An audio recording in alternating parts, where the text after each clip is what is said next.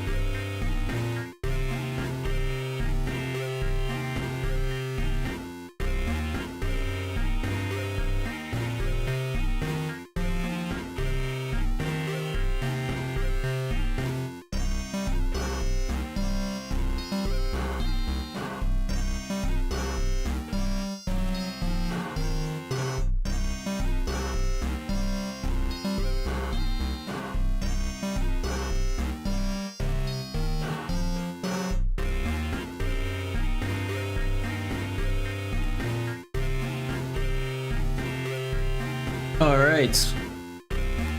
Oh, get rid of these windows here. And we've got the stuff we left off with last night. Yeah, so the wind picked up pretty crazy during the stream last night, and then I realized afterwards that there was a tornado watch that had started, and like about 90 miles or so to the east, there was a tornado that touched down and kind of ravaged this little town. And yeah, I don't know how bad the damages are, but I saw some pictures and it looks pretty bad. They still haven't determined the size of the tornado. There's some conjecture on whether it was an actual tornado or just lots of heavy winds, but it looks like a tornado, and some experts are saying that. But yeah, the forecast does not look good for this evening either. So, and it's already starting. The clouds just rolled in, and they're dark clouds.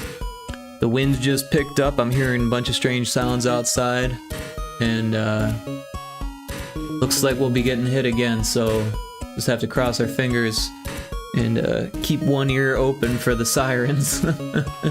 So there's a chance I might have to end the stream abruptly. Hopefully not. But yeah, can't just wait around for the storms to happen. Gotta do some pixel art while we wait. Sorry about it. Sip on my tea here.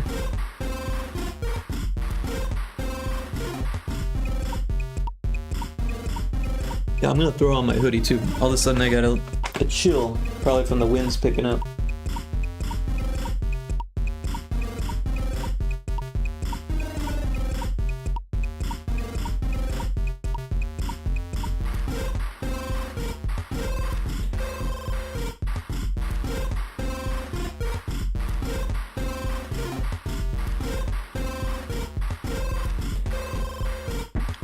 Alright, now we're ready to go.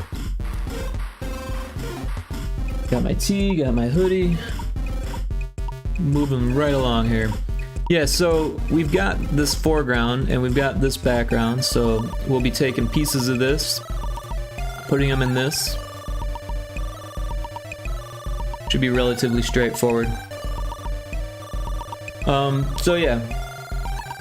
What I'm gonna do is I'm gonna make a new layer, and this time I think I'm gonna put it underneath the art layer because it makes more sense there. So we're gonna start stealing from this layer, or from this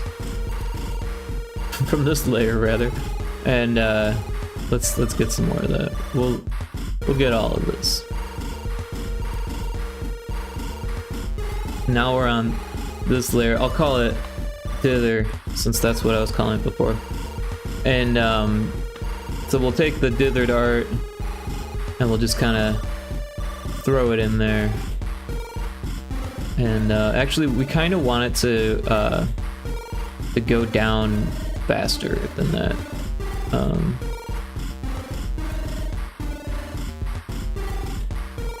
So yeah, we can do that, but we'll get rid of these and we'll do more of this.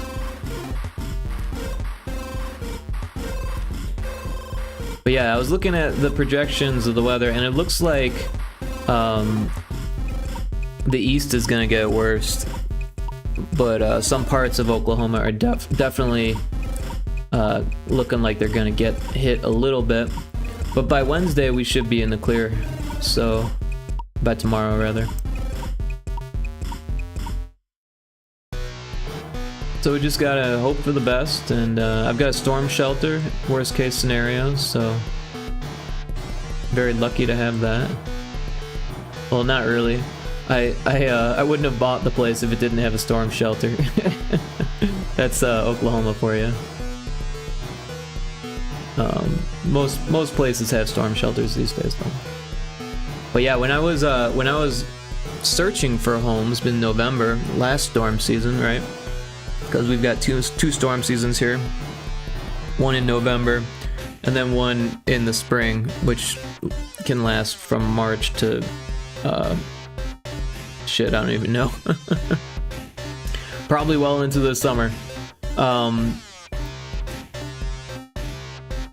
But yeah, there's no storm shelters at hotels. And like we were at a hotel and like I was worried. We lucked out, there wasn't any storms. But I think like right before we got there and right after we left there was storms in November, so we lucked out.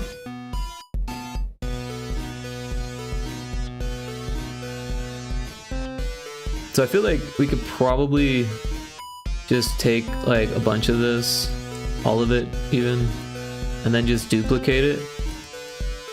We needed that whole square. And yeah, this will make it easier. And then do like something like that.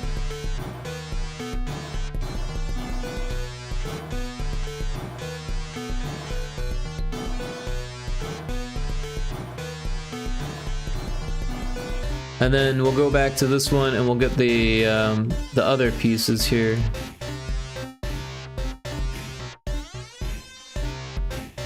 We'll grab that and we'll start throwing it here on the... Oh, I hit the wrong button, didn't I? Oh, it didn't matter. That should be good. Or maybe even down lower. And then...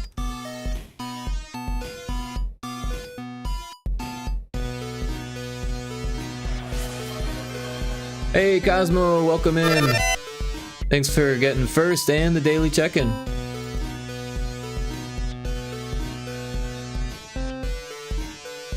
How you doing today, Cosmo? Glad to hear that you got your thing settled with your rent or whatever. It's got to make things a little bit less stressful. I'm still trying to figure out my burn rate here. It's hard to tell. I finally paid my HOA for the year. Doing well. I'm just on Magic the Gathering Arena being mean. Interesting. How does one be mean on Magic the Gathering? Are you stomping people? Yeah, every now and then I'll play the old 1997 Micro Pros Magic the Gathering. And I like that one. You know, we don't want this tile, we want this tile. Maybe?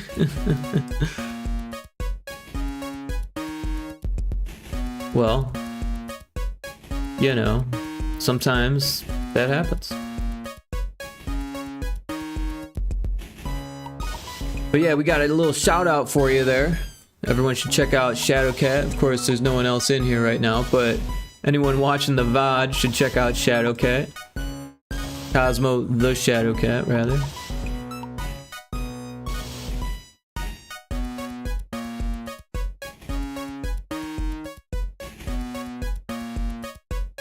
I don't think it should go back up like that. And then this. Yeah. But yeah, I had crazy storms last night. Actually, it started while I was streaming. But I was okay, but a town, like a few towns over, got walloped by a small tornado.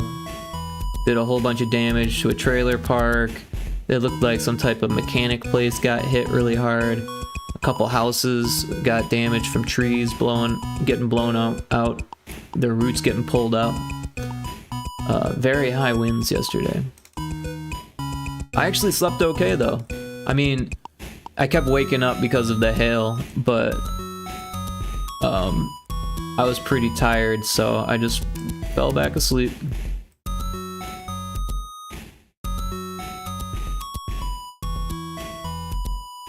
It was a little scary, but what are you gonna do? Not sleep?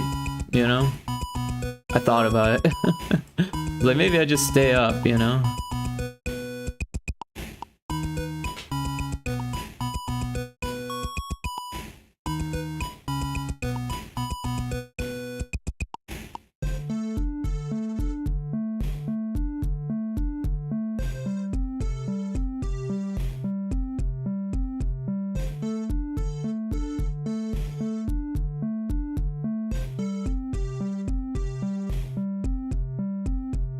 But yeah, just trying to go and finish the background tiles, excuse me, on this level. And yeah, should be a good time. I feel weird saying that now after this YouTube video comment I got, saying that it sounded like it was gonna be a porno when I said it should be a good time. But it's funny because like right after that the guy deleted the comment, so apparently he felt bad about the joke, but I thought it was kind of funny. I got a laugh out of it for sure, and maybe that's why he deleted the comment, because I wasn't offended. Or maybe he realized that I was active now and didn't want me talking shit about him, but here I am talking shit about him. But yeah. No worries on that front.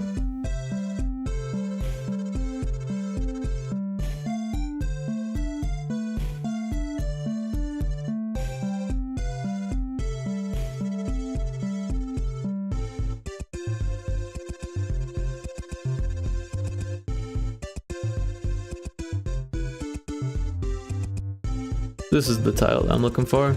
I'm like, where is it? I know it's around here somewhere. Oh, it's the tile that I'm like right next to. Wonderful.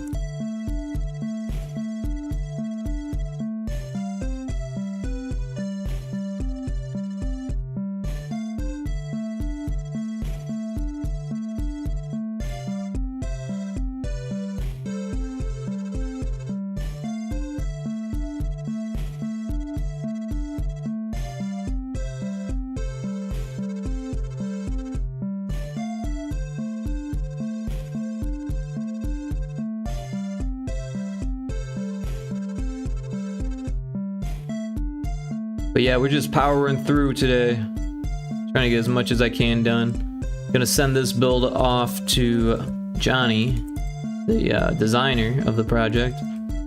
And he's got some bug fixes and things that he wants to add. But doesn't mean I have to stop on the art. I can always go on to the next thing. And add it once he's passed the build back to me. Or the project, rather. And yeah.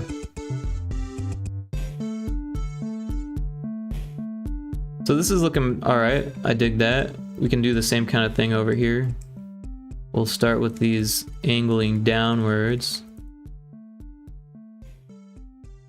And try to link these two islands together.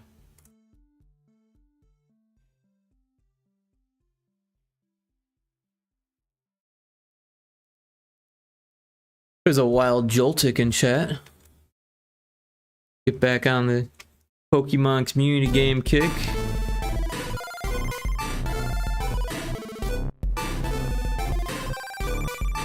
There we have it.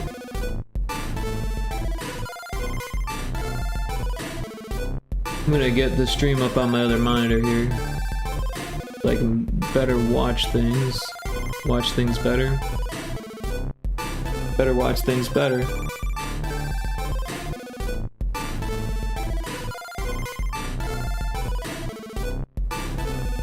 And then the YouTube also.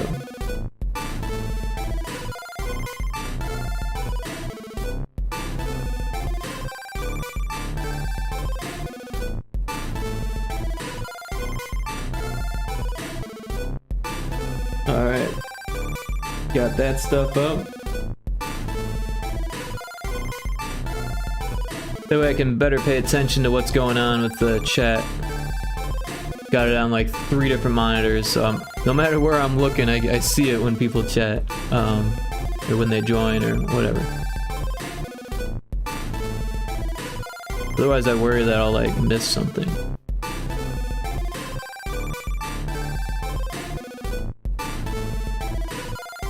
But yeah, I was watching a few other streams this morning, kind of lurking in some right now. One of my my favorite Twitch DJs is live right now. That's always a lot of fun to watch. He mentioned that he's opening for what the hell is the name? Some big synthwave streamer. I had it on my tongue, on the tip of my tongue, and now it's gone.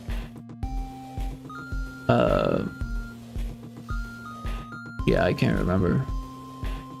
But it's someone that I've heard of. Now I can't remember. Yep, that's sad. So I tried something interesting with my oatmeal this morning.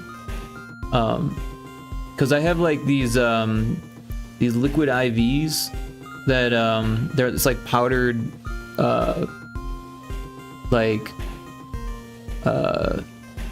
what do they call it? Electrolytes or whatever you can add to water.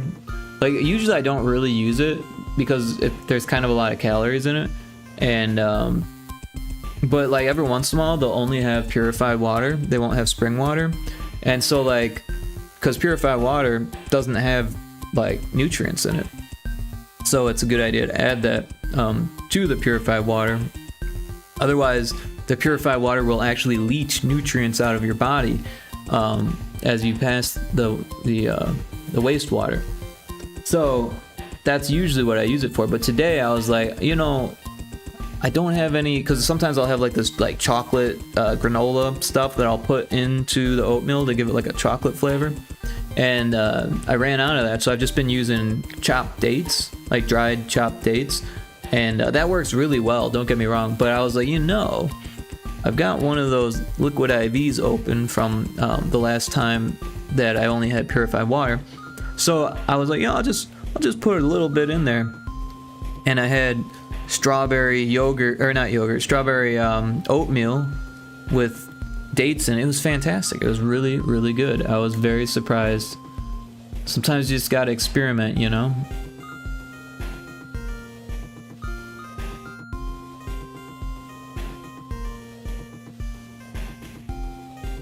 Yeah, it kind of almost reminded me of like the way Quaker does it.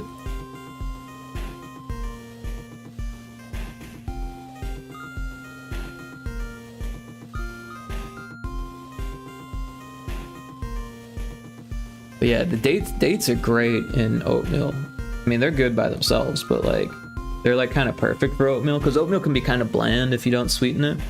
But if you sweeten it, then you're like adding sugar to it, and that's probably not great. But I don't know, and maybe natural sugars aren't any better, but dates taste really good. And there's fiber in dates too, probably more than granulated sugar. But I have this turbinado sugar, which I'm pretty fond of. It's like the sugar in the raw, they call it sometimes. That's like one of the brands, the bigger brands that makes it.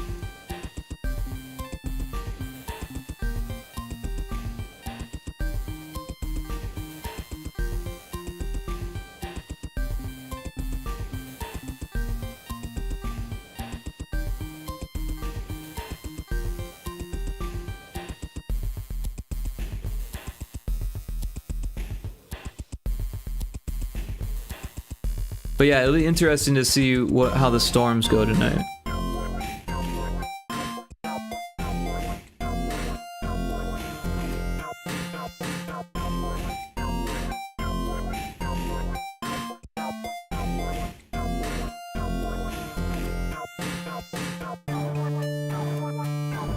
I think I'll take this little mound and put it there.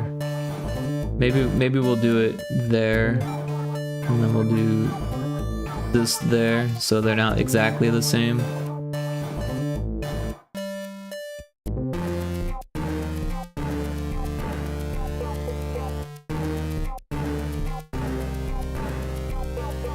I'm always trying to grab ones that aren't the same, but then I end up grabbing the one that is the same, and that's not what I was trying to do. Because it doesn't matter that much.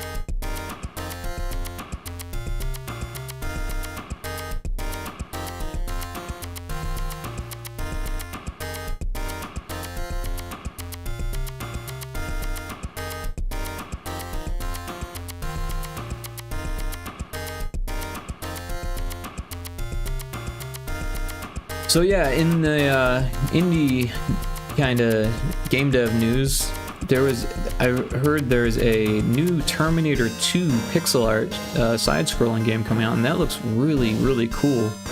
I don't know if it's considered indie because it's more of like a triple I or a double A studio, or maybe even triple A, but managed to stay cool triple A kind of thing. It's hard to say exactly what to call these guys because they've been around since like a long time. I should look it up so I'm not just talking on my ass here. New Terminator 2 game. It's called Terminator 2D No Fate. So yeah, here's a PC Gamer article on it. Have you seen this boy?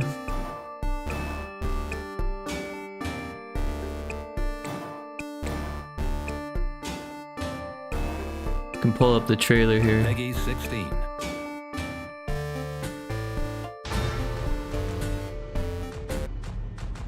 Bitmap Bureau. That's who I was thinking. So I'm pretty sure they're indie. But yeah, look at this pixel art.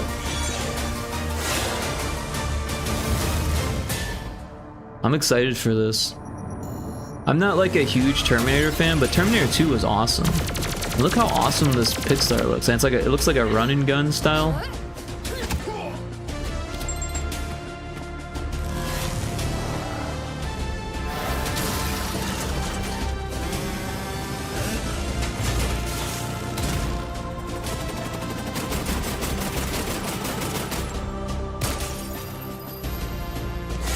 It's crazy to think that this is coming out so long after the movie came out. And there was already so many Terminator 2 games, and they're still milking it. But obviously for a reason, right?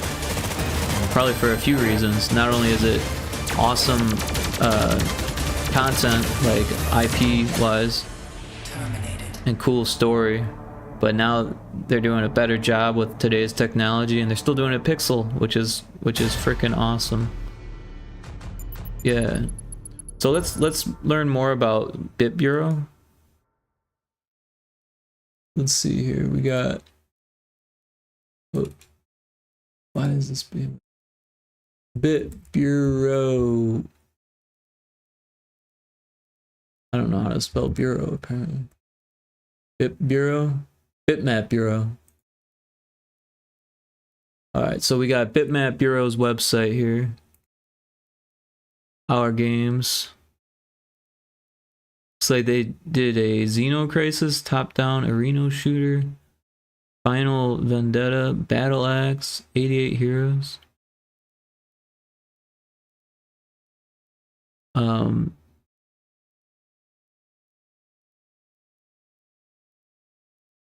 Now,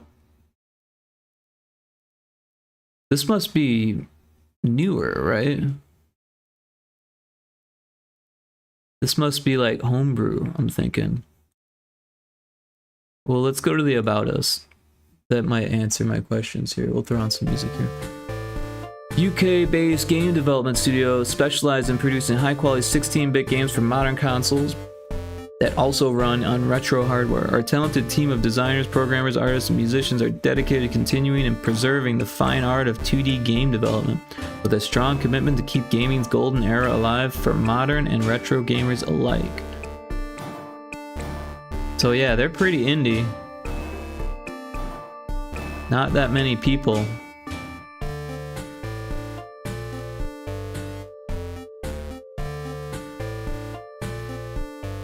Pretty large for an indie studio, but yeah. Looks like Mike Tucker's from Carmageddon. That's pretty cool. It looks like he was a tester on Carmageddon.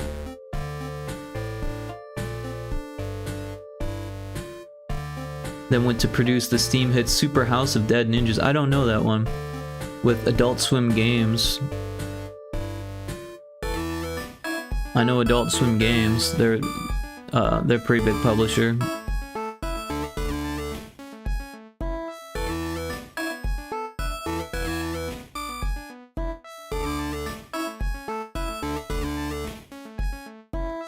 funny that they mention he's a mobile industry executive has founded a number of startups, but they don't mention any of the startups. So likely they weren't successful. That happens a lot with startups, though. You can't really blame someone for that. Veteran pixel artist has been pushing pixels since 1990 with an emphasis on developing his own distinctive style. He's worked on many famous franchises such as Shantae, Spyro, Harry Potter, and Contra. Wow. Hank is the studio's art director and brings with him a wealth of experience that gives our titles their artistic flair. Cool.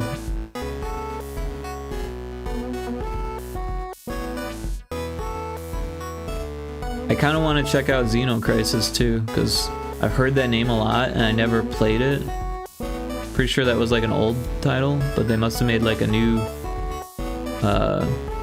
version of it.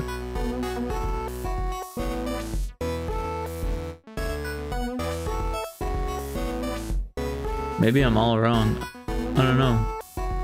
Xenocrisis is an unofficial and unlicensed release for Game Boy Advance handheld, and there's no affiliate with Nintendo or its affiliates. Yeah. Interesting. But yeah, I'm excited for that.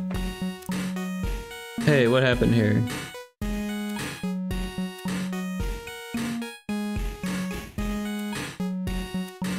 Didn't realize that I screwed that up.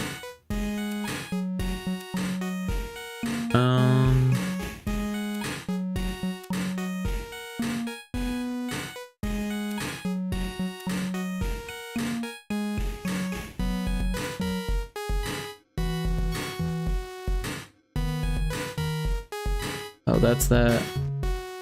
And that is that. It's gotta be more than just two. This one? No, that's the same one. Well, let's go over here. This one.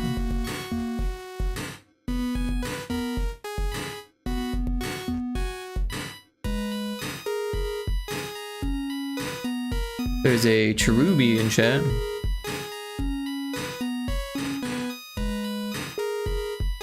Try to catch that.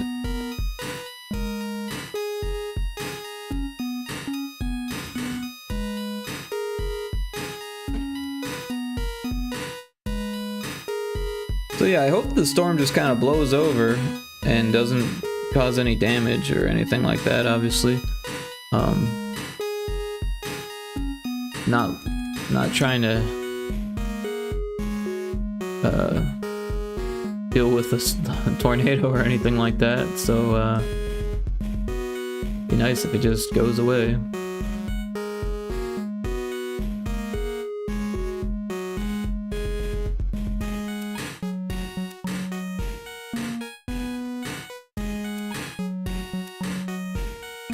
That looks alright. We'll do something similar here.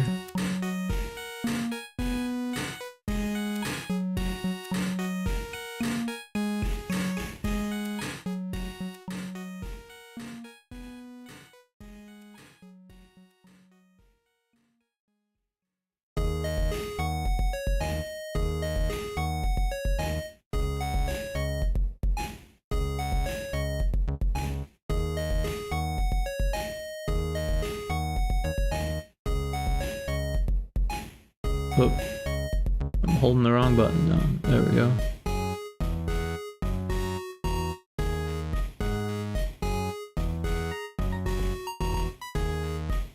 But yeah, depending on how things go, how quickly this happens, and how I'm feeling afterwards, and how the storm is, I might... Did I do it again? Why did I do it again? I might play some video games after stream. Not sure what. Haven't put any thought into it, just kind of thinking out loud at the moment. This is missing too.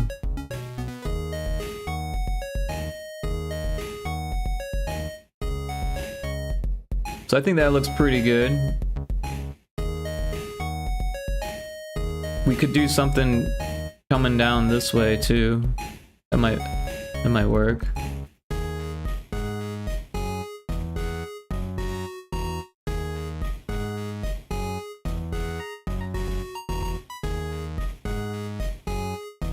Oh, well, we can't do that, so...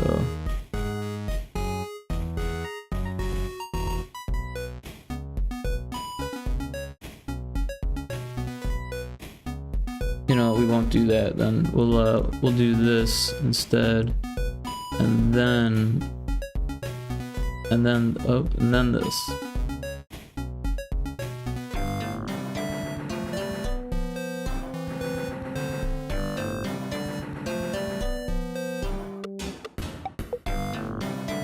And then we'll go back the other way. We'll start going back up.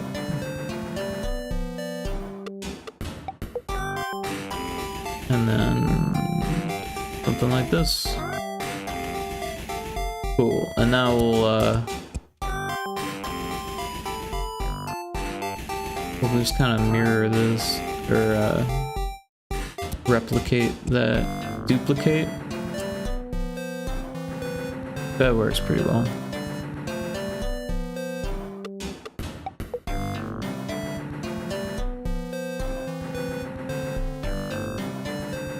I feel like this one should be filled in though.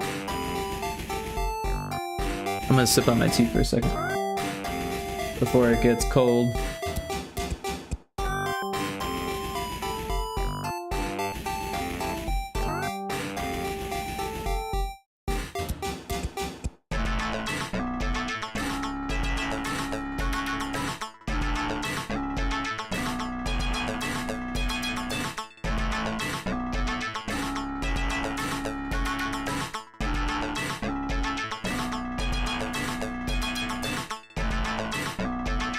Now I'm looking at, I think I might get rid of this Streamlabs spot, because it's kind of annoying to always see it there. It's pretty easy to get rid of, if I can remember. Oh, you know, maybe we can't do it midstream. Maybe we can. Oh yeah, just add it to the blacklist, then it's gone. Yeah. That way, every time someone gets a shout out, we don't get a weird Streamlabs bot hanging out on the streaming avatars. I really want to make new backgrounds and then make it like a redeem to change the background. I think that'd be fun. Yeah, I was thinking about maybe changing the background for like that animated GIF that's behind me. I was thinking about maybe making it so we can change that too, but honestly I don't know what else we could do. Maybe like clouds, animated clouds. Maybe water or something, I don't know, it'd be weird to be underwater, but you know, I could do some research.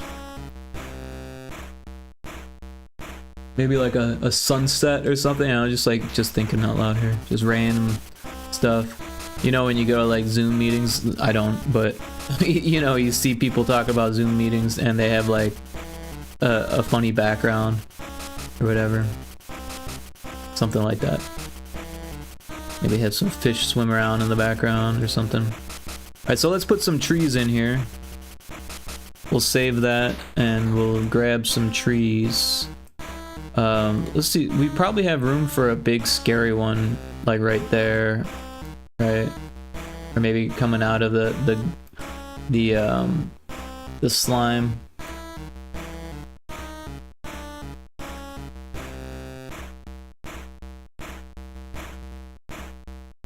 Let's grab these two. Oh, that's not the button I want. Copy. Are we on the right layer? We are. Okay. And then we'll start with over here.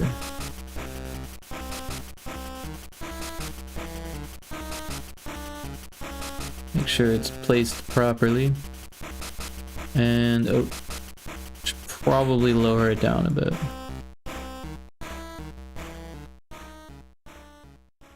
Alright, now let's get the top portion of the tree here.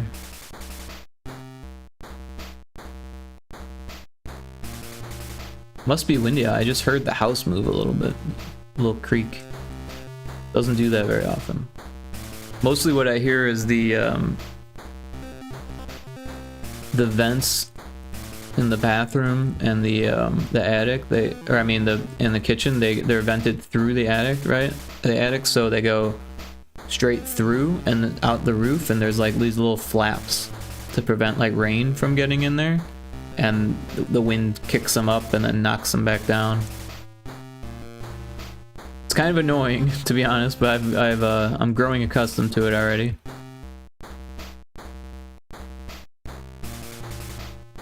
It looks kind of cool. I mean, it looks a little weird with the dark on there, but like, whatever.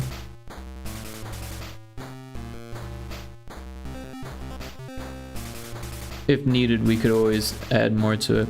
So we could put another one in the goop. I think that might be fun. We'll just grab this whole thing and we'll put it right in the goop.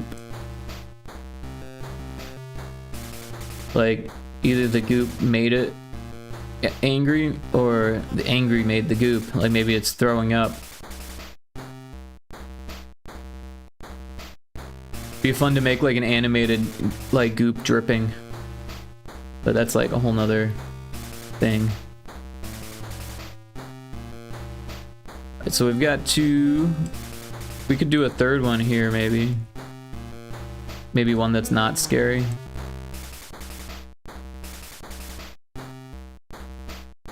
Or we could make it scary.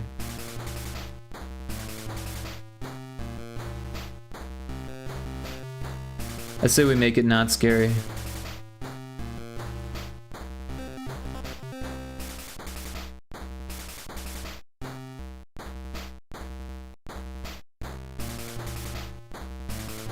For some variety. Alright, now we need a small tree. We'll start with just one. Can we get the whole thing somewhere? Yeah, let's get this whole tree.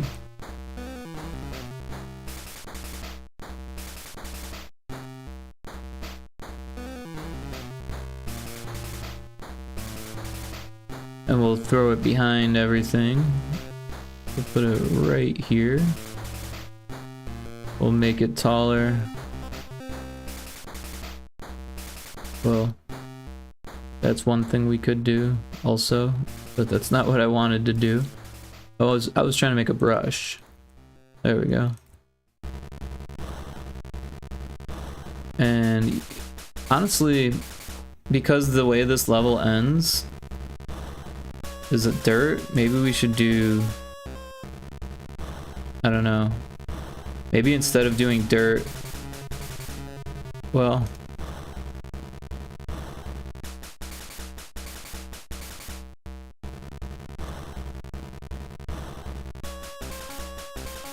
I don't know, it might have more continuity if we use logs here.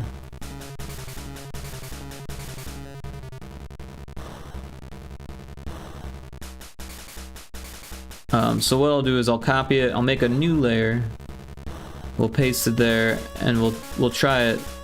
And yeah, I'm thinking this might be the way to go. But yeah, we only want one there, and then we can get rid of these. Oh, that would be the art layer, and then we'll put this there, so that way there's more continuity between the levels. Right, this one is doing the same thing, and then what we can do is we can actually just take these, we'll put them on the art layer there.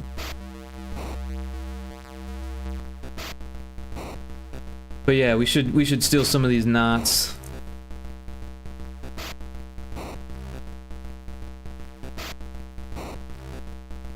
Yeah, the wind is raging out there.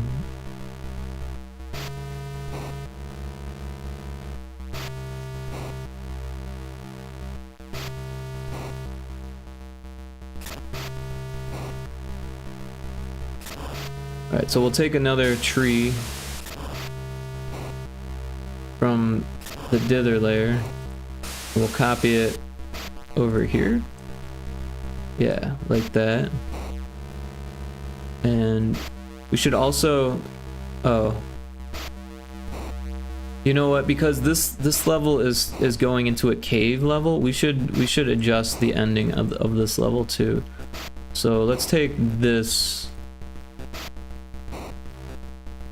whole thing up on the art layer, and we'll throw that there.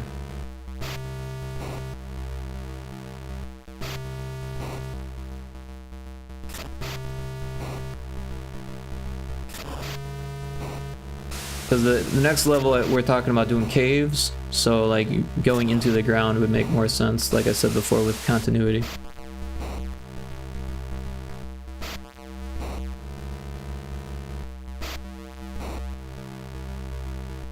We can put some clouds here and then a bunch of branches and vines there, so we can fill that space, no problem.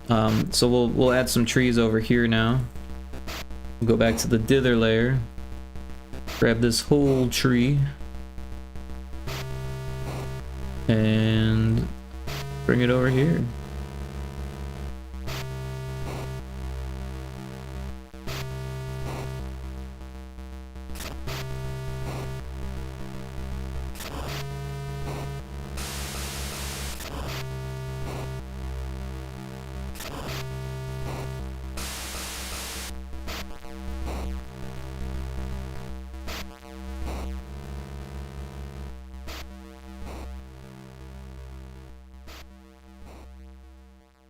I think that might be all the trees we need.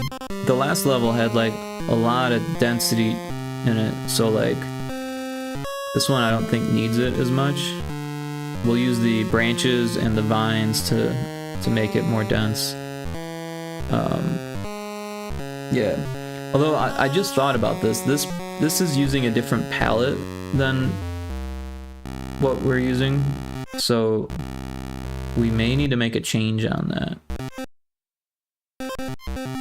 But we'll wait to find out, because it would be nice to keep that the same, so that way there's no confusion for the player, because they've already encountered one of these on a previous level using this palette. So if we can get away with using that palette, that would be better. But also I think the clouds use a similar palette, right? So, or maybe not, I don't know. Worst case scenario, we make it use the cloud palette. But yeah, we'll grab some clouds here.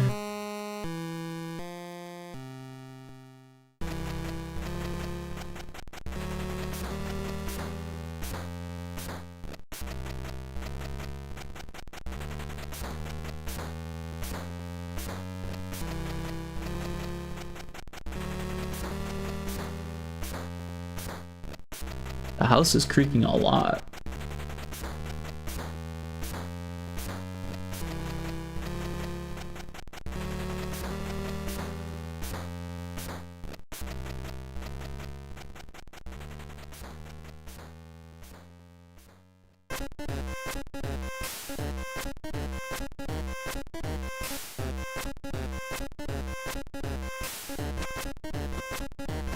So yeah, we'll put this cloud over here, and well, that's on the same row, so we'll change it up a little bit, and we'll get this little cloud also.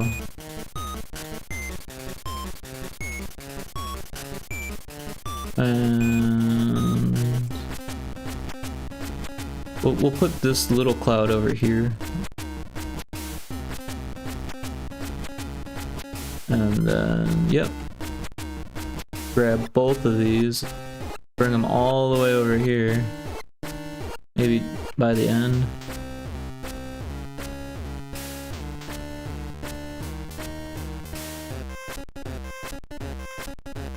Alright, so let's get that vine tile.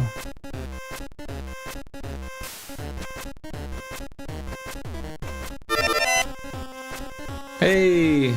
Thanks for checking in, Tanker. How you doing today? Welcome. Good to see you.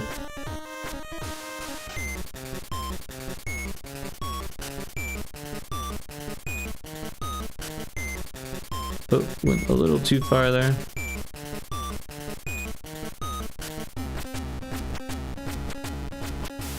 Oh, wow! Hey, RSVP ASAP, thank you so much for the raid. How was the end of your coding stream there, your game dev stream? I was lurking towards the end, but I was enjoying the beginning for sure. But I had to switch over to work mode.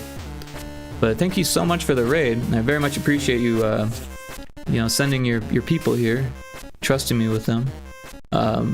Yeah. Anyone who hasn't checked out RSVP ASAP, they're a game dev. They do game maker stuff. They do pixel art. Sometimes they do duck streams, which is always fun. You get to chat and watch the ducks. My people are your people. Well, thank you very much. I very much appreciate that. Everyone should go follow RSVP ASAP because she's awesome. She's a lot of fun to chat with. She knows her stuff. She's worked with numerous projects, it sounds like.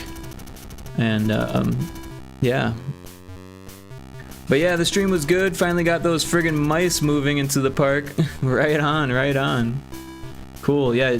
She's working on a park simulator game. A pixel art game maker park simulator game. It looks like it's gonna be a lot of fun when it comes out.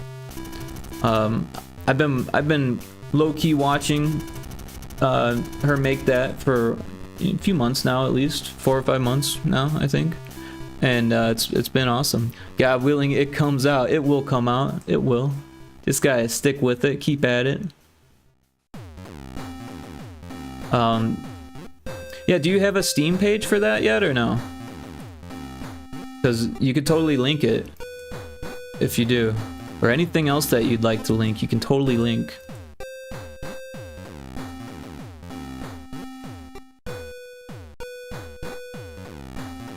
Not yet. I've paid for the page, but haven't set it up yet. I was in that boat for a little bit with RSB, or with Retro Spaceball, RSB as they call it. I finally got my page up, but now it's super outdated, and the trailer's like freaking years old at this point, and it doesn't accurately represent what I'm making anymore, and I need to update that for sure. But it's a good idea to get it going, obviously, because then you can start collecting wish lists and stuff like that. It takes a long time sometimes to get those wish lists. So that's the thing, I need a trailer and assets. It's a lot of work making a Steam page. It is, it's a lot of work. It gets easier every time you do it, I feel like.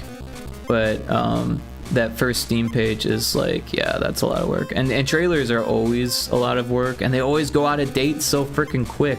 That's the problem that I have, is like every time, by the time I'm like making the next trailer, I'm like, all right, but this next build is going to have so much other stuff. Like, what do I do? Do I take footage of the next build, or like the one that's not even stable yet, you know, like. And then I've been experimenting a lot with Retro Spaceball, because just kind of taking my time with it, and like some of the experiments don't work, right? So some of the stuff that's in the most recent trailer, like on YouTube and on itch, the one that's not on Steam yet, a lot of that stuff is going to get cut. So I don't really want to put that on Steam, because I don't want to like advertise things that are getting cut. But to be honest, the one that's on Steam has stuff that's getting cut too. So like, yeah, I'm just gonna have to revamp the game, revamp my Steam page, and just kind of take it as it comes, because right now I need to be making money. And that's the plan with this game. Get this out as quick as possible. Johnny Manjiro is my business partner on this game. He's doing the game design, and it gives me a chance to just do art for a change, which is always nice. Art is my background, right? Because this is my first big solo project, I'm anxious about putting stuff that might not happen. Yeah, I feel that. I feel like it's kind of inevitable, unfortunately. But I totally agree that you should try to make what you put up represent what's going to come out as best to your ability. Yeah, I might sound like a hypocrite at the moment, because what is on there is not representative of, I don't know. I've been actually trying to rebuild the project, and and do like a roguelite thing with it. But now I'm like, you know what? I don't know if I want to do that. Like, that's a lot of work, and like, it's difficult for me. And now I'm thinking I might just like simplify the game that I have, and then if I feel like doing a sequel or something, then I could do that with like the roguelite stuff or whatever. I'm not even sure I'm sold on the game's title. You know what? Retro Spaceball was a working title, and I couldn't come up with a better name, and I've had it for 7 years now. But I actually came up with a better name. I'm thinking about rebranding the game completely to Blast Orb, right? Because you're shooting the ball, Blast Orb, right? Mine's Tiny Park. My Tiny Park. That's not bad, actually.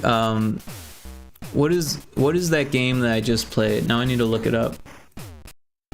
It's My Tiny Something. Library. My Tiny Life, I think it's called. My Little Life. I think I mentioned this on your stream before, actually, because it's doing quite well. I only played 10 hours, but it's an idle game. And yeah, if we go to its Steam page, it's got very positive reviews, 569 total, it looks like. 91% of the 475 user reviews in the last 30 days are positive.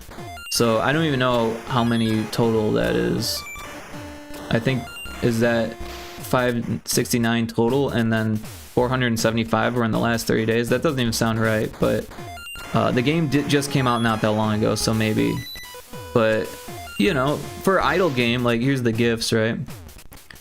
I think GIFs are important on a Steam page, I really do. But, yeah, because then you don't have to read everything. Especially if you're like me, or just or anyone else, content creator, showing off a Steam page, you can just like scroll through and get the gist of the game without having to read anything, and that's helpful. But yeah, I think My Tiny Park is not a bad game. Yes, I think it's on my wish list. GIFs are everything. Trailers and GIFs are the most important thing. Yeah, absolutely. I mean, screenshots are good too. But like, you know, kind of no one really looks through them that much. I could show you Retro Spaceball. 2 words, 3 words. Retro Spaceball. Oh, go to the page. Yeah. So the trailer is so old. Like the stars in the background are old. The arms on the bad guy have been updated. The tiles on the side have been updated. This versus mode I'm probably gonna get rid of because I can't get it to work with the physics, which have been redone since this. So this is like the old physics. And the pinball mode's in there now though. I do have the pinball mode, so that's stuck. And yeah.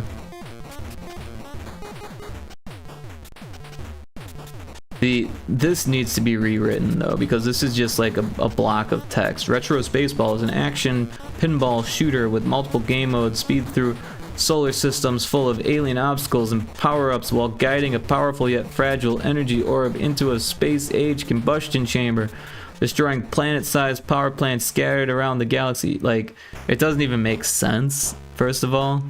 And yeah, that boss got removed. So yeah, but there's my GIF. This is the only one on there, so I need to come up with a better GIF. I managed to get the logo, the animated logo behind the players, which I thought was interesting, and I like the idea of doing the versus mode thing, but I'm probably gonna end up cutting that because I can't get it to work right with the updated physics. Because when I first made the game, I used like bad physics code. Basically, I was using translate instead of like moving the rigid body. I was moving the transform instead of the rigid body. So it worked, but it was buggy. But yeah, pretty minimal page, to be honest. So I don't think it'll be that big of a surprise when it gets an overhaul. But yeah, screenshots are a must-have, but it's more to show off some variety. Yeah, I agree. I agree.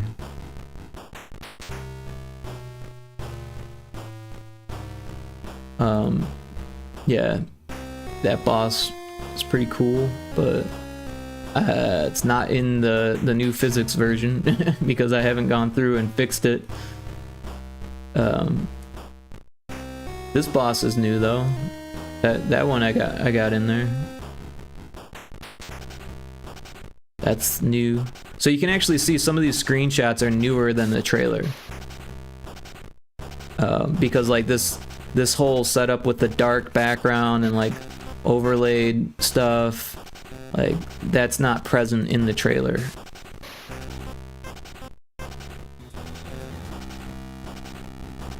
Yeah, like even that level and this level, I changed the side tiles. See how they're all bright and stuff there, but then you go to this and they're kind of dark. And then it's got like this parallax background with the clouds and stuff. That's not in there on this level. Well, I guess this level has some of it. I don't know. Oh, that's a screenshot. That's why. So you can see that the screenshot of this enemy boss is totally different than on the trailer. If we go to the beginning, I think it's at the beginning. Yeah, you can see what I mean. Yeah, see the arms there, and then you go to this one, and the arms are totally different, right? Because I completely updated it and just haven't made the trailer yet. At least you got it out there. I'm just needlessly anxious. Well, like you said, I don't think that's completely needlessly anxious. You're anxious for the right reasons, but it does help to get it up because I put this page up maybe 4 years ago now, and I've got about 500 wish lists or 550 wish lists now. So I mean that's a starting point. No demo up, and I've already got. I mean there's demos on Next Fest that have less wish lists than that. So. And I think that says something about my marketing and the hooks of the game itself, right? But then again, 550 wish lists ain't gonna get you on the new and trending list. You gotta get like over 7,000, they say. But of course, that depends on what else is coming out with you. I guess I could just add a disclaimer about it being early gameplay footage. That's not a bad idea. Some say over 10,000. Yeah, like 7 to 10,000 range, depending on what else is releasing at the same time. Because it's not so much about how many wish lists you have, it's how well you chart compared to the other games. So if you're dropping at the same time as like some big AAA, like that throws off the whole scale, right?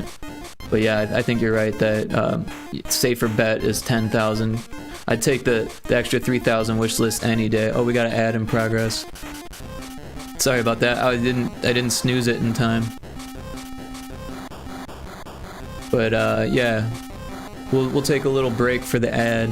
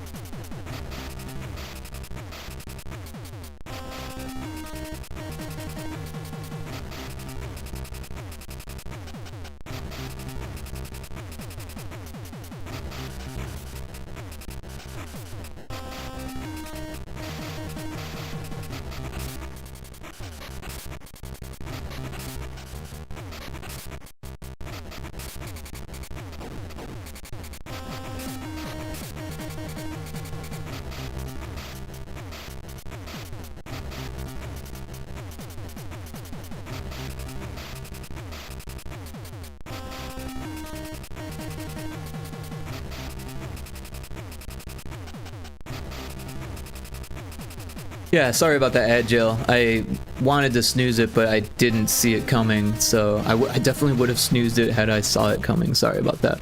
But you know, I don't think too much harm can come from putting a Steam page up early. And yeah, I feel like a disclaimer is helpful, but also probably not even needed, because people can kind of assume that if it's not released yet, then it's probably getting changes. And even when you have a demo up, a lot of times you get feedback based on the demo that cause you to change the game. So like, I don't know. I think transparency is good, for sure. But I also think that a lot of times people they don't read that deeply into it, or they, you know, depending on the changes, they probably won't mind as long as the game is getting better because of the changes. Some people probably do get upset that it's taking forever. Like every once in a while, I'll lose a wish list or two, because people probably look at their wish list and be like, this game hasn't even, they could probably go to the page and say, this game hasn't changed its trailer in 4 years, it's probably not coming out, hasn't put a release date, no changes to the page. So I feel like updating your Steam page is probably a good thing, and I should do that. It can't get worse. It's not even a game yet. There you go. I think that's kind of the attitude to have, but yeah. I think it's good to start gaining wish lists, but honestly, you're not gonna get like a flood of wish lists. I mean, you could. It could happen to anyone, but in my experience, you don't get a flood of wish lists just from putting the game up there, because Steam does very little or nothing basically to promote a game that doesn't have a demo yet. Once it's got a demo, that's a whole different story. So I think it's really important to have like a solid demo, and that's why I haven't put my demo up on Steam yet. Like, you can play the demo on itch. Oh wow, that looks terrible compared to how it looks now. But yeah, the story mode, I'm probably gonna get rid of the story mode even. Even this cutscene that I spent so many hours on, I don't know if I'm gonna even use that anymore. Maybe I'll figure out a way to use that still. But yeah, I don't know. It's one of those things. Oh, I closed the wrong window. You know, do what you can and make do with what you got. And then update the trailer as often as you can, I guess. Which I wish I did. I wish I was more on top of that. But I'm in the process of trying to get the designer for this game to be on board with putting it on Steam. I think we'll do pretty good, because we're hoping to get a publisher to produce the cartridge version, because it's for Game Boy Color, and then we're gonna put a digital ROM on itch, and I'm looking into ways to wrap the digital ROM with a open source emulator, and then create an executable that that Steam will allow. Yeah, I'm working towards a demo that's more of a proof of concept, so wouldn't be a proper Steam demo. It might be a good idea to throw that on itch then, because I got a lot of really helpful feedback on my Retro Spaceball demo. Like, it honestly, it made the game what it is. It wouldn't have gotten nearly as far if I didn't put it on itch. Like, and you know, I put it on itch actually right away, like super early, like right after I got rid of the gray boxes, and like some of the feedback I got was pretty gnarly feedback, because the game needed a lot of work, and the thing is that people liked it enough to tell me the parts that they didn't like, and that was enough to not only, you know, keep me going, but give me something to work with. And because I just had a concept that I thought was cool. Shoot the ball, you know, instead of shooting just the enemies, you're shooting the ball can hit the enemies, you aim the ball at targets, a little bit of pinball, a little bit of shoot 'em up. Nothing's like that, you know. The closest things to that are maybe Demon's Tilt or Xeno Tilt, where it's like it's a pinball game, but there's shoot 'em up elements. But this is more of a shoot 'em up game with pinball elements. Yeah, that's the goal. I want to get some players in there. Awesome. Yeah. No, I would love to test your game once it gets to that point. Also, I have some friends that would probably be interested too.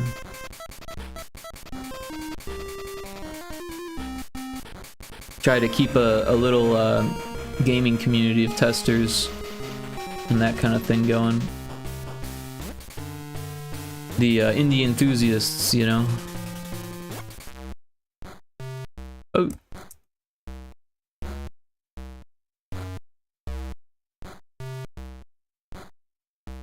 But yeah, today I'm just doing the background tiles on this level that I started last night. I did all the foreground last night. You can see this is what we finished last night. I had the foreground at the start of the stream, and then by the end of the stream I had finished the background and started the foreground on the next level. But yeah, I've got the I can load up the engine here. I don't know if you've played with GB Studio at all, but it's a blast. I'm having a lot of fun with GB Studio. It's a really great way to quickly make something that doesn't require any code. You can do coding in it, but it doesn't require it.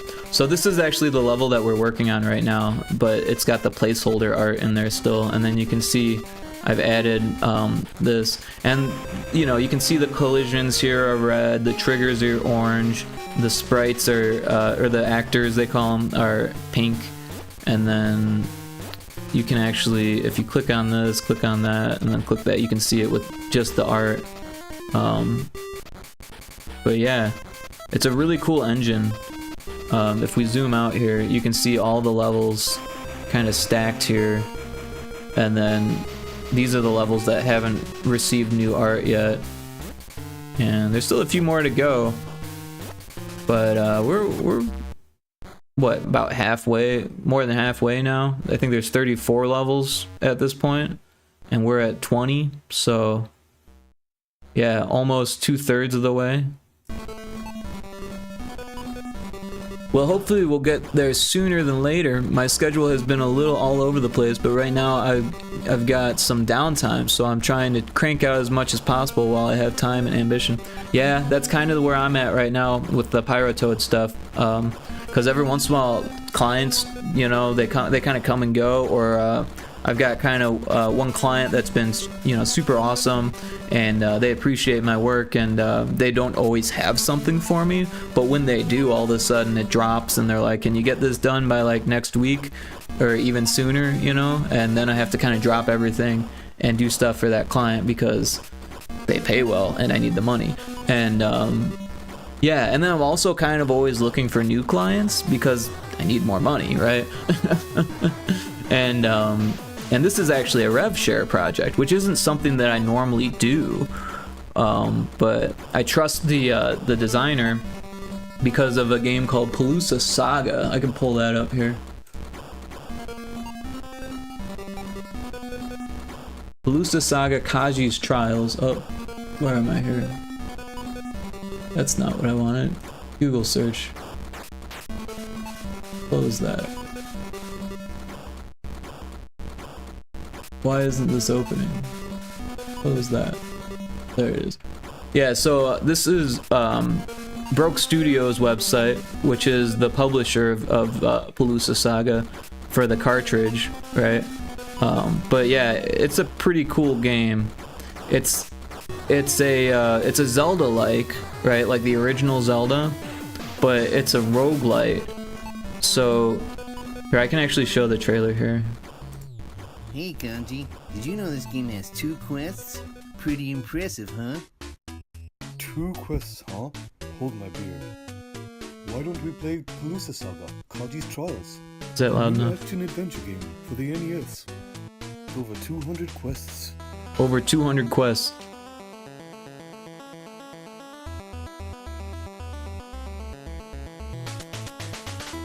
Yeah, so each time you play it, you can either dial in the seed or have it do a random seed, and it changes all the layout of the maps. There's like 2 different worlds, like a overworld and an underworld, and yeah, there's 2 different game modes. It's super hard, but I actually beat it when I was at the DMV. I beat it on hard mode without any save states.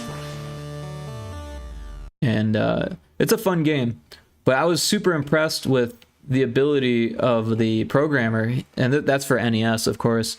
So I was streaming it, and I had tagged the designer in the Twitter post, right? And I was kind of surprised to see him join the stream and kind of drop in and say like, "Oh, hey, how's it going? I hope you're enjoying the game," kind of thing. And after a while, he realized that I'm a game developer and that I do pixel art and that I do GB Studio, and he was actually thinking about switching the game that we're working on now from Nestmaker to GB Studio. So he's like, "Well, hey, the other artist is working on this other project, so you look like you'd be interested." And I was like, "Yeah, totally." And like I said, rev share is something that I normally say no to because it's so risky, right? But I have faith in this guy. He's got that relationship with Broke Studio, so that's, I mean, still hopeful because we haven't pitched the game to him yet, but it's looking good. And then obviously he's very talented. He's worked with other people before, so that's a little bit helpful in working with someone. A lot of times when it's like a rev share project, it's like, well, this is our first game and we've got a small studio full of people that are donating their time, and like basically you're telling me it's destined for failure then and you want me to work for free, because that's what that sounds like a lot of the times, you know what I mean? So it's good when there's a proven track record. It makes it a lot easier to do rev share. But from my experience, most of the time when there's a proven track record, there's no longer a need for rev share. So it usually doesn't need to go that route, because let's face it, if you pay someone, it happens faster. And so that's kind of been the case with Pyrotoad, is that since I'm not getting paid up front for the stuff, I've been kind of putting my my client work, first, because it actually pays the bills. And but yeah, things have been going really smoothly with this partnership, so I'm not really worried at all anymore. Like at first I was a little worried because I didn't really know the guy, but the more that I meet Johnny just through online interaction, he actually lurks in the stream a whole bunch, and he'll like watch the VODs and stuff, and he gives me feedback on things that I mention and stuff like that. The more that I get to know him, the less concern I have. But yeah, rev share can be very scary. But totally agree, paid work is always going to come before my own work. Yeah, my retro Spaceball project has kind of taken a back burner. There's another game that I was making, Demon Fish Dead Ahead, which I actually started after Pyrotoad began. Demon Fish Dead Ahead. So I actually started this project after Pyrotoad started, but it was a 10-day game jam, and I was already like 3 days late on it, and so I just spent 7 days just powering out this project. Actually on stream, you can actually watch the whole development of this game on YouTube in the VODs, and I put like a playlist together. And it's pretty interesting. I feel like, obviously I cover a lot of ground pretty quickly, but also it's like 7 days of pure development, so it's like hard to watch the whole thing straight through. I think a lot of people watch the beginning and skip to the end, right? But yeah, it's a spooky themed fishing RPG. Sail the seas of hell while you catalog the local fauna, but watch out for the Overlord. This is the Overlord. And I've updated a couple times. There's actually a bug that I need to update again, because sometimes when you like, maybe I can get it to trigger here. So if you do like continue, it does this again. It's like, oh, the game's broken, and that's definitely bad, and I definitely need to fix that. But the thing is that if you keep doing it, sometimes it works. Didn't work that time. But I definitely need to fix this, and I think I know how, but I need to go and test the solution. Yeah, it's still not working.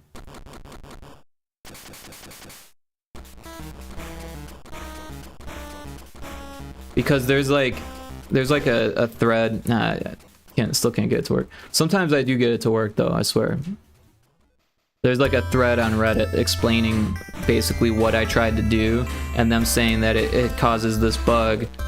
And I'm like, oh, well, maybe I should like not do that way then. Because it has something to do with checking to see if there's game data.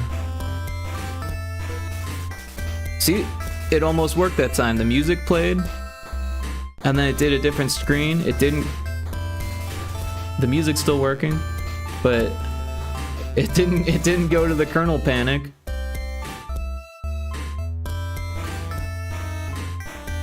So it's a little bit weird, a little bit intermittent. Nope, now I got the kernel panic again. But yeah, I need to fix that bug.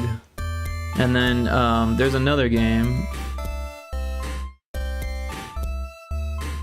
If we go to my website, we can get from there. Portfolio? Yeah, source hack.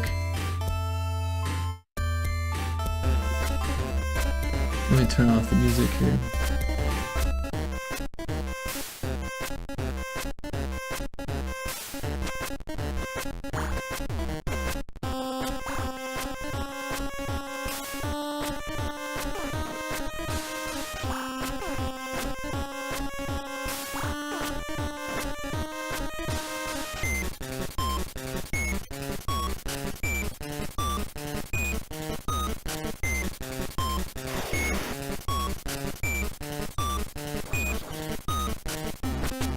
But yeah, it's like a RPG kind of puzzle game, puzzle adventure game, I guess you would call it.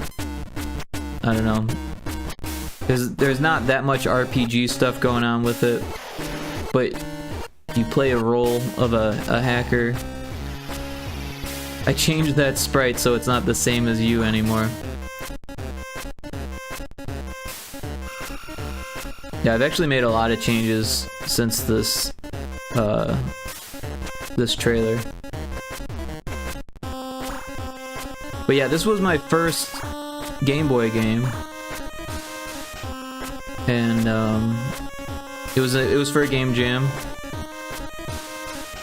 and it was a lot of fun. I got to learn a lot of stuff, but it's one of those games where I just kept adding stuff to it. And I put the updates up on itch, so you can play a very recent version. The build that I have is really buggy, and it's not stable, so I'm trying to stabilize it before I put it up. But yeah, lots going on with this game.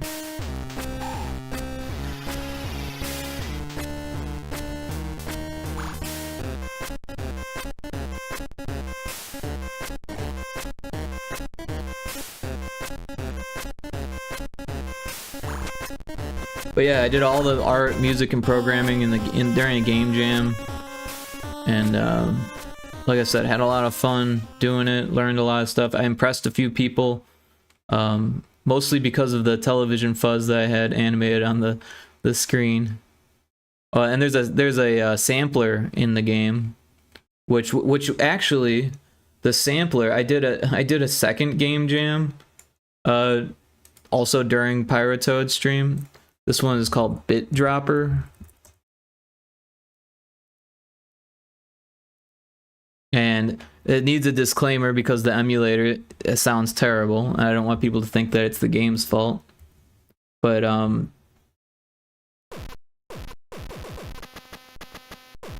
you can hear that buzz.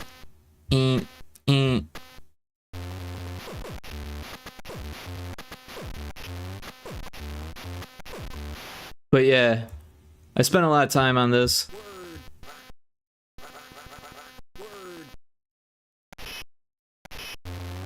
But actually not that much because it was a game jam.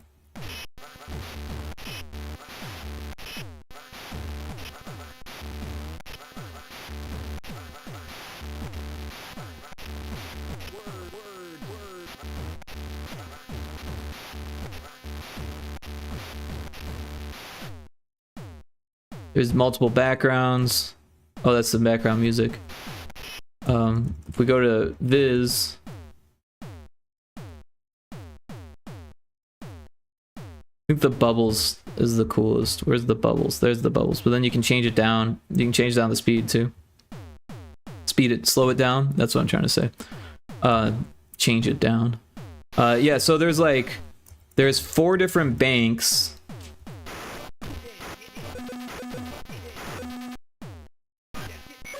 But then there's this Vox percussion. Oh yeah, if you hold back, there you go. There's this Vox percussion button, so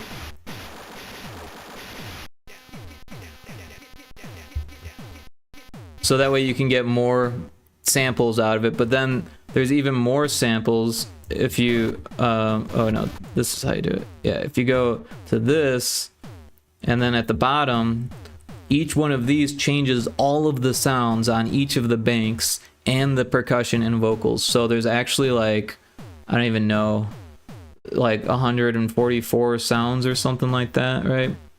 Because there's 6 plus 2, so that's what, 8 for each bank, and then there's 4 banks on each of these, so 8 times 4 is 32.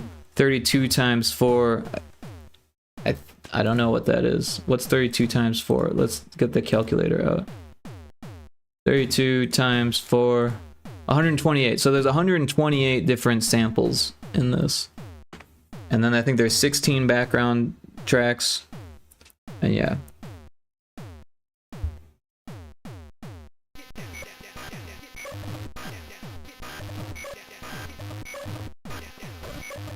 But it works much better on an emulator than this particular emulator. This emulator is cool because you can change the colors. But if you download it, I recommend playing it on BGB or what's the other one? Sameboy. Those have much more clear sounding sound effects, which is what I'm using for the samples here. So yeah. But it's a lot of fun to play with on a handheld, and so I guess I haven't played it on actual hardware, but I've been told that it's a lot of fun on actual hardware and that it works well on the actual hardware. But someone in France got into it, like, I don't know who, but someone that was like kind of bigger in the scene. And lots of people in France started playing BitDropper. And then Demon Fish Dead Ahead, that fishing game, that actually got covered in Brew Otaku magazine. So it was actually published in a magazine, so that's pretty cool. So yeah, the plan is to obviously finish Pyrotoad here. And then, and hopefully get it on Steam and on cartridge and on itch. But then I also want to put Demon Fish Dead Ahead on Steam also. So once I figure out that stupid bug and a few other things, maybe add another level or something to it. Or maybe make an easy mode, I was thinking, because the game's like really hard. Then sell it on Steam for like $5 or something like that. That way, when it goes on sale for like $1 or something like that, I'll actually get some money maybe. Because right now I'm just getting donations, which is cool. I totally appreciate people donating, and I don't require a donation or anything like that. But yeah. Well, now I can pause the ad. Where'd the mouse go? But yeah, I'm excited for that. I'm excited to learn how to put Game Boy games on Steam, because I think that's gonna be a thing that I move forward with. I'm gonna keep learning how to make smaller and fun games to play on Game Boy, so that way I can have a pretty big catalog on Steam of games that are fun and small and cheap, and hopefully make a little bit of money so I can pay some bills that way. And then yeah, keep looking for clients, perhaps keep working with Johnny if everything works out with that, and just kind of expand, right? Oh my god, you just reminded me that the other thing I'm scared of, getting all the Steam stuff working. So it's not that hard. It's a little bit confusing at first, but if you need a hand, I'll be able to help you out. You can always reach out to me, and I'd be happy to help you out, at least as best I can. So the part of the problem with Steam is that, like, as soon as you sign up for like the Steamworks account, pretty much everything they give you is under NDA. So it's like there's not a whole lot of like information online about the stuff that's under NDA, and they expect you to like dig through the Steamworks documentation, and it reads like stereo instructions. It's terrible. It's just like, it's like, I don't know. It's not easy, but it's also not hard if you learn how to do it. Like there's something called depots. API, exactly. There's like a whole API that they want you to learn, but you don't actually need to learn all of that. And some of it is difficult, like and like I'm not sure if I'll be able to help with the game maker side of things, but you should be able to. I could at least hopefully point you in the right direction on that stuff, for like cloud saves on a game maker, for example. I know how to do cloud saves on Unity. I'm not sure how you would do it on Game Maker, but I'm sure there's probably you know, a way to do that. So, ooh, you bet I'll be reaching out then. Yeah, you know, I'll help as much as I can, and I could even point you to some people who do Game Maker stuff on Steam, and they'd be happy to help too. Yeah, it's the SDK or whatever that I don't know about. API, I don't know. I know FizzyBeezy, you might have seen them around, has done Game Maker Studio games on Steam, so I might ask him too. Yeah, absolutely. Yeah, I noticed him in chat a couple times, in your chat, for sure. Or them. And yeah, you know, I'm always happy to help anyone I can, every way that I can. But yeah, Game Maker Studio is not the go-to platform for me. I've actually never done anything on Game Maker Studio. I used Game Maker before it was Game Maker Studio, like long time ago, and I didn't get very far with that, to be honest. So yeah, I just never went back to it, I guess, is the thing. What am I clicking here? Gonna try to catch the Pokemon. I just never went back to that because I found Unity and I got really into Unity. And kind of the same thing with Godot. Like I tried Godot, like maybe 2018. I gave Godot a shot, but they hadn't fully worked out the C# stuff yet, and there wasn't as big of a community as there is now. And yeah, so now it's like I kind of want to, you know, dip my toes into the Godot pond, but also I'm moving pretty quick in GB Studio and in Unity still, so it's hard for me to set aside time for things where it's, because once you're like moving really quick, all of a sudden you go to an engine that you don't know how to use, and it feels like you're like stuck in the mud, you know what I mean? So, but yeah, I wouldn't worry about it too much, but also yeah, just like slowly, you know, warm up to the idea of learning the Steam stuff, because there is some stuff to learn with that. It's nothing crazy. You don't have to like freak out over it, but it is a thing for sure. All right, let's add some more branches to these trees here.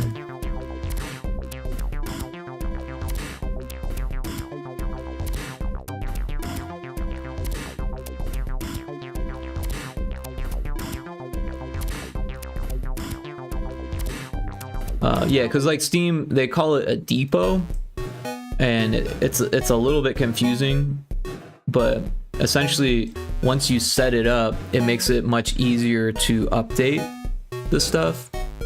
I've got to run and grab some din, but I'll be back later if you're still on. This chat is too good. Well, I appreciate that. I hope you enjoy your dinner, and I very much appreciate you bringing your community here with that raid. That was freaking awesome.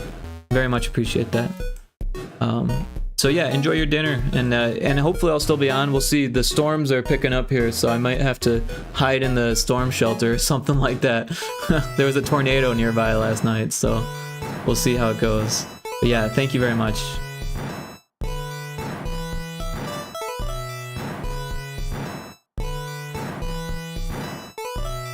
Oh dang, be safe. Yeah, thank you. I will. I've got one ear open. Either way, chat soon. Absolutely. Very much.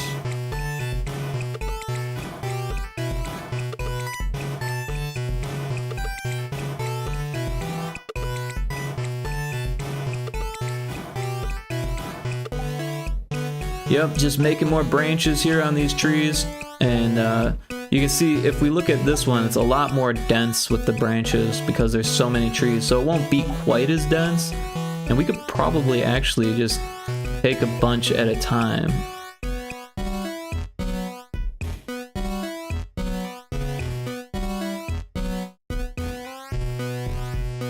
Kind of speed up the process here. Gotta make sure we're on the right layer. Yep.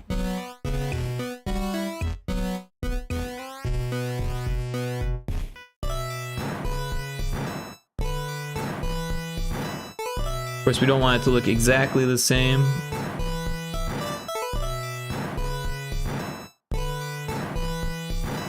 Since the tiles have to be the same to cut down on unique tiles, because there's a limit on how many unique tiles you can use. Otherwise it starts like eating into the game data, which can create some weird visual bugs. Or I guess the game data would eat into the tile data at that point, rather than the other way around. So the game would still work, but it would look like it's not working.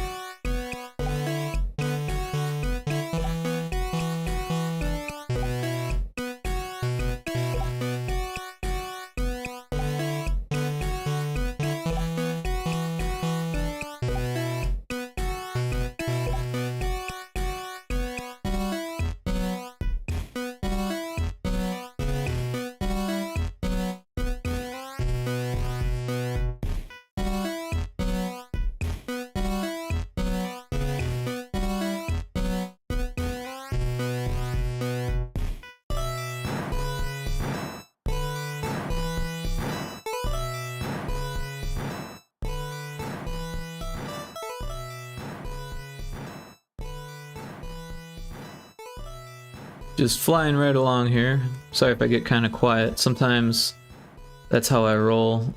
I get really into it, and then it's hard for me to think of something to say.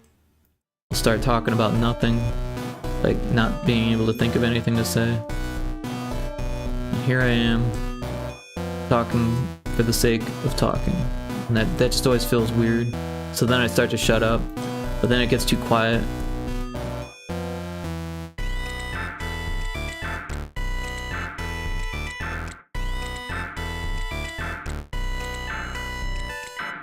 But I'm always down to chat about whatever. So if anyone lurking wants to chime in and say, I do this for fun, this is my hobby, I always have something to say.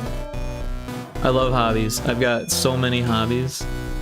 I want to do a sculpture stream, like an additive clay sculptures stream. I don't know what I'm gonna sculpt yet, but I'm chipping away on that in my mind. There's a couple things that I want to get. First of all, I don't know where all my sculpture tools went, which is kind of bogus. I don't know where they are. Lost them in one of the moves. And then I want to get some wire, like stiff wire, so that way I can create like an armature, so that way I can do like a figure. Because right now I'm kind of limited to things that can hold themselves up, which, I don't know, it's a little bit of a creative muscle to flex, to try to think of something you can sculpt that can hold itself up. But when you got some wire to make an armature, that wire helps to hold everything up, or the armature, and then you can really go for broke and do like poses and all that stuff. But you know, I kind of want to do like concrete casts of whatever I sculpt. So that's something to think about too when you're sculpting. Like if you do something like really intricate, there's a chance that the cast will be too difficult to make, or it won't reproduce what you're trying to do as well because of the shape that you choose. So sculpture is interesting in that you have to think about all that stuff like as you go or beforehand, hopefully, but like realize things as it happens, like, oh, that won't work if I'm going to cast this kind of thing. But yeah, I do 3D animation stuff too in Blender, so it'd be fun to do like a sculpt in Blender and then recreate it in real life with clay. So this clay I have is a oil-based clay, and I got it from college back in the day. Carried it home on the train, and then this was like, you know, back in like 2008, and brought it to Phoenix when I moved to Phoenix. Didn't really use it at all in Phoenix. Brought it back to Illinois when I moved to Illinois. Didn't really use it in Illinois at all. And then now it's here in the garage, and I hope to actually use it. I'm excited to use it. It's been too long.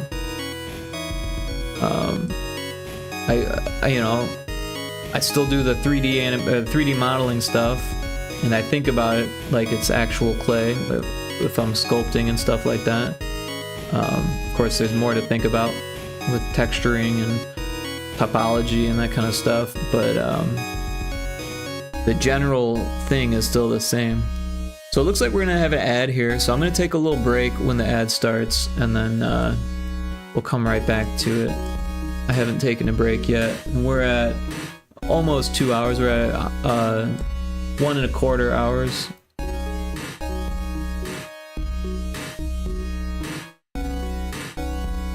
But yeah, that's starting in just a second. So I'm gonna start the break early, and then we'll come back right when the ad break ends. So just a couple minutes. I'll be right back.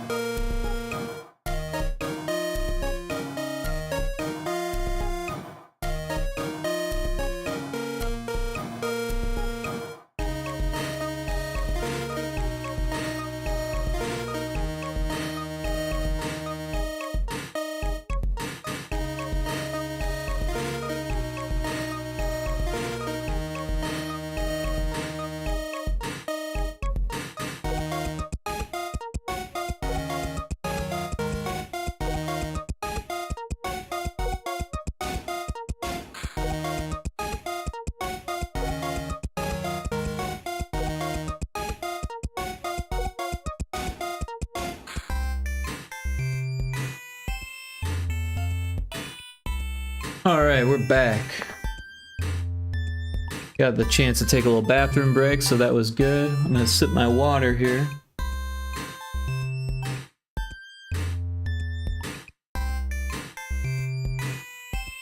Okay, so we got branches.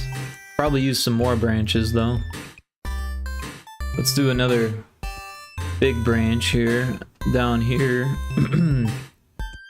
Yeah, the wind is really crazy outside. The house keeps creaking.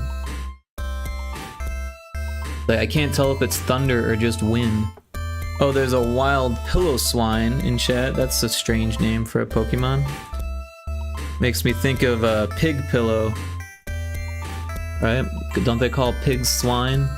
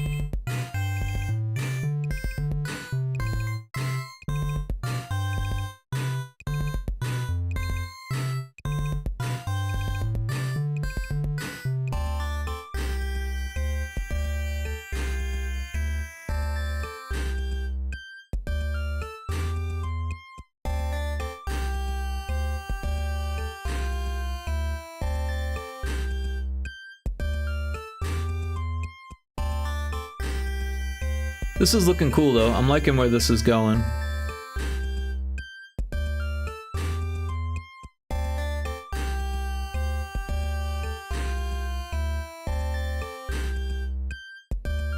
The pillow swine got away.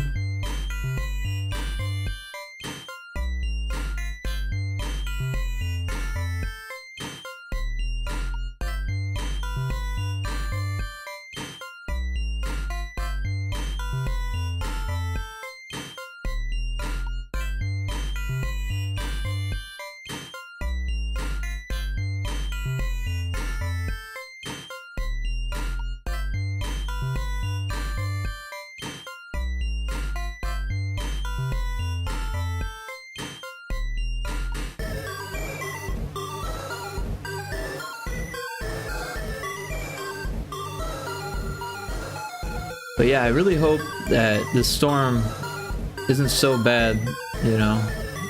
I still can't believe that that tornado hit the neighboring town. I mean, I was prepared. I went to bed with my clothes on last night, just in case, right? Because I didn't want to like wake up to a siren and have to like put my clothes on, put my shoes on, and then like run to the shelter. But you know,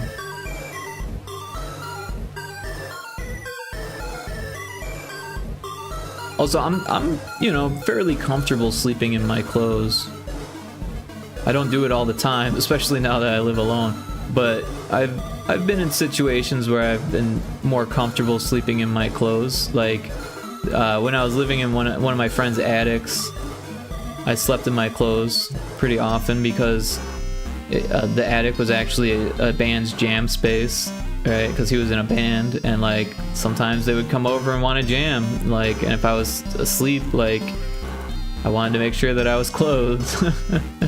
Which is a good thing because people would just randomly show up and see what I was up to, and they wouldn't knock because that was at the bottom of the stairs, and you know, like it's just the weird thing to knock because the bottom of the stairs ended at the neighbor's or my friend's kitchen, so it was like, yeah, it was just a little bit weird. Also, that was like a futon; it wasn't even like a bed, so yeah.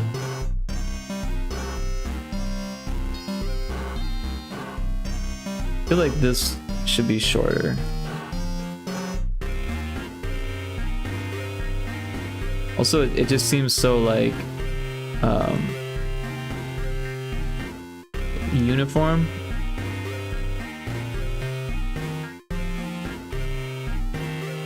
Maybe that helps a little bit.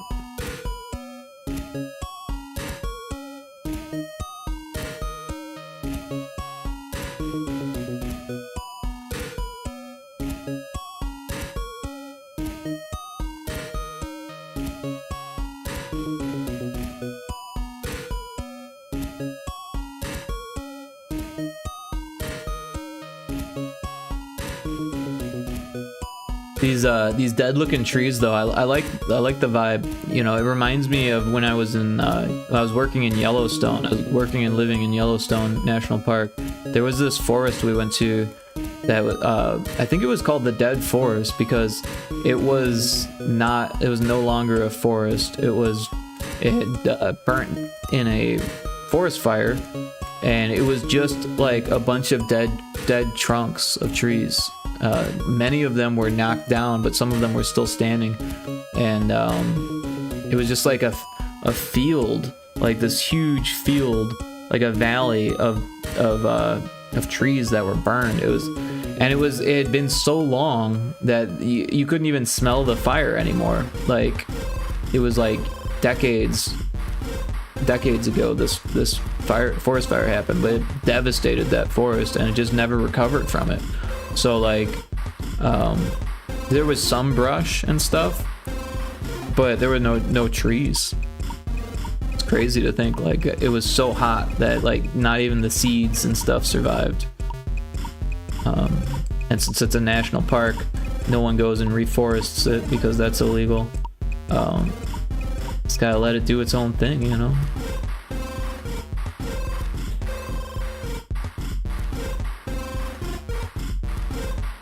But yeah, I took some really cool pictures there.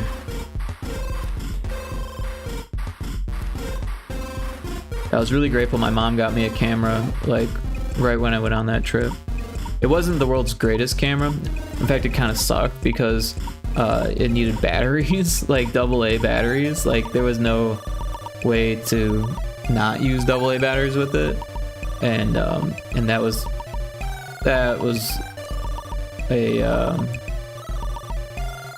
that was disappointing for sure. But it was a decent camera. I think it was like 5 megapixels or something like that, so not amazing, but for the time it was decent. I mean, it was outdated already, but my mom's not really a photographer or anything like that, so I can't blame her there. And she spent the $200 or whatever for the camera, so like I was always very grateful for that. She also got me these binoculars that had like a digital camera, but like it was like a sharper image thing, and like the camera on that was only like half a megapixel or something like that. It was like a phone image from the 90s or the early 2000s, and couldn't really take pictures with it. But they were good binoculars. Unfortunately, I let someone borrow them and forgot to get them back before I left, so I'm pretty sure I never got those back. So that sucked, but it was cool to have some pictures to take home.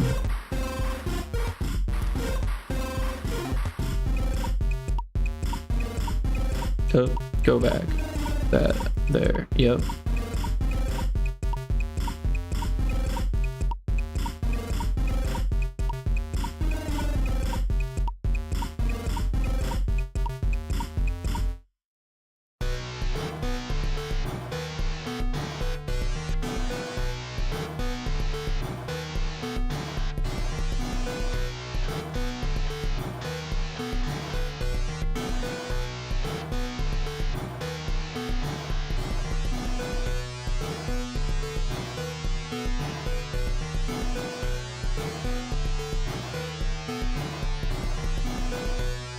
That wind is so crazy. It like sounds like I'm outside. That's how loud it is. But I'm not. I'm inside. Or like if the window was open or something like that, but it's not. The window is closed.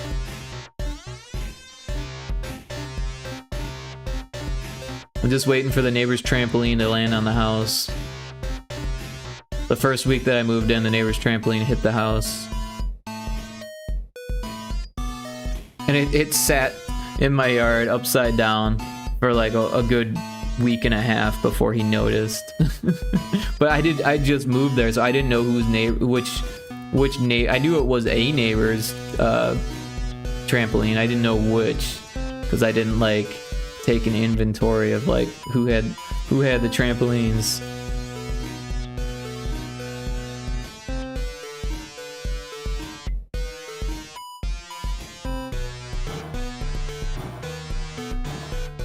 Alright, so we could do with some more clouds here.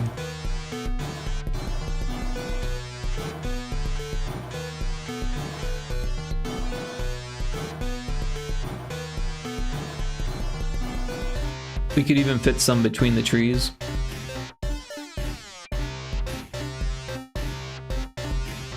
You know, we'll put it up higher since the player is gonna go like all the way there.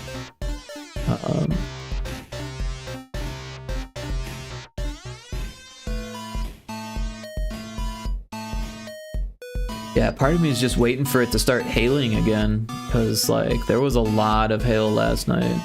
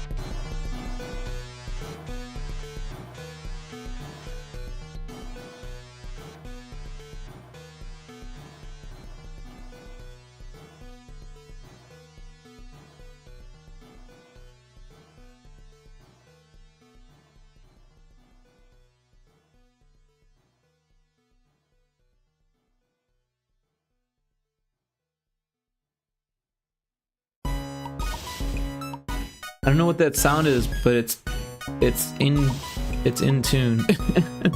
It's like duh, duh, duh, duh. It's like some Beethoven shit.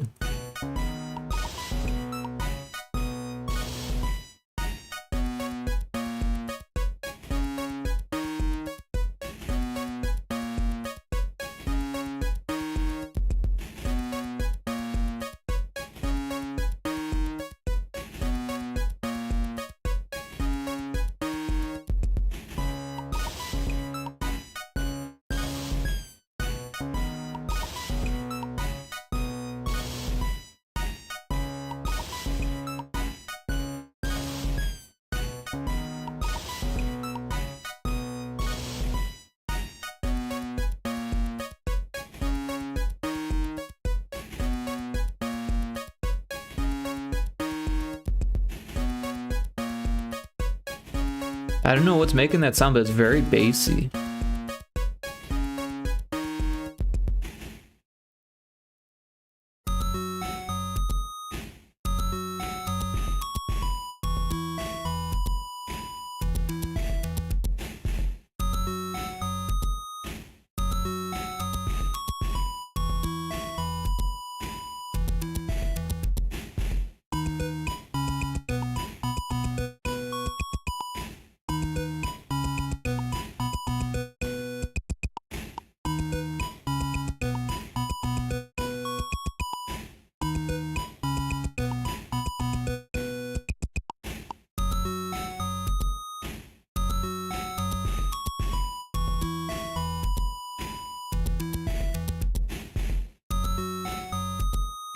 Kind of moving right along here.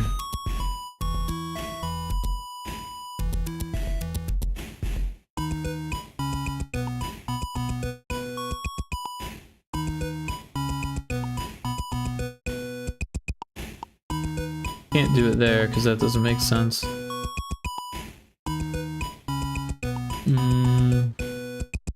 Probably add some more vines here. Maybe like a 1 there.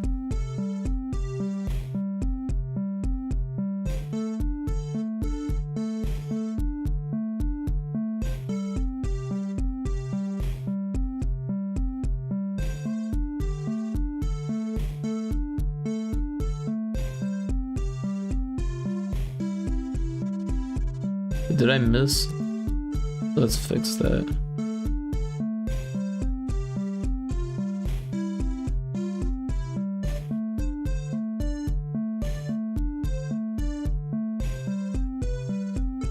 Alright.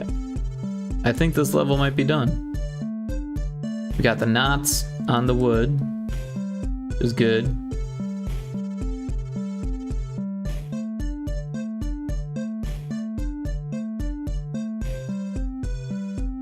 There's a Mass Chief in chat.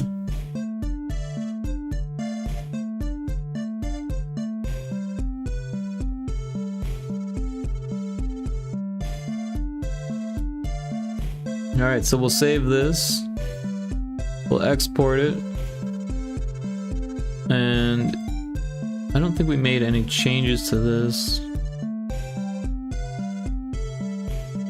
Oh, we did. We changed the thing at the bottom. So we'll save that.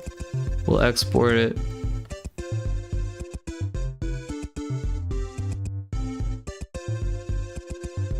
And then we'll pull up GB Studio and get the project folder open. And then we'll open a new one. And we'll go to Documents, Images, Aseprite, Non-RSP, GB Studio, Backgrounds, Pyrotoad, and then we'll grab this 20 color and 19 color, we'll copy them, and we'll go into the Assets folder, we'll paste them here first, we'll remove the suffix, the underscore color, so that way when we select them both and drag them into this folder, we can just replace the documents.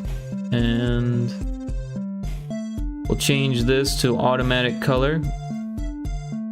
And now, just like I suspected, we have an issue here with these. So we're gonna fix that. We're gonna give it the same color as the clouds instead of this, because it ran out of color palettes. And the clouds are actually using the same color as the wall here. So yeah, we'll use this is the same color, so we don't need to use that. This is the dark. Let's get on the art layer here. Yeah. So yeah, that's the same color. We want this for the dark, so we'll do that. And then for the light, we'll do that. And then we'll do this for the medium. And that'll work. Doesn't look fantastic or anything, but it'll work. So we'll save it, we'll export it again, we'll replace that, then we'll go here and grab just this one, copy that, pull it here, paste it, we'll bop it. No, I'm just kidding. And now it should be fine. Yeah, so now it's at least it's not one color.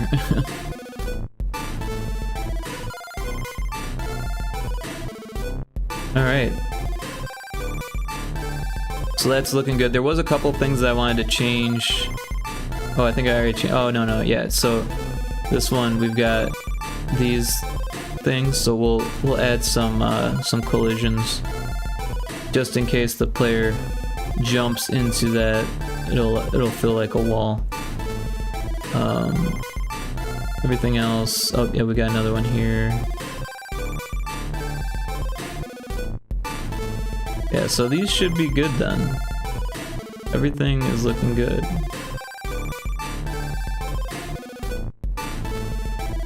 Alright, so the next step, we can save it. The next step is to get the fire and the green goo to be animated.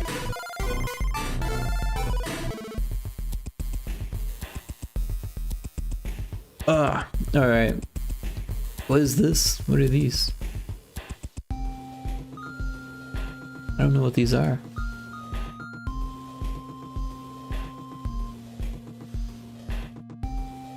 Where did they come from? When did that start? I've never seen that before in my life. What 8, 9, A, B, C, D, E, F. I need to look this up. My brain is like, what's going on here? GB Studio Collisions. 8, 9, A, B, 8, 9, A, B, C, D, E, F. What is this? Oh, collision groups. No, I don't think that's collision groups because collision groups is something else.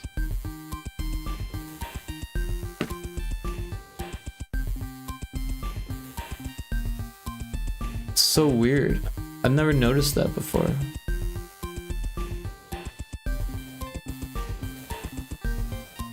Oh, extra tiles. Extra tiles. What are extra tiles?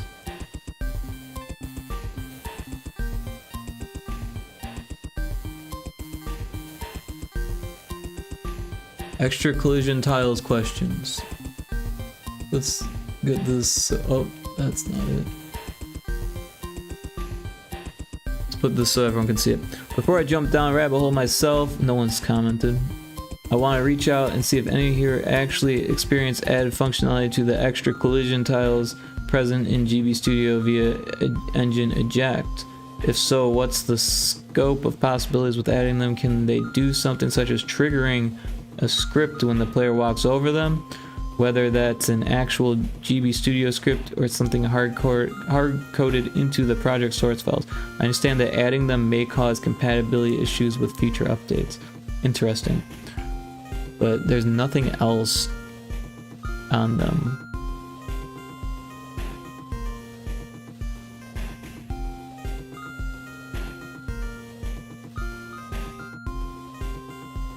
Yeah, I really have no idea what that is. Maybe it's because of the yeah, I don't know. Got slopes and then extra tiles. What are extra tiles? Maybe you can make new slopes with them? I don't know. I don't want to look at them because that scares me. I don't understand it, so it scares me. Is there a level missing here? What happened to level 19? What happened there? Did it get deleted?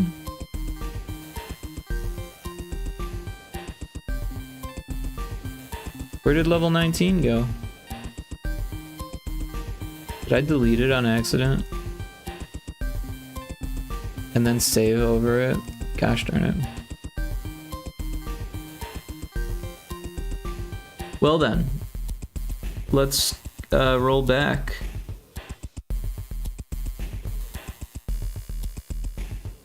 That's unfortunate. How did that happen?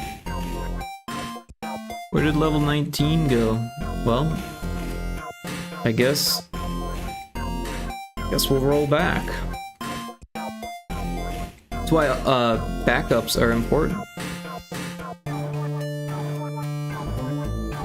So let's see here. We got this one. 250216.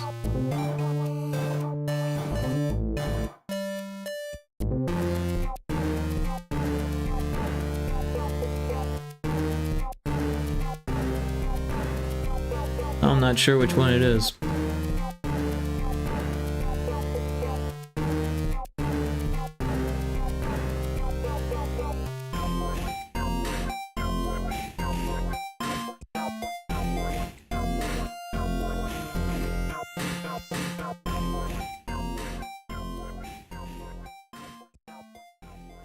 So I think this might be it. Let me look on the Discord.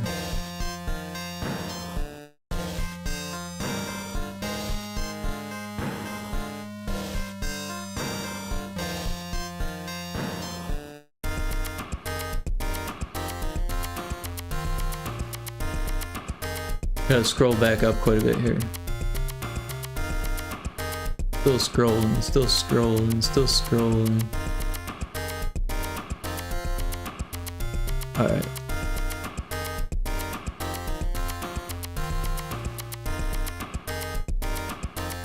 Oh, you know what? Maybe it's in my downloads folder then? Because it should be from JM, but there should be like a zipped version of it, so maybe it's in my downloads folder.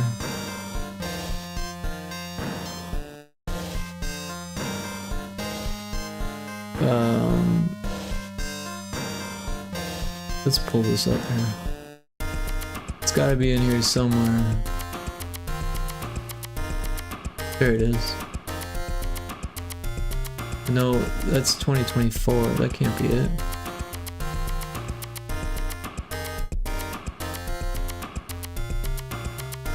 Oh, here it is. 216, yeah. Alright. So yeah, we'll put it in the same spot. GB Studio, projects, not mine, from Johnny. Yeah. We'll make a new folder and we'll call it backup. So that way it doesn't get confused with the other one. That was loud wind. I always want to like look out the window. Give me a second here.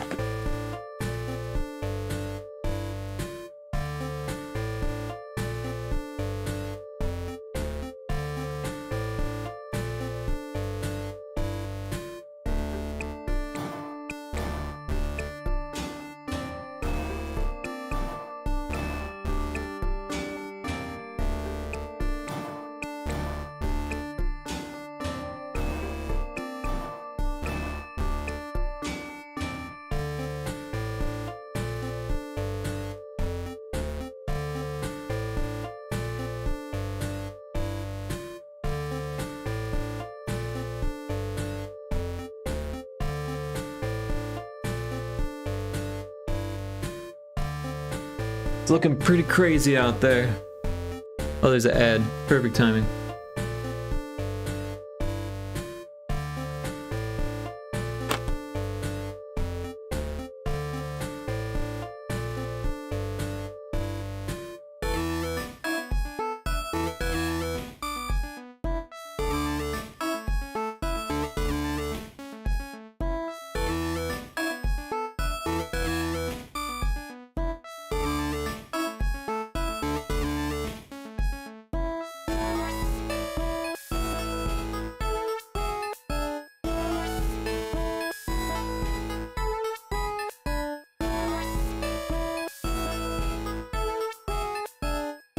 Alright, looks like the ad is done. This is nearly done. 10 seconds it says.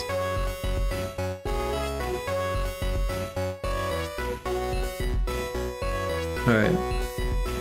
So we will have to do some things over again, and that kind of sucks. But they're all pretty easy things.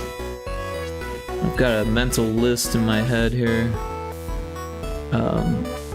So yeah, we'll get rid of the build log. Or we'll just drag that down here. So I don't know why, but I'll watch the VOD and maybe either the night or last night or the night before I somehow deleted level 19. So we want level 19 to be there, but we want to give it new art. So we'll open this folder. Got the assets folder here, and then we've got our Pyrotoad folder. So we'll just get 20, 19, 18, and 17. I think. Right? 1, 2, 3, 4.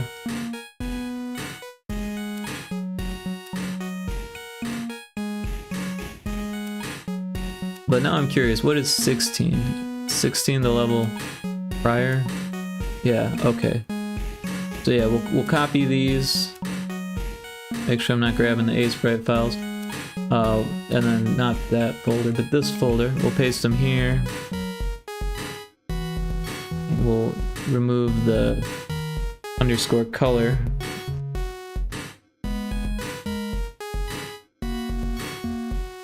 And once we've got that removed,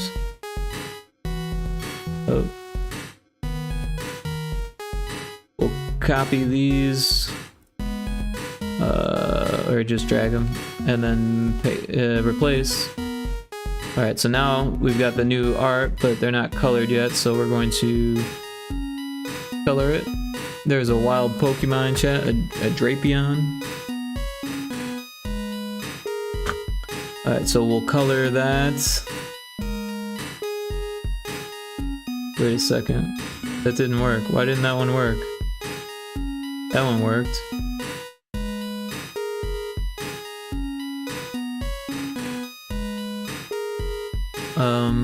What's going on with 17? Oh.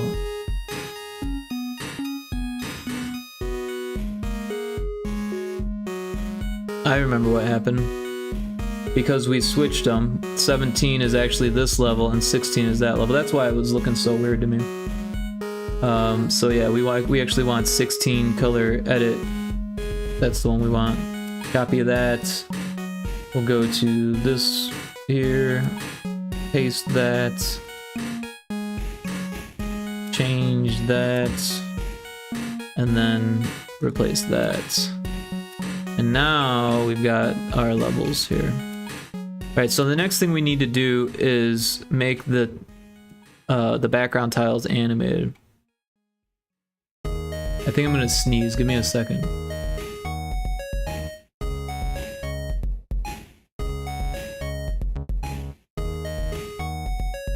Alright, I think the sneeze went away. It could come back though, so... Hey, I caught the Pokemon. Alright, so yeah, we'll zoom in without deleting anything. I don't know how that happened.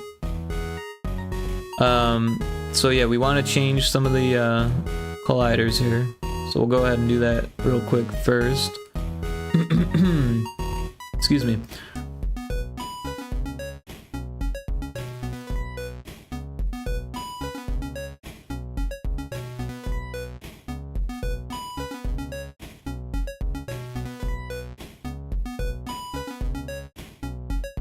Alright, got that. This one doesn't require any collision changes. Oh, the balloon is on fire, so that's an issue. We can adjust that later.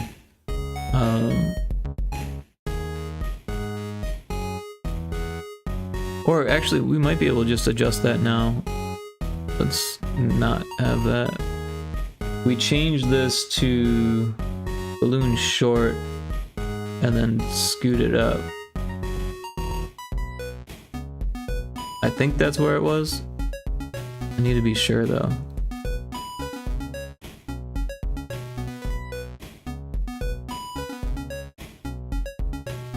Alright, let's do that again, because that was what it needed.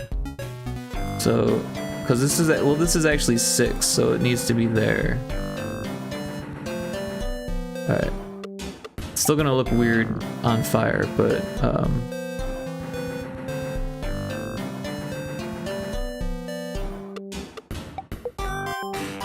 yeah, we've got rid of the string on all of them. And is that gonna affect everything? It did, so let's go back.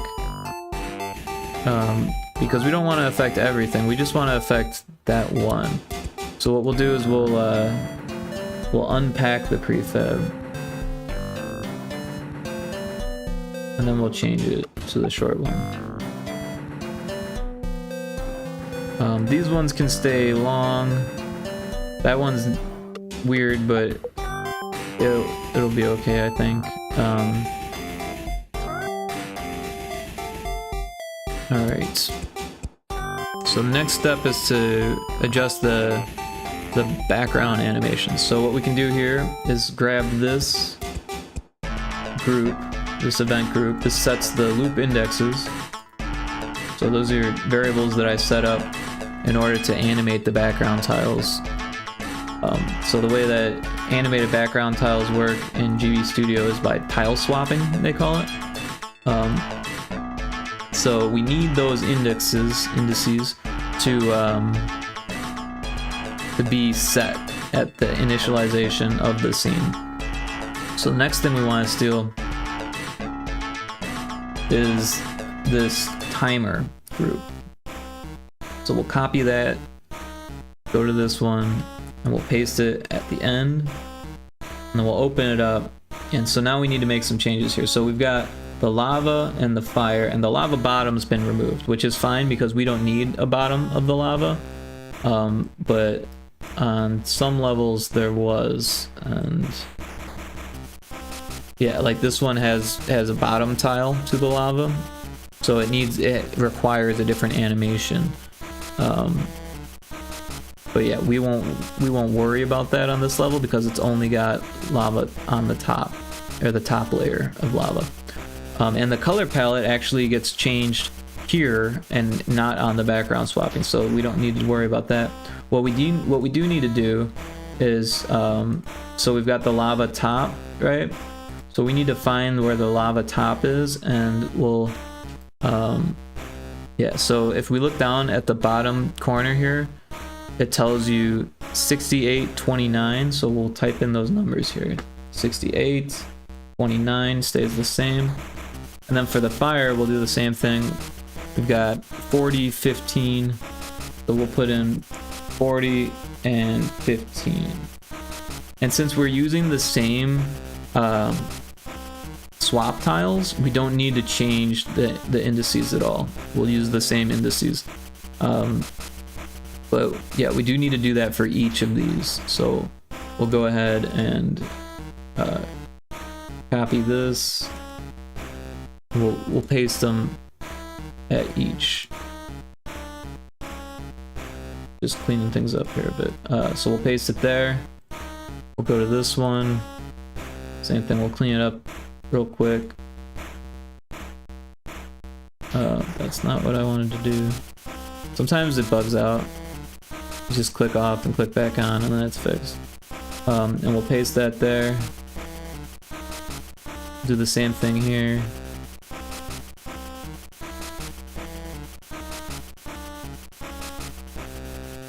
Alright, so now we've got all those levels have that, but we still need to set the indices on them. So we'll go to this group, copy this event, and we'll go here. And what we can do is paste event before, and then it's at the top. So we'll do that on each of these, and then we'll set the paste event before. Then we'll set the code in the GBVM. Paste event before. Alright, so yeah, we'll start here. We'll go background. We need the lava top, so we'll grab this one. That's 3229. The 29 can stay the same. We'll change the 32, and then we need the fire. So we'll close that. Open this one, and the fire we'll use 0813. 0813. And so that should take care of that level. We'll move on to this level. Got the lava top. We'll use this one. It is 1215.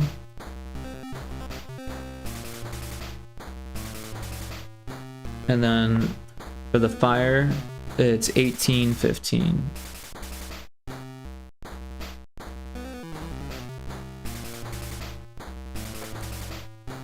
Alright, so then we'll go on to level 18 here. We'll go to the lava. That is 112.29. 112 and 29 is already there. Now we'll go to the fire. I like to go to the first one from left to right. So 6225.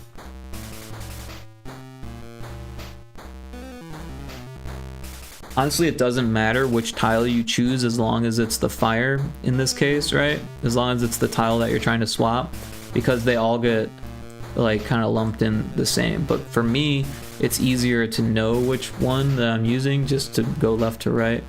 But like I said, it really doesn't make a difference. And then this one we've already finished. So yeah, 6 to 8, 29. That should be there. 6 to 8, 29. And then the other one, the fire was 40, 15. So I believe it was this one. Yep, 40, 15. So that way you can double check your work easily. So yeah, at this point we can save it, and should be ready to go. Now I'm gonna figure out how to skip to those levels because I'm not sure what the passwords are. Actually, I might have them up on Discord here. Yeah, I do. Alright, so 17 is burn, then plop, then shed, then skin. I'm gonna copy these. And I've got like a note, sticky.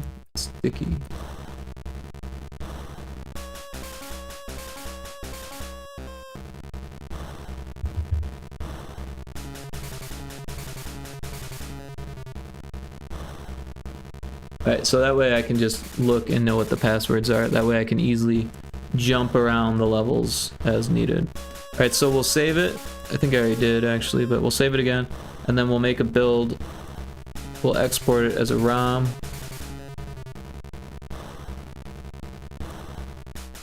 And we'll pull up the build log here. You can kind of watch it build. It might take a second because we made some changes, but it shouldn't take too long. I'm gonna eat one of these weird cookie things because they're staring me down. I shouldn't leave them next to my desk. There's only 2 left though, so I guess it really doesn't make a difference.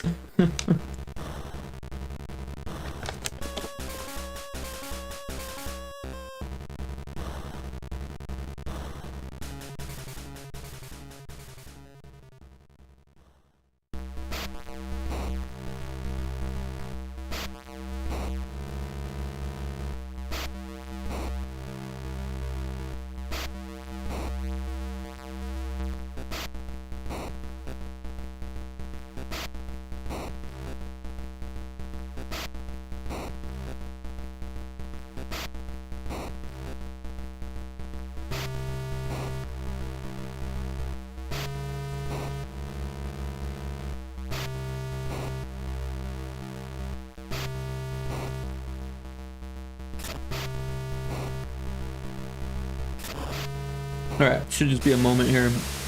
Once it gets to linking, it's pretty much done.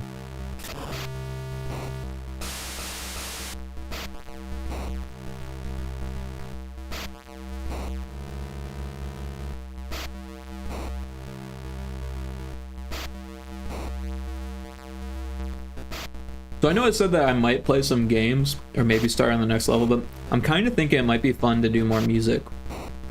Alright, so we've got this. This is the newest ROM. Alright, so we'll go to password.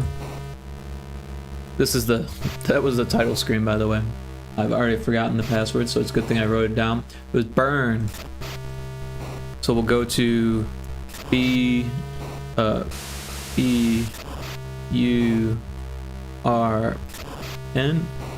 Password okay.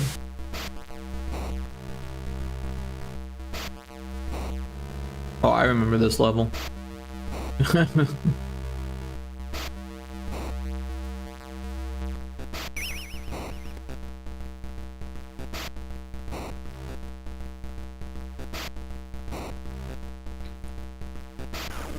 So the fire's animated, that looks good. Oh no. Already making mistakes.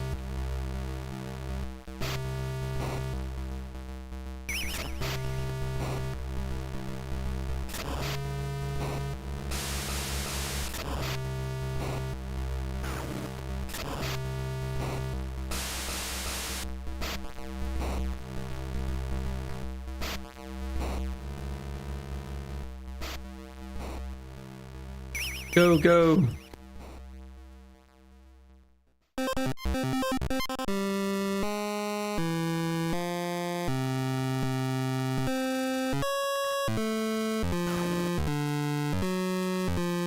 This part. This is hard to do because you don't want to land on it, but you want to give yourself enough time to get to this point.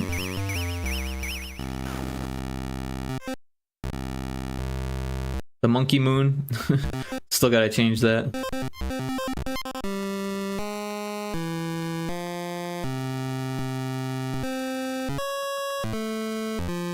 Oh man, I was so close. Do you see that? I had the key. Alright, so let's... Oh. Password rivet. Password's burn. I think we changed it since then. And then there is a way to go back to the start. Yep, so there we go. Alright, so let's check the next level. Plop.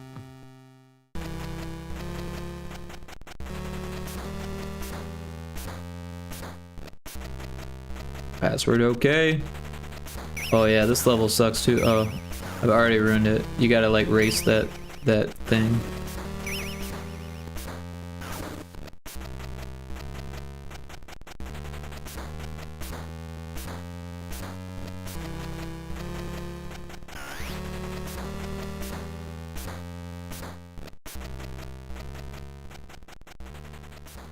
Yeah.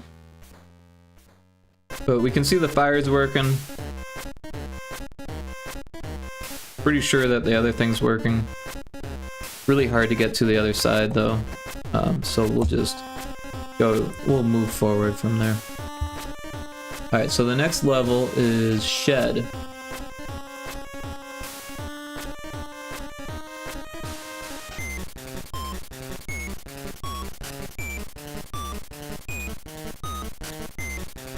Alright, so this level's pretty weird.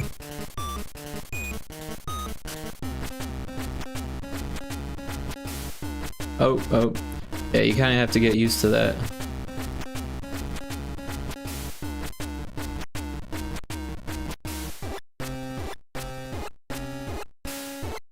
Did it?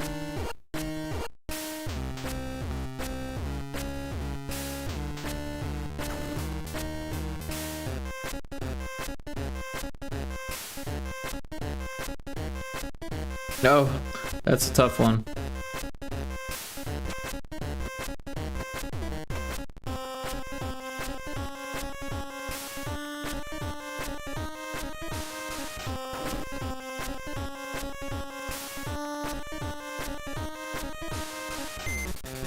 Oh, that's not gonna work. I've never played this level before, so gotta give me a chance.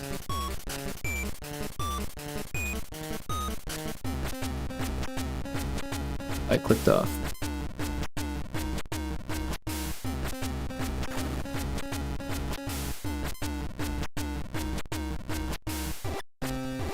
Go, go, go! I did it. Alright, so now I gotta jump on that thing. And then jump back.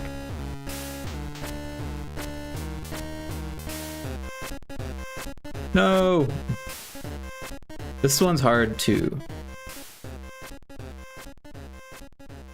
Oh, it's close. Oh, not close that time. Oh.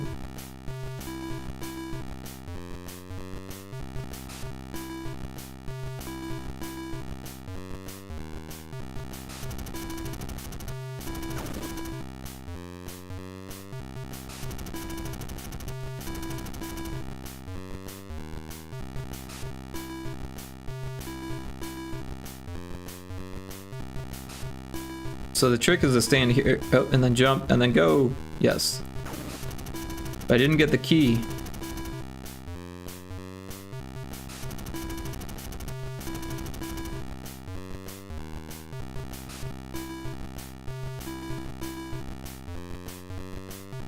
Well, looks like I gotta go that way first. Because these fireflies disappear.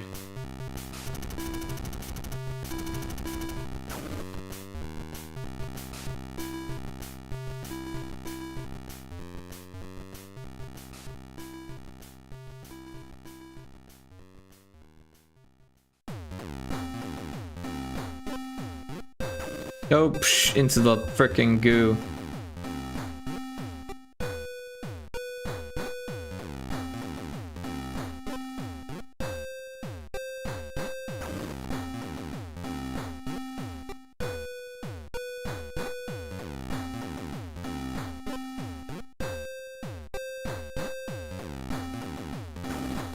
That's really hard to do.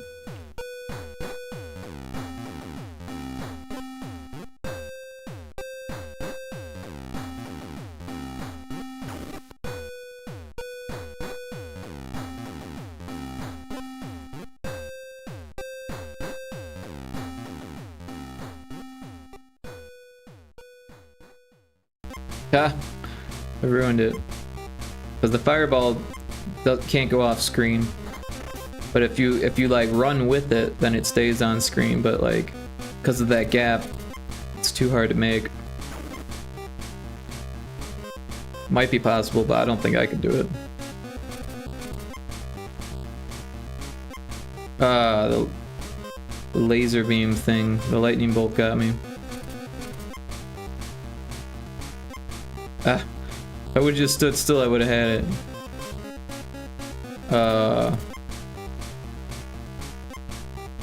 There we go.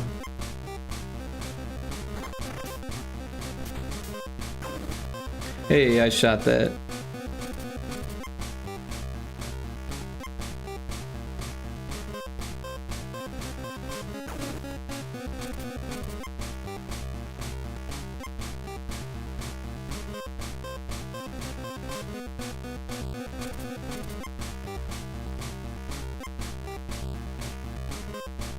There we go.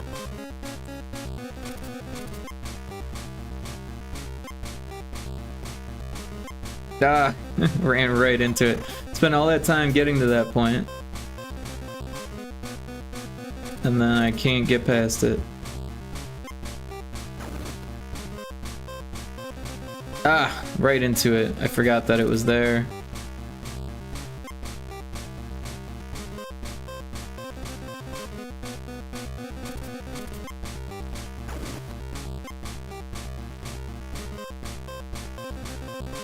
Go, go.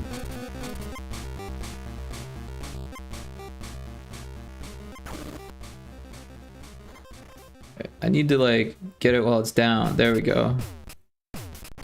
The key.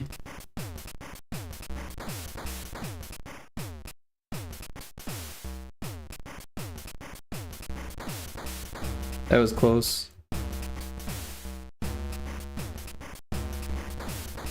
Go.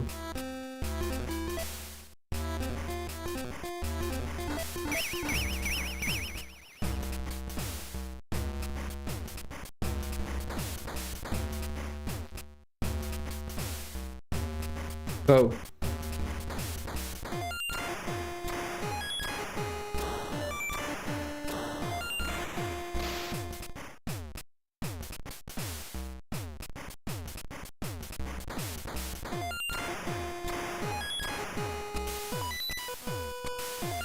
Frickin' beat the level, look at that, woo! Alright, so that is broken for some reason. I think it's the sprite that's broken though. I don't think it's the background, yeah.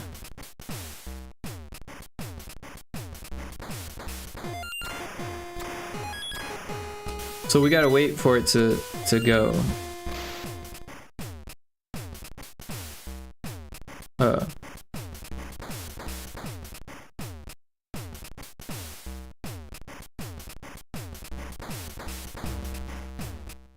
There we go.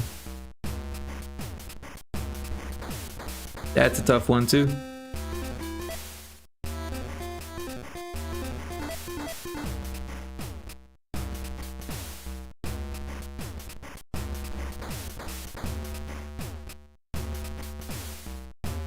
Right into the fire.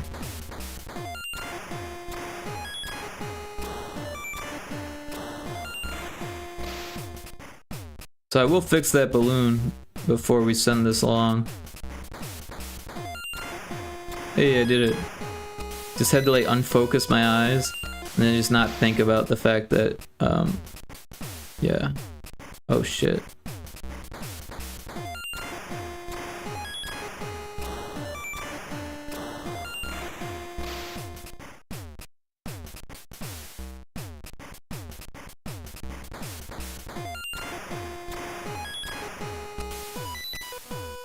It got me.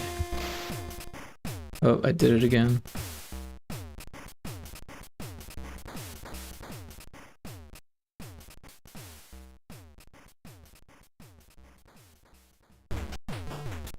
Ah, I wasn't patient enough.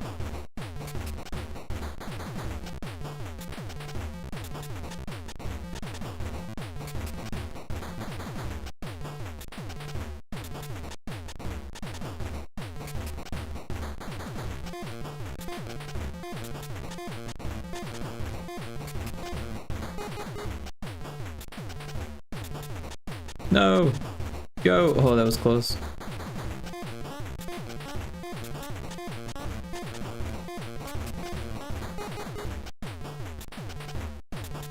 Oh, I jumped into it. I thought I had it.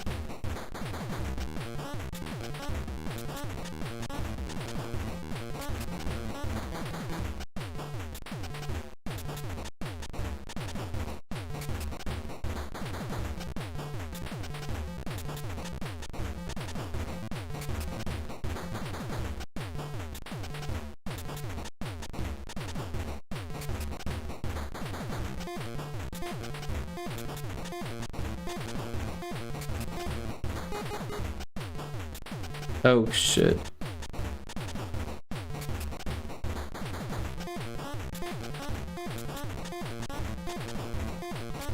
I think I have to process that one for a bit. I'm not sure how to get by there yet. Ah, I walked right into the thing.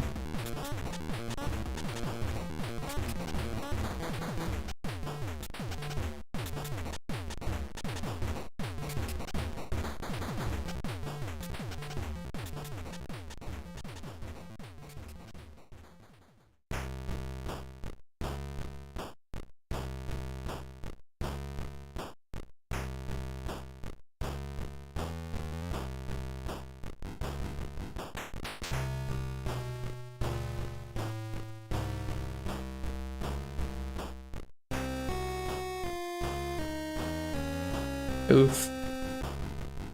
Ouch.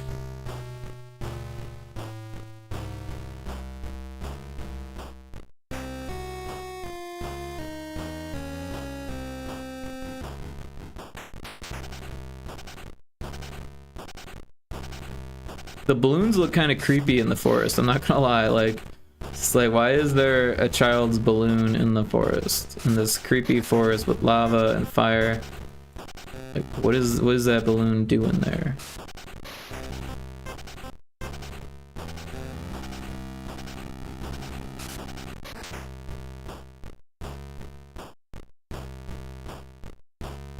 I'm really not sure how you do this one.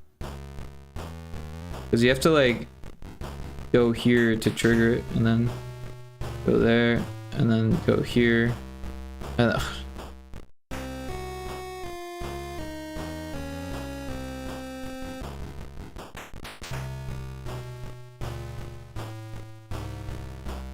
I'm determined though. Oh, not that determined apparently.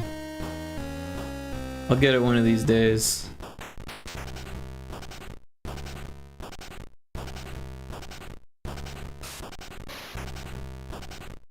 I do think a death counter would be kind of fun.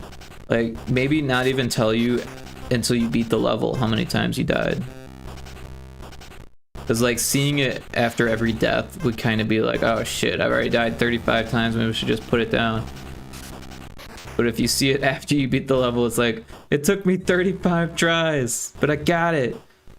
I did it. It almost makes you feel more accomplished.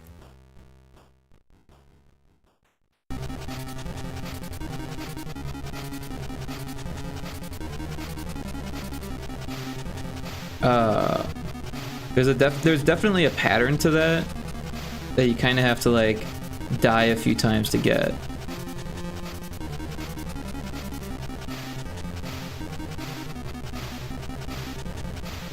Luckily the start of the level's not that hard. I say that after I've died already like a whole bunch of times, but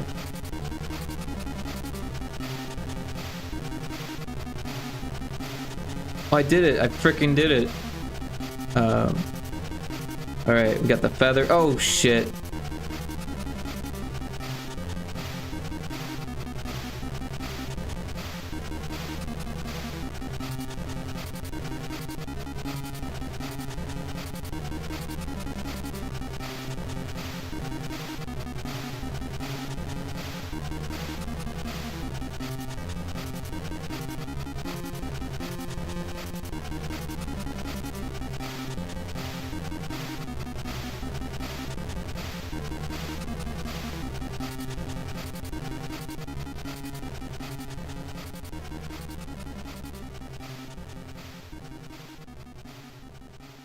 Gosh darn it. I thought I had it that time.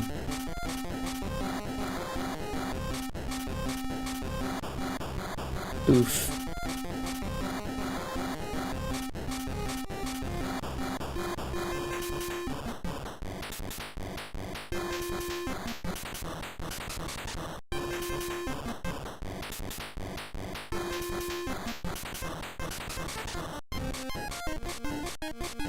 Ah, I hit my head on the wall, or the ceiling.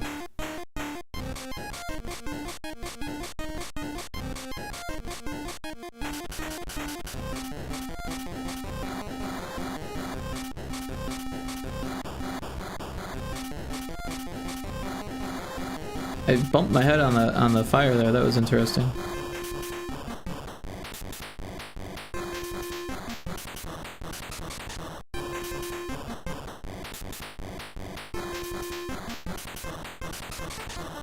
Oof.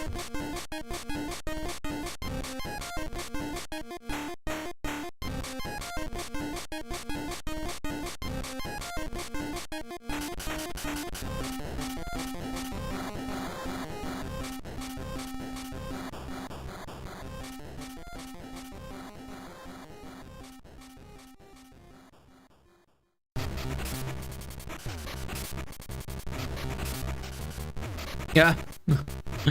Oh gosh. Is this level 20? Oh, it doesn't tell you. But I could look at the password and find out. What was the password? Yeah, this is level 20.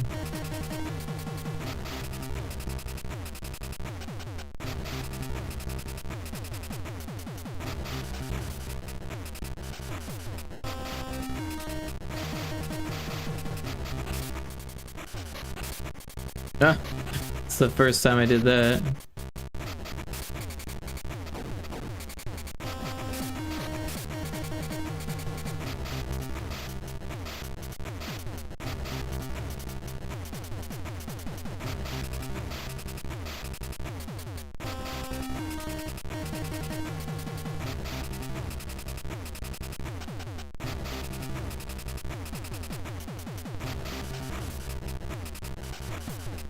Oh, I did it. Can't jump while you're in there. Not until the lightning bolt's on the other side. Keep wanting to call them lasers. They're kind of like lasers.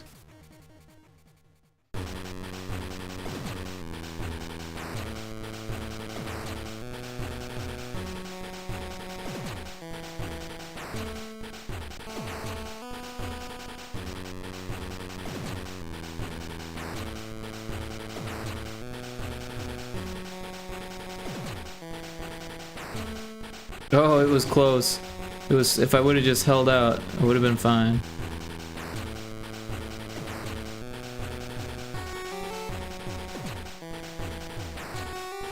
Guy Manjero says one of the testers, Stucat, is online. Might be fun to raid him with someone if he's still online when you end.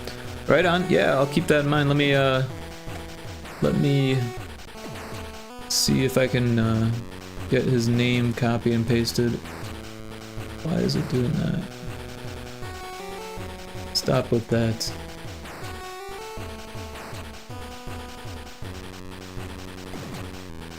Stucat underscore. Alright, copy that. I'm going to look for him on Twitch so that way I can follow him. That way it's easier to find when I go to raid. And that way I can monitor if he's online. Stucat.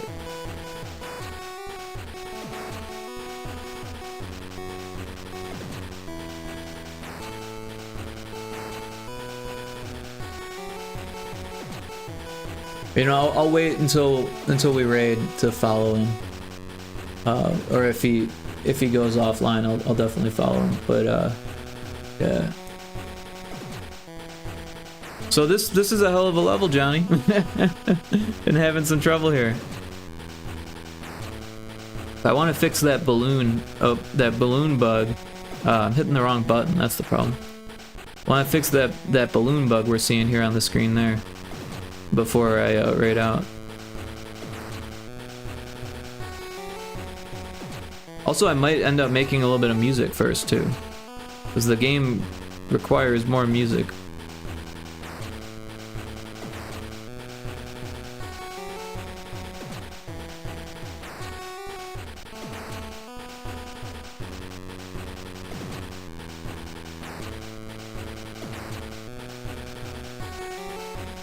I jumped right into it again. I get so nervous that I'm not gonna make it. Like, the lightning bolt's coming. Oh, it got me. Ah.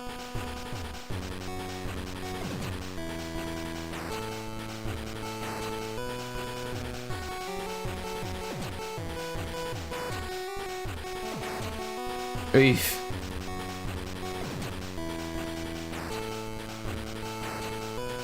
I can't even read what you're writing until I get to that spot where I can chat. Alright, let's do this. Honestly, based on the time it's taking to progress, I think the difficulty setting is about where it should be. But we need more feedback, of course. Yeah, I'm not saying anything about how you should change it or anything like that. I'm just saying it's difficult. Ah, fuck. I keep hitting the wrong button. I should be using my game controller. That's what I should be doing.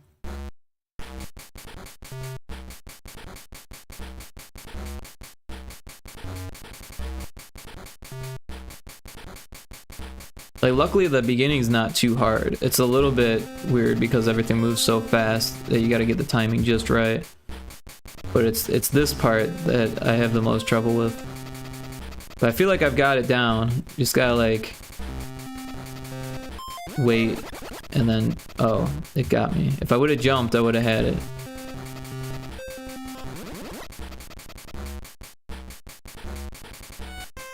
Oof.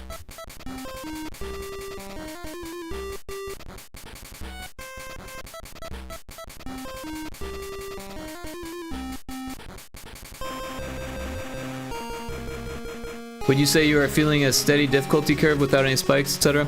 Well, it's hard to say because it's difficult for me to go straight through. I use the codes to get here, the passwords to get here. But yeah, I do think it's got a decent difficulty curve. It's pretty steady. I don't feel any spikes really. But yeah, it's hard for me to say because I haven't really sat down and tried to play it straight through because honestly it would take me too long because I'm not very good. But I'm getting better at the levels that I've played over and over again, so might be worth doing at some point, trying to test for that. But again, me as a tester, I might not be as accurate as someone who plays these games a lot because I'm getting better at it, but it doesn't make me good at them. There we go. Alright, so then this part. Oh. Gotta do the same thing there, huh? That was my first time getting to that point, so I didn't realize that I'd have to do the same thing there. You are for sure getting better, that is. Thank you, I appreciate that.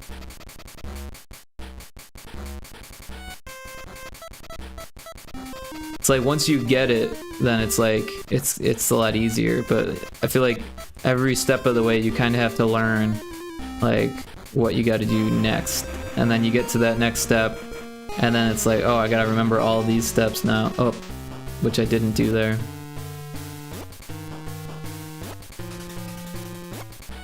The idea was after a level about racing you have a level about stalling. I like that. Yeah, I like that. I like making you rely on your patience.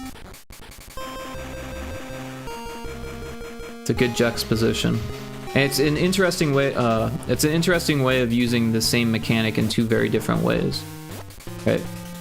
I think that's important with game development. But I definitely cheated to get here.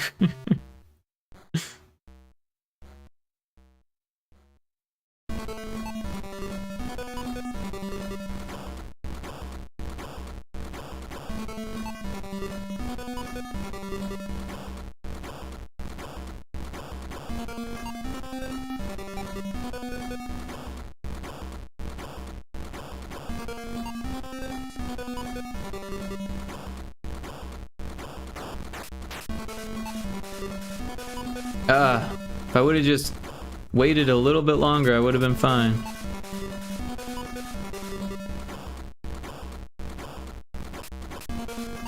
But I think the artwork's pretty good, other than that balloon that's buggy.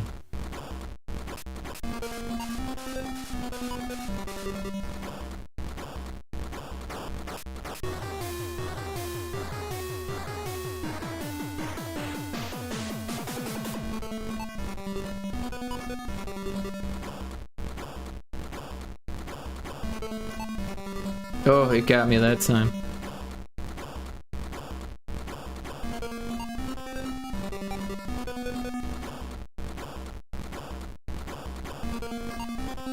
Yeah, this would be a interesting level to see a speedrunner do.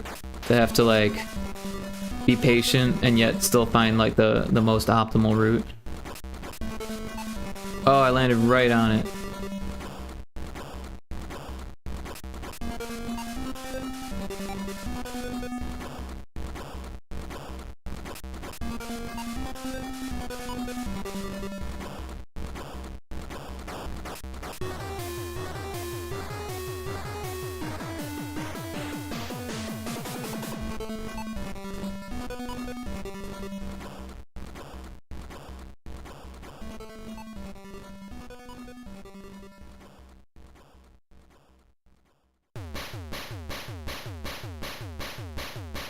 I did it.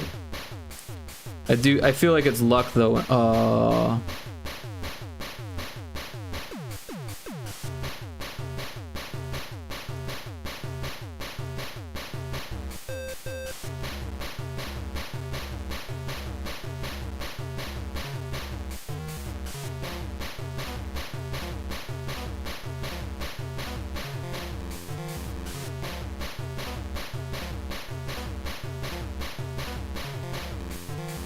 Oh, I forgot to go. I was like, do I go now or do I wait? And then by the time I thought about it, it was already too late.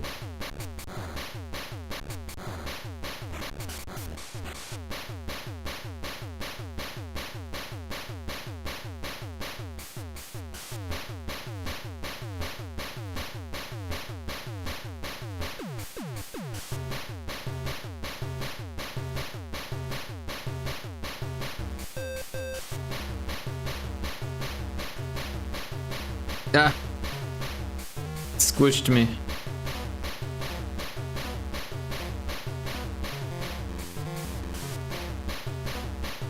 Oops, forgot to jump. I didn't even hit the button. Couldn't say I hit the wrong button because I didn't hit any button.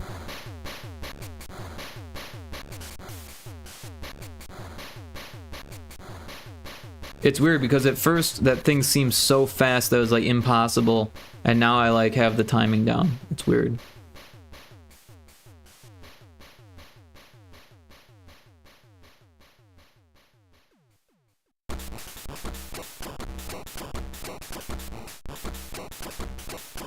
Oh, I jumped just a little too early.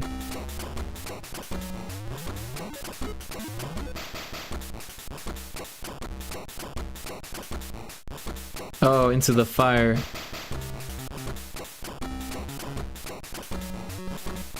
I really want to beat this level though. And I realized that I have to somehow get back. Oh, that's not gonna work.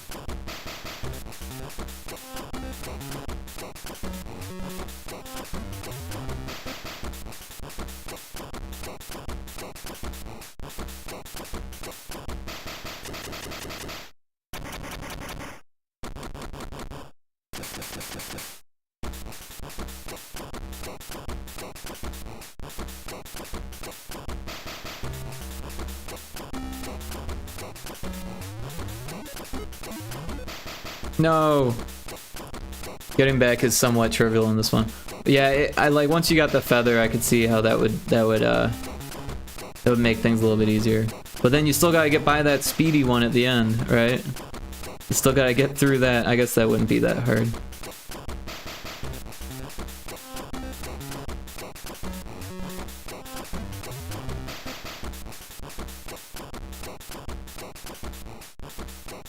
It's really interesting game design though. Like as a designer, I don't know how it would feel as a player of these games.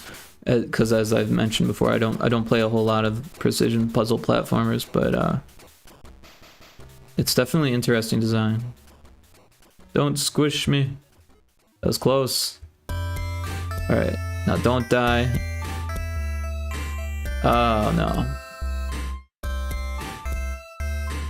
So that strategy's not gonna work.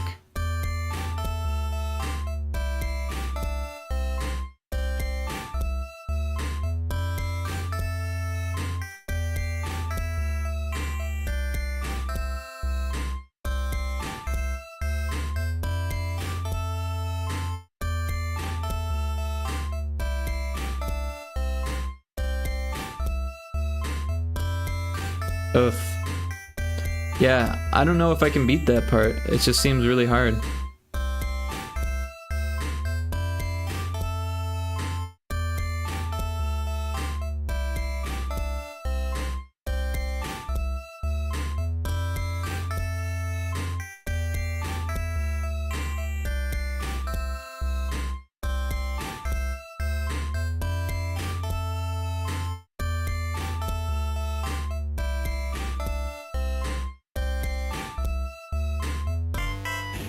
Oof. I think I can get it next time. Next time, maybe. Oh. Killed the little froggy. Oh, I did it the exact same thing again.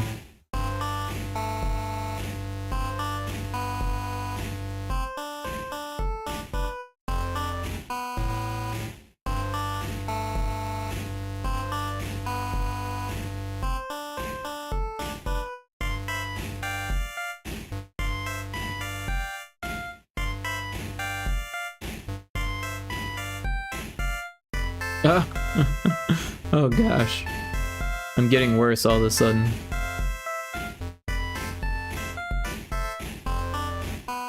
Yeah, after a certain point, I feel like my patience starts depleting and I start getting worse.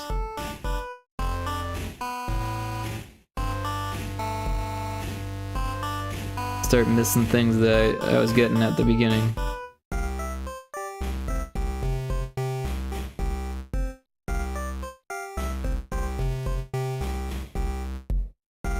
No! Oops.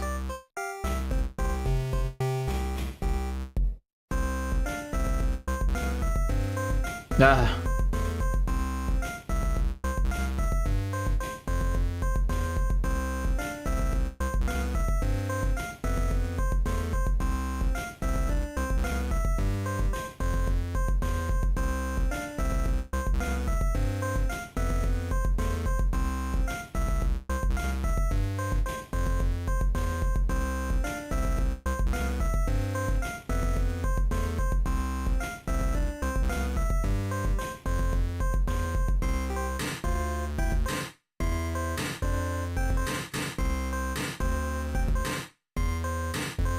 Oops.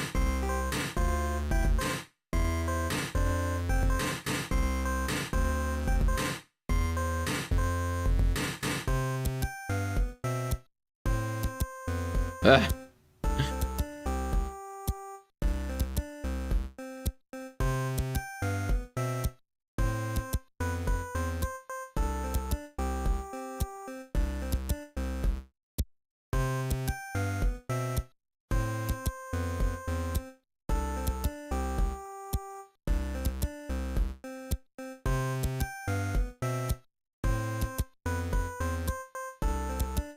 I'm getting better at that, I think. Or maybe that was just luck. This is the part that gets me. Oh, man. It just feels so random, like what position those things are at.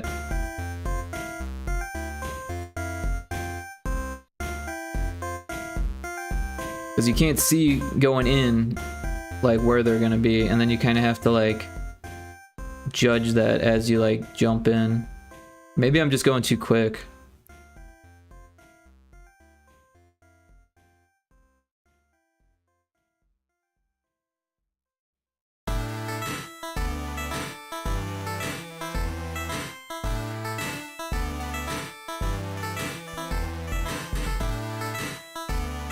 Oh, I got ahead of myself. I was like, don't I need to run that way?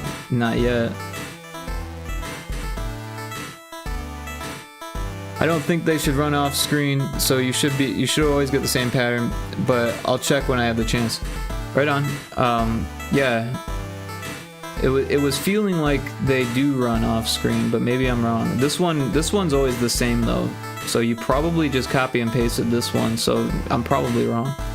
But also, like, them being on screen would depend on, like, how you do the jump, right?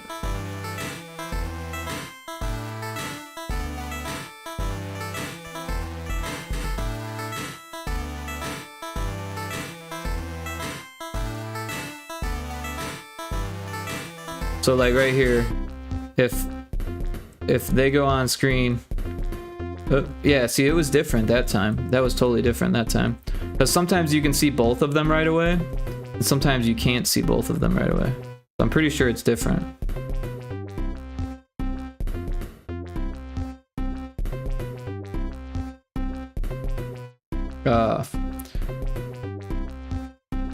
You probably just always approach it the same way. That could be it. Because if you... Again, if it was running while it's off screen and you do the same thing on every jump, then the timing would be the same, right? So, yeah, I don't know. It's worth taking a look at.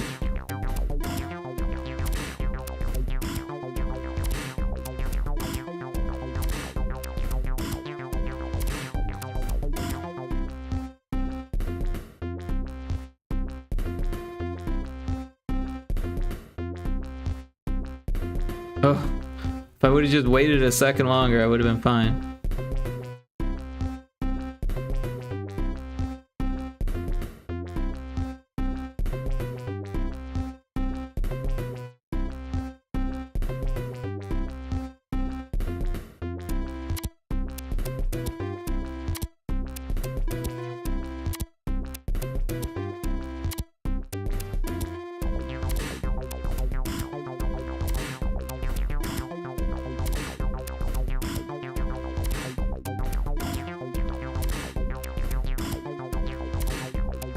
Yeah, see, I saw both of them right away at that time. Oh.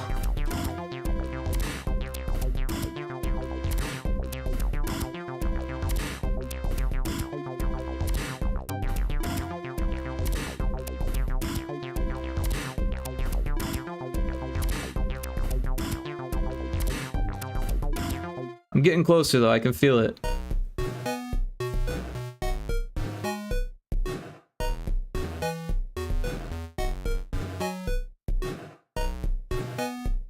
Getting chased by the lightning.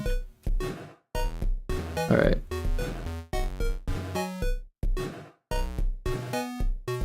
This time I don't have it. I was so close.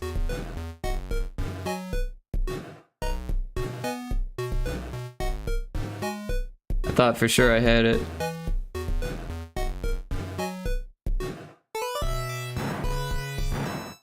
And the fire got my foot. I've actually eaten frog legs before. It was actually not bad. It was like a chewy chicken wing.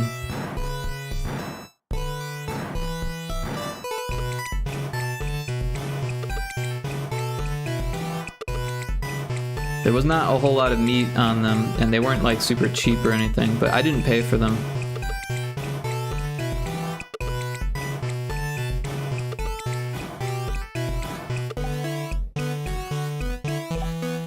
Seems like an awful waste of frog for that amount of meat though, right? Because they were pretty big legs and there wasn't much meat on them. I don't think they eat the rest of the frog. They don't eat the front legs, right? Oh crap.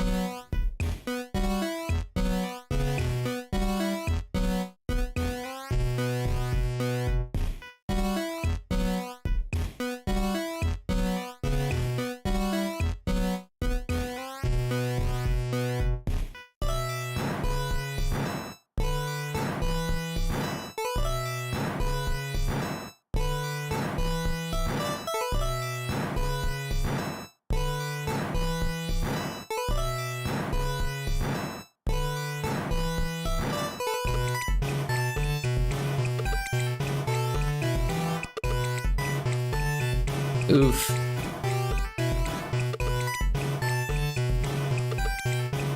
Sure is giving me a lot of trouble. I don't know if I'm gonna be able to finish this.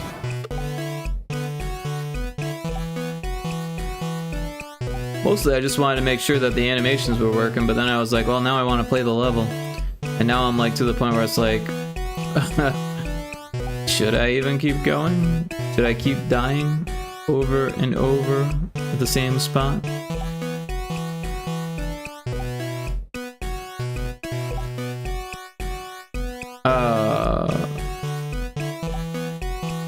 Fuck that up.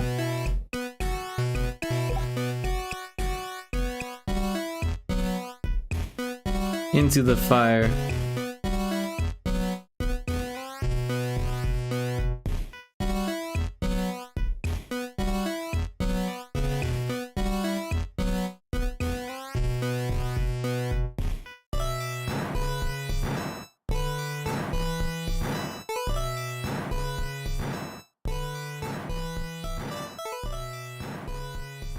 So I'm not sure. I was thinking, like, the fire looks fine like that, but it might look better if the bottom two were spikes and then like the top of the spikes were on fire. But yeah, I don't really know.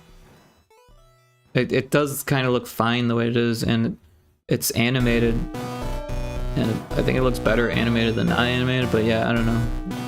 It would be more variety to have spikes. People like variety.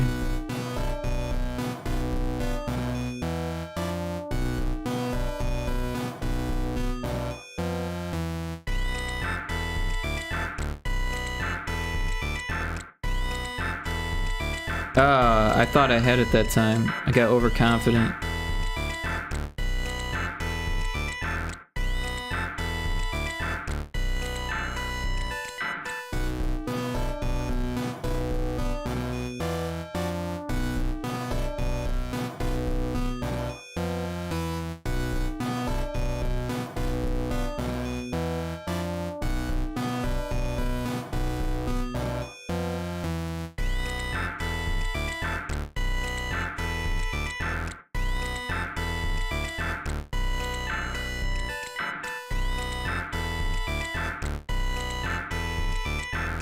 I did it again. I was so close. And then I hit my head on the gosh darn lightning bolt. Even if it's not always the same, as long as it's not impossible without improvisation, it's not terrible. Yeah, no, it's just I'm not terribly quick these days. I'm getting older. My twitch reflex is not what it used to be. Oof. Yup.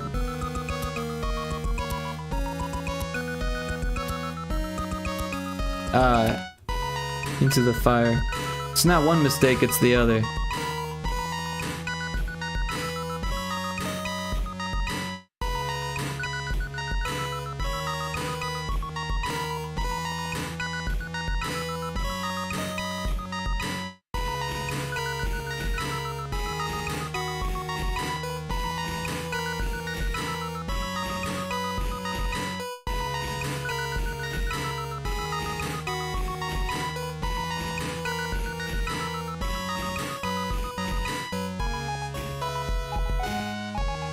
It's been the same the last like 3 or 4 times though. I did it! I frickin' did it!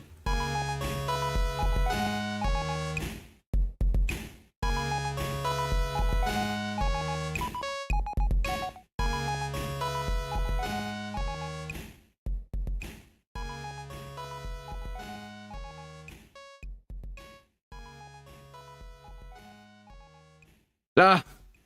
You believe that shit? You believe that shit? I jumped right into the pit.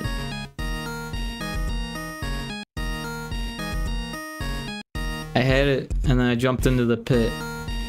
I couldn't remember what was down there. I knew I needed to go somewhere, but I wasn't sure exactly where.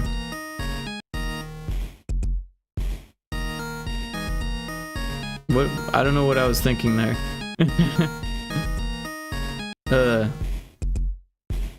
You're actually thinking about adding a platform to avoid that blind jump? That it would have helped me, that's for sure. It's not a bad idea.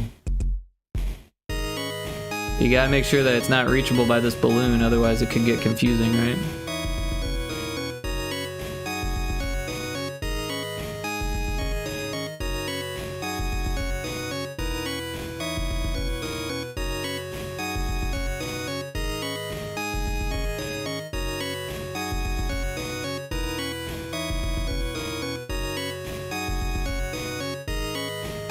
I don't know what I'm doing. Why do I wait? That's not... I guess it doesn't matter. I've done that and it feels pretty cheap. Yeah. You're so close to the end, it's like a blind jump, and you want to go... Like, your brain says, like, oh, go as far as you can, but then, like, you're like, well, what happens if there's a pit if I go as far as I can? Like, you know what I mean? And then you end up landing in the pit. So it's like, damned if you do, damned if you don't.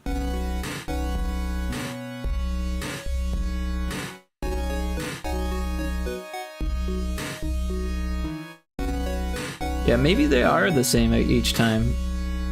It didn't seem like it at first, but now it does.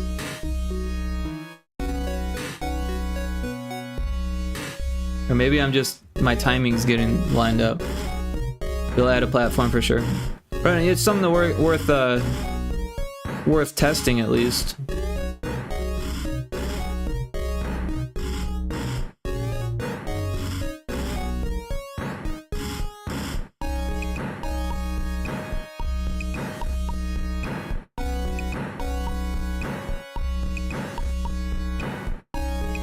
I still want to beat it. I was so close.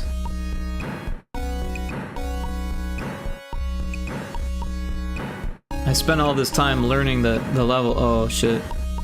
Hey, I did it.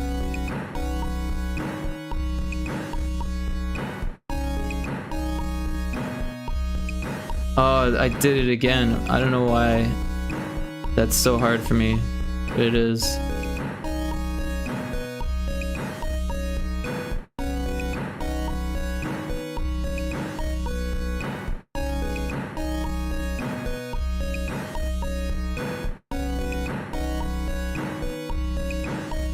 No!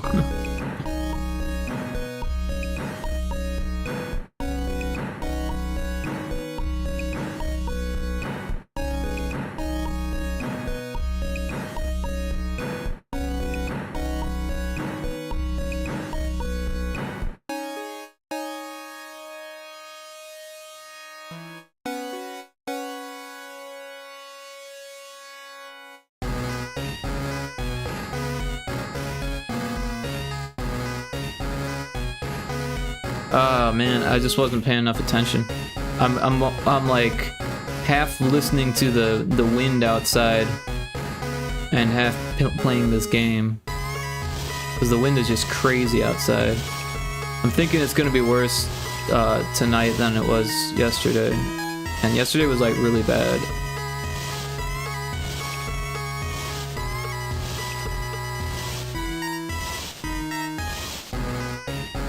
I'm kind of just playing by muscle memory at this point.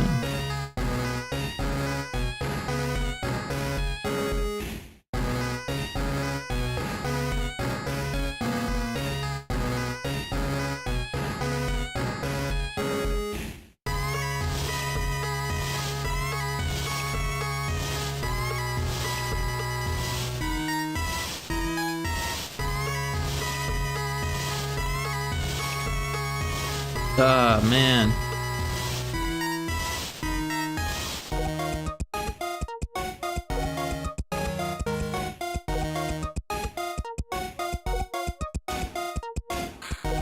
Sorry, I thought I heard a siren.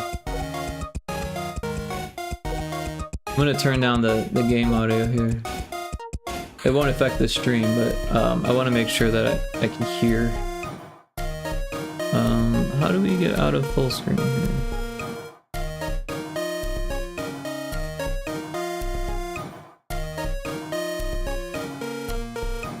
Whoa.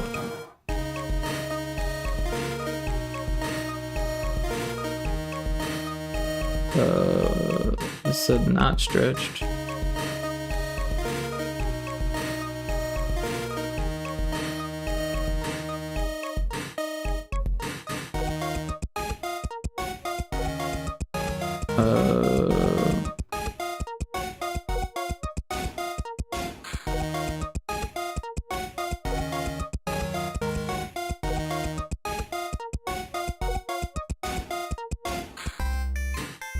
There we go.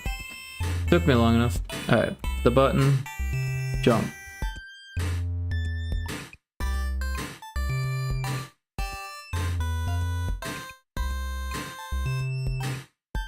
No, jump, go. That was close.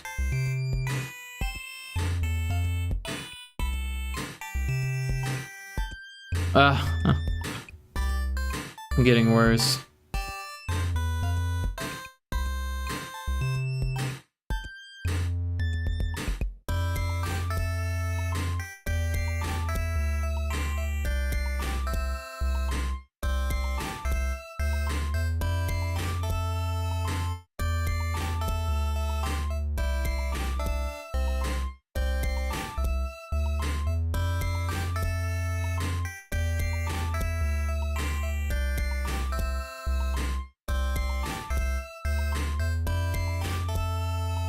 In the fire.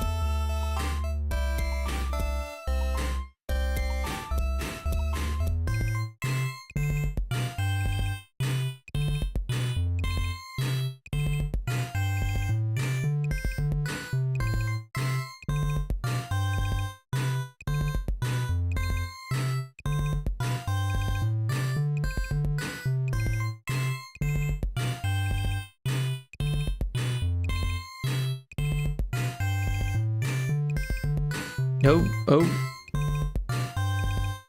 The bot got me.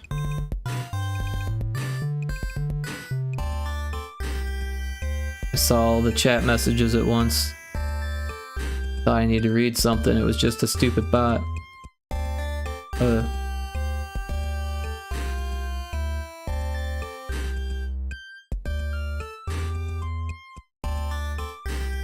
Oops. Well, I'm nearly about to give up. I know that I was really close that one time if I would have just not jumped into the pit.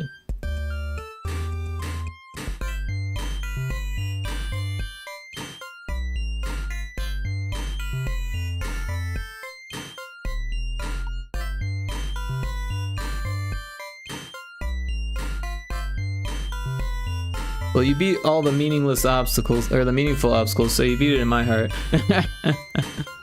I'll take it. Although I still want to beat it. Alright, I'm gonna give up though. Because I'm just dying at the same spot over and over again at this point. But yeah, let's fix that balloon before we go any further. I don't want to forget. And wasn't there an issue with it somewhere else too? But yeah, it should be here with the actors. There should be one called like Short Balloon or something. Oh, it's not a prefab, that's why. Alright, so if we go to view and then sprites. So we've got balloon short. So we've got idle and active.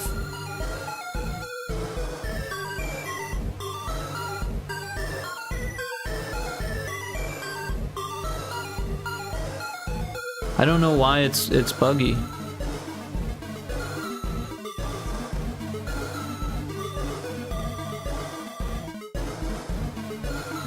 Can you view the hex while playing? Whoa, did I just see a hex editor? So that's the debugger. So if we go to this and then we go to the debugger and turn off the build log, and then if you do the debugger here, you can see that there. But yeah, on GB Studio, or not GB Studio, on BGB, there's a debugger here too. I'm not sure how to get to it, but debug.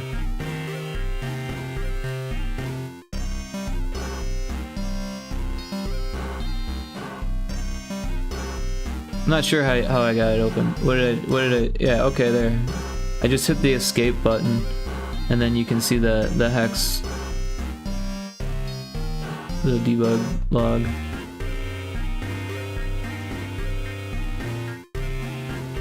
I don't know if you can edit it, but... Oh, yeah, you can.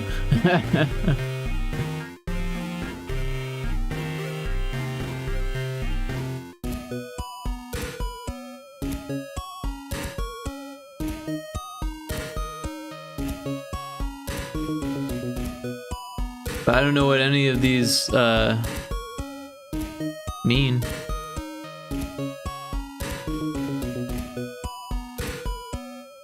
We could try changing some things and see if it breaks the game.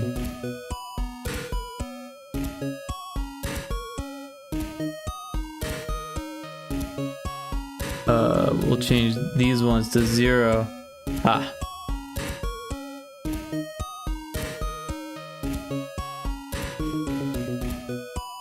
Did that one not edit?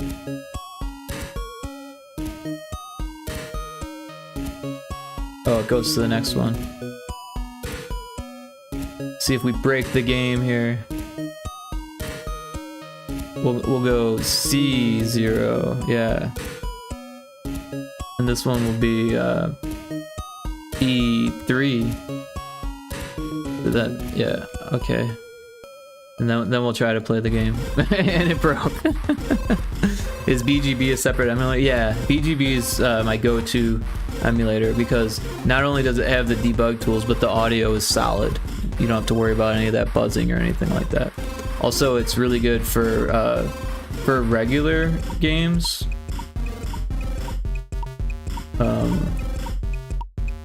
Oh, if I go to recent ROMs. Wait, recent ROMs. We go to Demonfish Dead Ahead. You can, wait, okay. Yeah, see how it's got this color pattern? You can change that, and you can save different color patterns. So like this is what it comes out of the box with, and then this is just for GBG. I mean for DMG mode. My brain is getting weird. But yeah, Mountain Dew.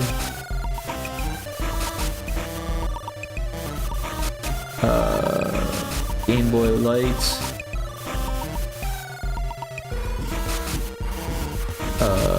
Game Boy Kiosk.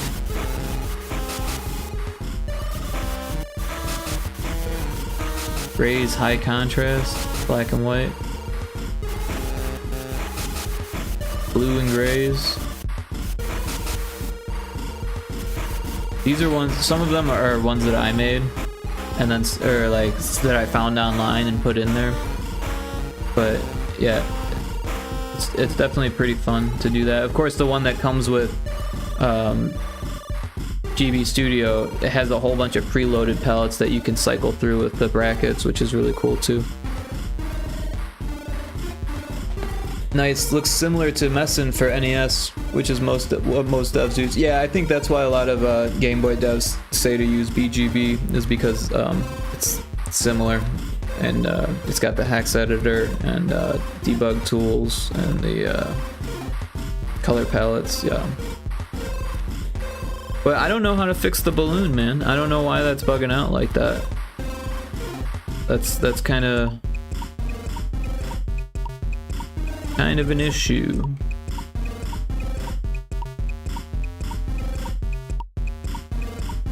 This one.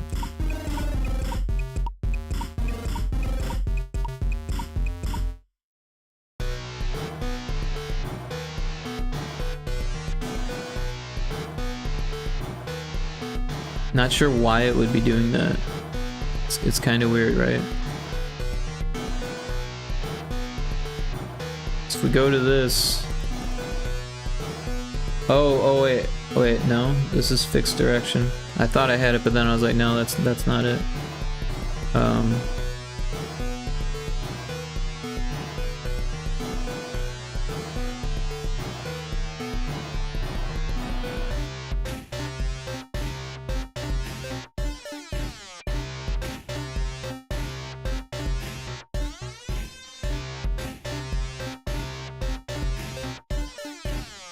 Are we running out of tiles? Tiles for the level?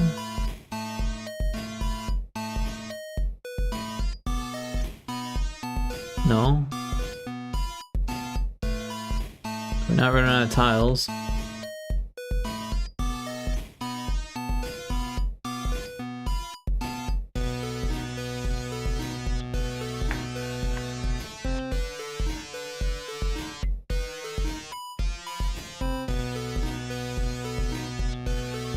Let's try it. Maybe if we put set animation state to default, maybe that'll fix it. I don't know. What was this? Skin? What's the password? Skin, yeah. Let's give that a shot. Oh, there's a Pokemon.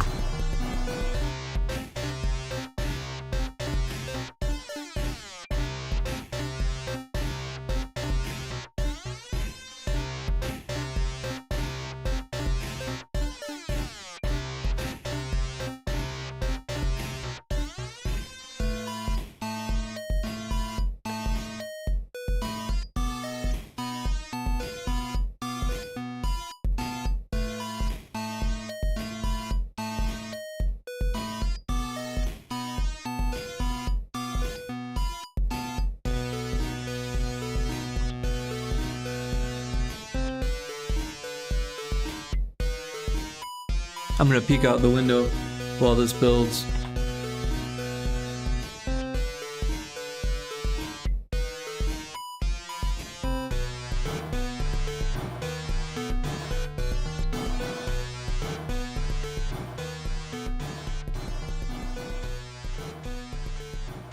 Super dark clouds just zooming across the sky here. It's fucking crazy.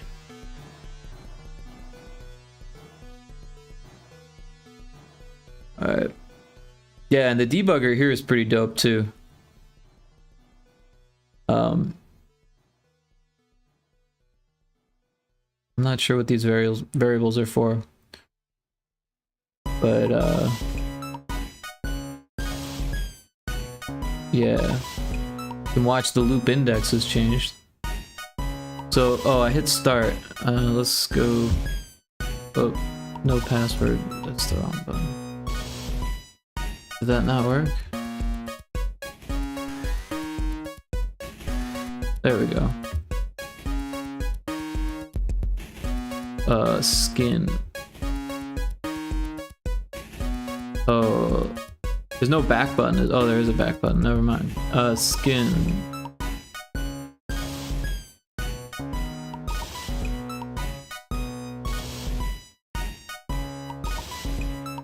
Password okay. Oh, it did not fix it.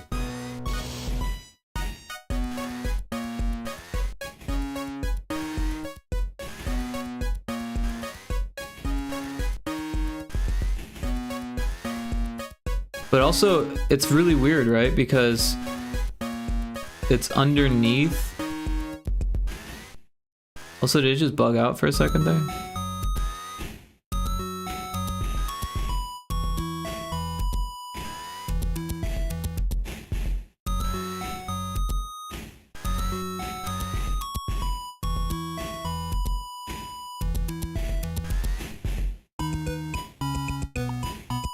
It's underneath where it is on the sprite, so like the sprite shouldn't even be there.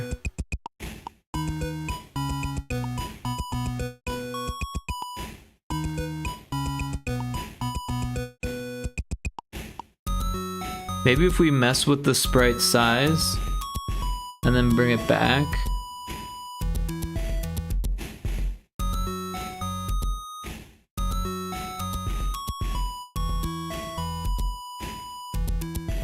Well, first of all, I want to know what happens if you do it like this, right?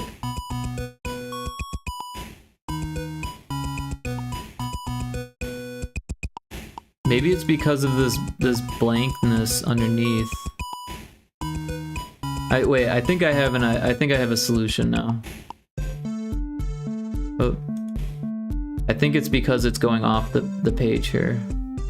So what we want to do is put the canvas back up to normal. I think we need to edit that sprite. So We could probably find it in here.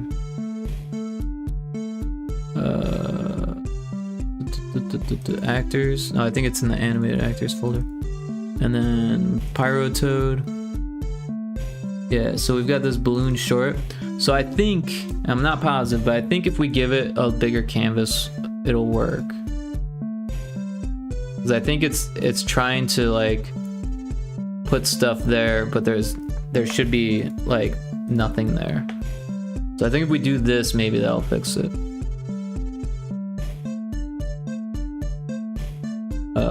Let's export it over that. Oh, we want to just save it. That's what we want to do. Save it, and then now we need to replace it. So go here, up to here. Password variables. Oh, you wrote that a while ago.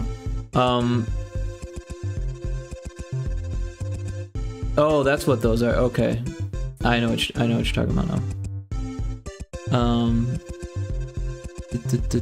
What am I? Where am I at? All right, so I want to make this. Well, first of all, go here. Yeah, there it is. All right, so now we added those extra transparent pixels to the bottom. So I think it might fix it. We'll have to change the sprite, but all right, we'll paste it here. Place it,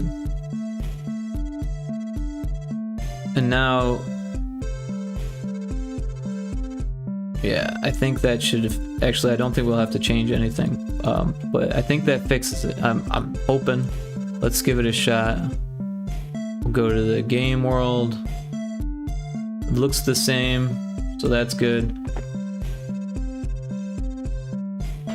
I've never seen that before, but I've never tried to use a sprite that way, where the bottom of it was going off the screen like that, because everything gets used in 8x16 tiles with the sprites or the actors, and so it was like trying to create data that wasn't there, right? So I'm thinking that it was just taking it from somewhere else in the data, and then it looked busted because it was pulling data from a different sprite rather than pulling that transparent data, because those transparent tiles will count against our entire tile count here, but we've got tons, so we're fine.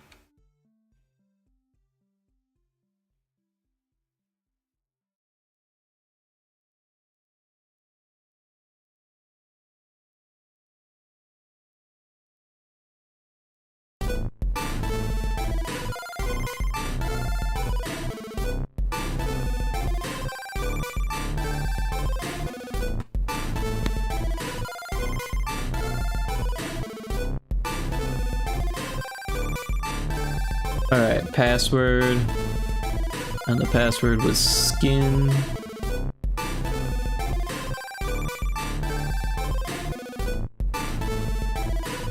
Password okay. Oh, and it didn't fix it. That sucks.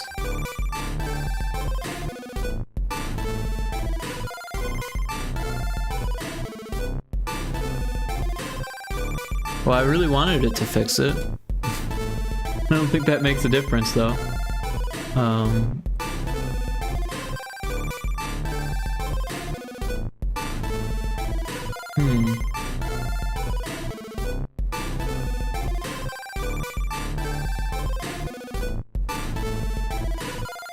Alright, next thing is we give it more height, and then we move everything up.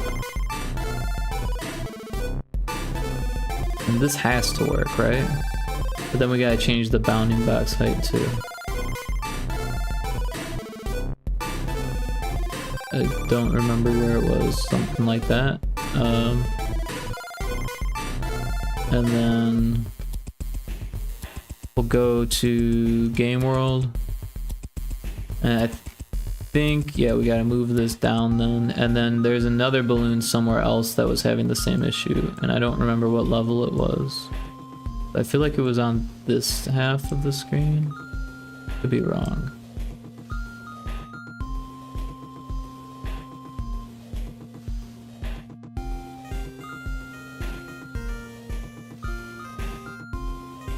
I don't remember where it was. But I remember seeing it before.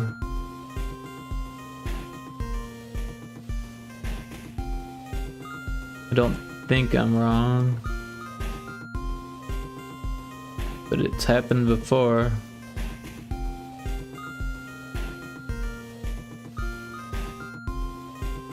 Maybe I was wrong. Where's the other balloon?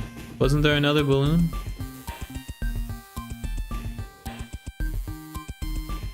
Well, it's not on the first level. Oh, maybe it was a later level.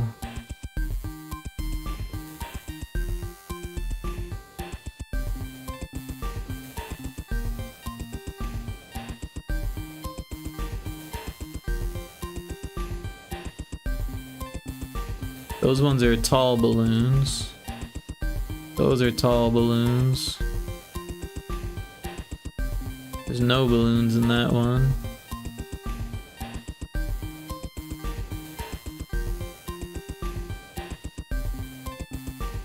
Oh, here's one. So all the short balloons gotta be moved down one. 1 8x8 tile, that is. That one could be made into a short one, but we can deal with that when we get to it.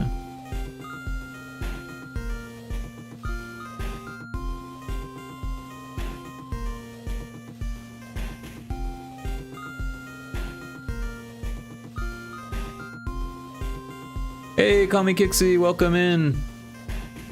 And everyone, if you haven't checked out Call Me Kixie, definitely check her stream out. She streams Saturdays. She does indie games and Steam window shopping, which is really cool. Awesome for developers to see kind of what makes a gamer tick when they're shopping. And I definitely recommend her stream. Welcome in. But yeah, I've been listening to the wind. It's windier than yesterday, so that's crazy considering yesterday there was a tornado, so... Thank you so much. You're welcome. Absolutely. Thank you so much for dropping in. I hope you're having an awesome day.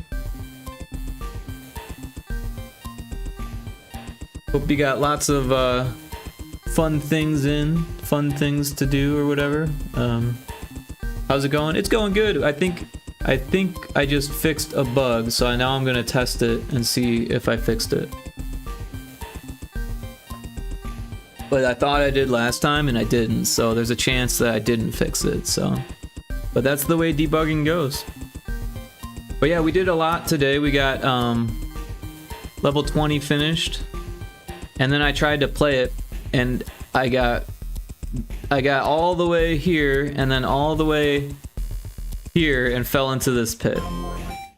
But Johnny watched me do it. And now he's thinking about putting a platform here to prevent that type of stuff.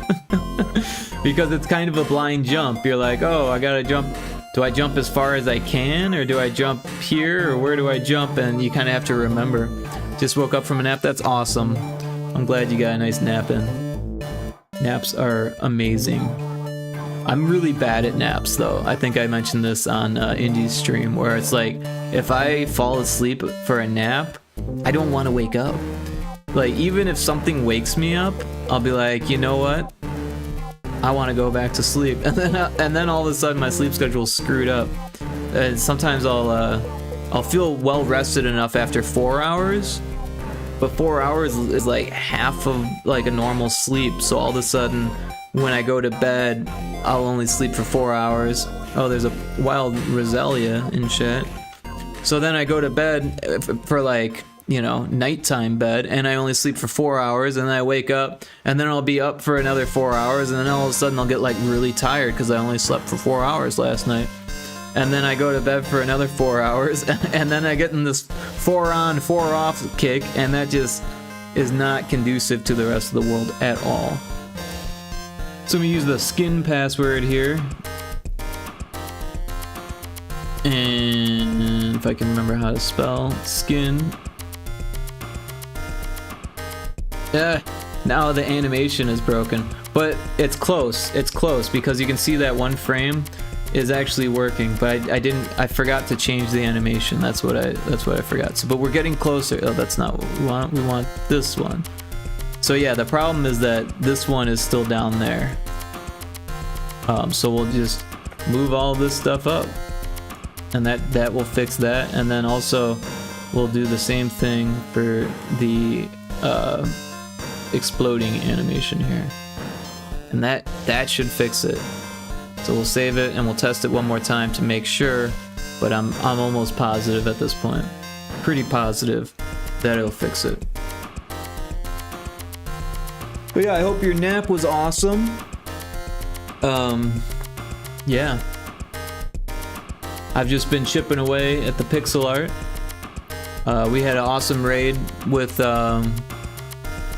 was it RSVP ASAP? I don't know if you've caught her stream before. She's a game dev who does Game Maker Studio stuff, and she also does a duck stream. And I think you've been to her stream before, Pixie. I think I've seen you there. But yeah, she's really cool. So that was awesome for her to raid. And yeah, and Johnny mentioned that one of the testers that he knows that's interested in Pyrotoad is streaming. And if he's still streaming by the time that I finish, we think we might raid StewCat. It looks like he's still live, but I kind of want to keep going for a bit. He's only been live for about 40 minutes, so he'll probably be, I don't know, hopefully a couple hours at least. Oh yeah, I've seen them before. Really cute stream. Yeah, she's like a goblin VTuber, PNG tuber. She does a little bit PNG, a little bit 3D VTuber. But yeah, she had a really cute Game Maker Studio dress today, which is pretty funny, but cute. Also, little Game Maker Studio logos all over her dress. So we fixed the buggy balloon. Pixie, you gotta get a load of how hard this level is. All right, so first you gotta like wait this out, because if you don't, then this lightning bolt. Oh shit! So like I'll show you. If you go too soon, the lightning bolt's in the way, right? So you gotta like wait. This level's all about patience. Ah, and getting your jumps right. Oh man, I'm doing worse than I was. I was doing better earlier. But yeah, if you jump the balloon pops, so you can only use it once. And then this thing is super fast, so you gotta time that just right. Get across the balloon, and then this thing, you're waiting for this electricity bolt, and you gotta go in circles. And then to the next one. Now this one, there's a lightning bolt here, and you gotta like run to the other side while it does its thing, and then you wait for that one, right? And then this one is where it always gets me. This is so hard. Oh, yeah. And I spent like, I don't know, 40 minutes to an hour playing this level over and over and only getting to that point. And then one time I finally got past it, and then I died in a pit. So yeah, this level is tough. Like, holy cow. But it's the 20th level. Jumping into the fire. Yeah, no, I'm not even thinking clearly at this point. Because yeah, you make it across here, you get the key. Well, first you get the feather, and then you wait for these things to do that thing, and then you get the key, and you double jump. Actually, I kind of want to check this. Okay, so it doesn't keep running while it's off the screen. You were right, Johnny. And is there are two of them? Yeah, and they both don't keep running. So that's cool. And then Yeah, so you get past this thing, and then you jump, double jump, double jump, double jump, double jump, and it should be smooth sailing here. Of course, you gotta get over the fire, but then from here, I was like, I don't know, and I like bonk right there and died. But then it was just been deal with this guy and get the key. I would be so bad at this. Didn't you used to play platformers back in the day though? That's what I was saying, like young me would have been okay at this. At one point I beat all of the special levels in Super Mario World, and those things were tough. But after you beat them, all the turtles turn into little Mario faces. I don't know if you've seen this before. I can find it online.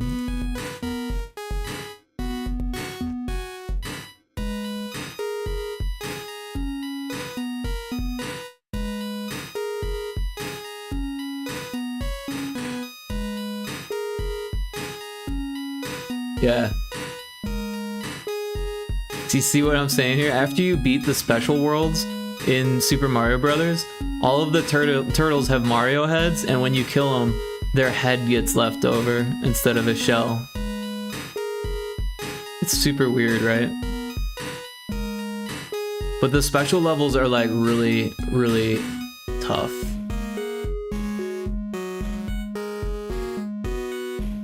Let me look that up on YouTube.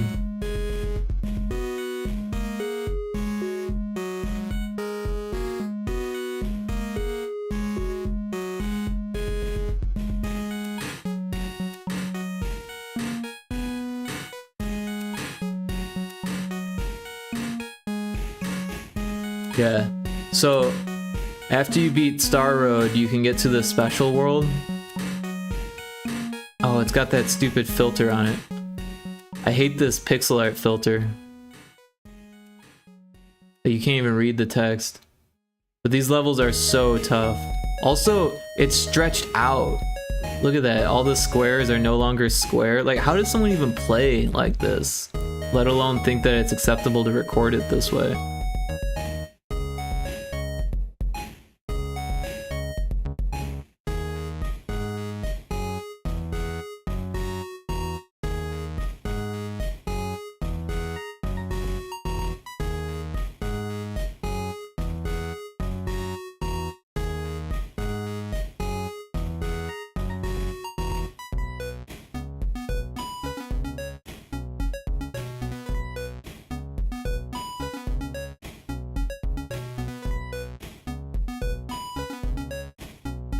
But that level's not so tough. This first one isn't so tough. But as you get through, things get really tough.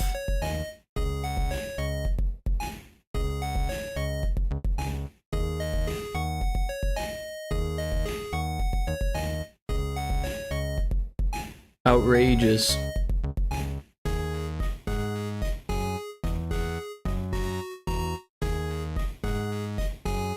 Definitely helps to have a blue Yoshi and a cape. And a lot of lives.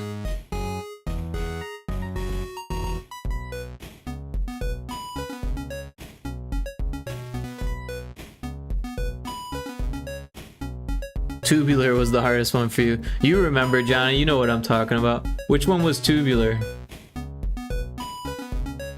Funky was the last one.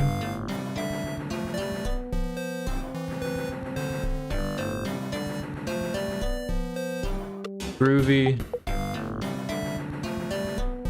Awesome.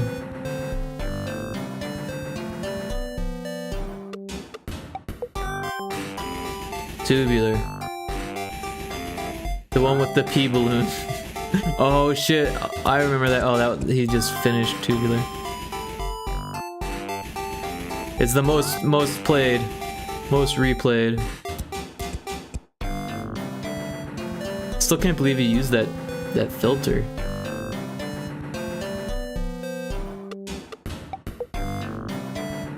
I remember them all being tough. This guy's cheating. You see that? He's not even using the P. He's using the cape and the blue Yoshi. That's why it was tough for you, man. Because you didn't know how to cheat. Honestly, I think I might have done it this way too. See how easy that was? If you don't use the P-Balloon? No, you know, I think I did use the P-Balloon. I can't remember. No. But that's a lot easier when you have a blue Yoshi. It's kind of cheat. Kind of cheat. Cheesed it. But yeah. Old school Super Mario World was pretty good. Oh, what is it doing? Stop being weird.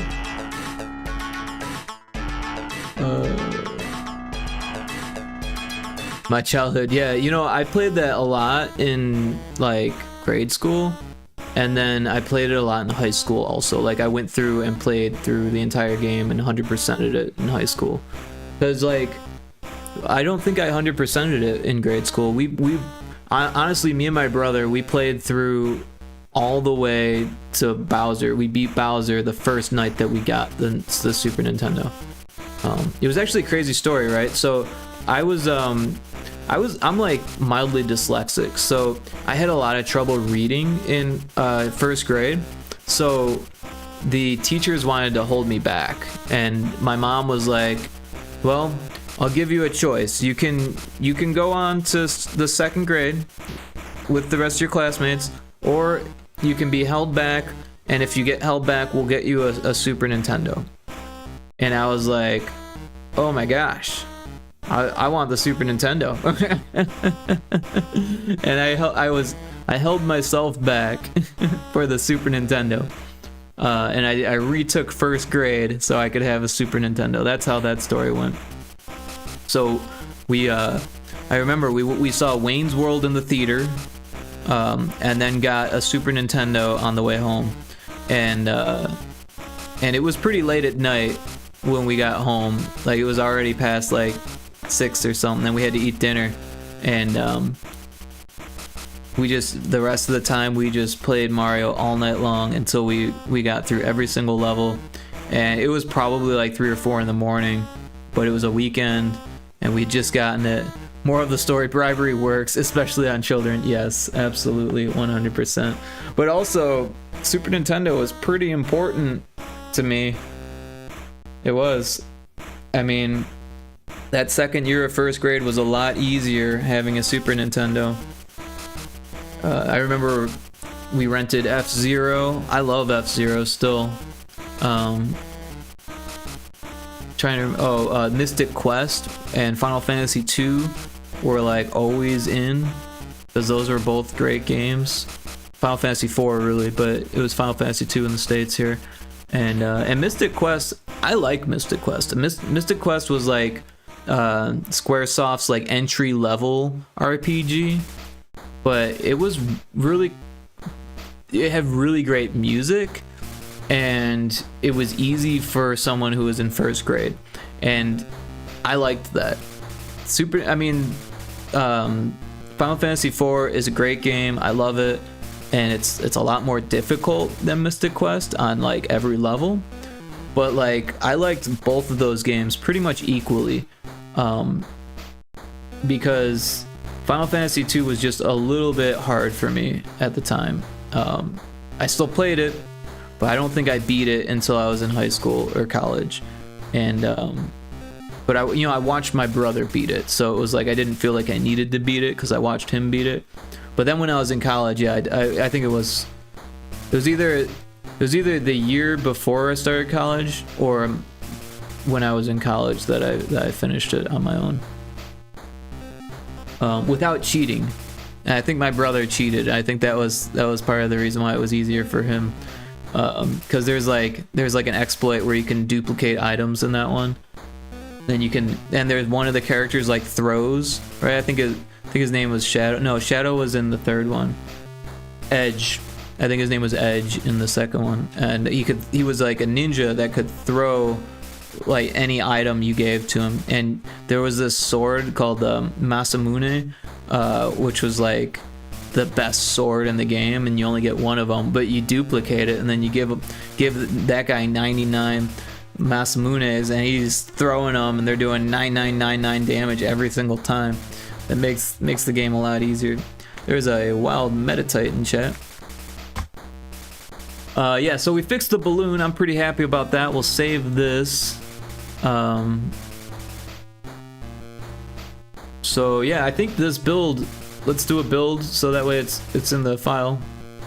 I think this project is ready to be sent back to Johnny, and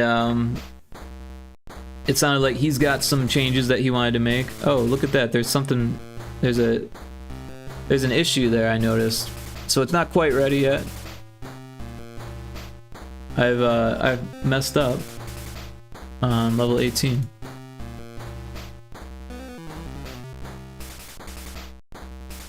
Let's get 18 out. Yeah. Something happened where that got removed.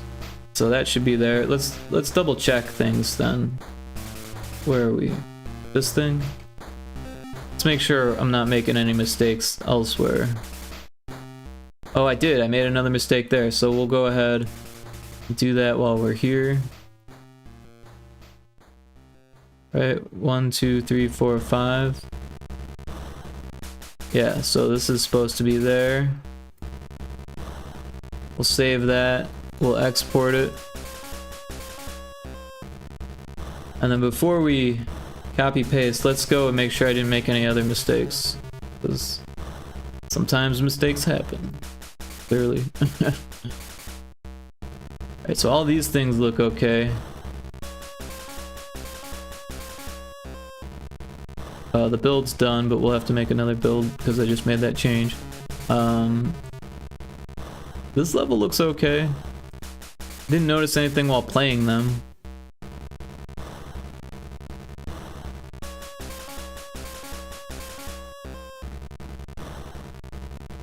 Not seeing anything that I missed there. And then, yeah, so I think 18 was the only one with issues.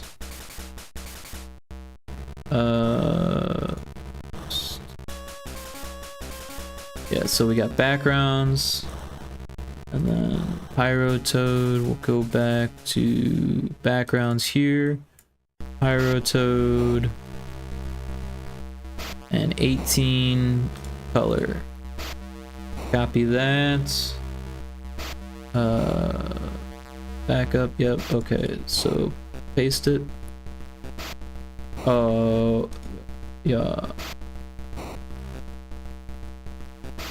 So that's why I don't paste it into the same folder, because you can't just change the name then.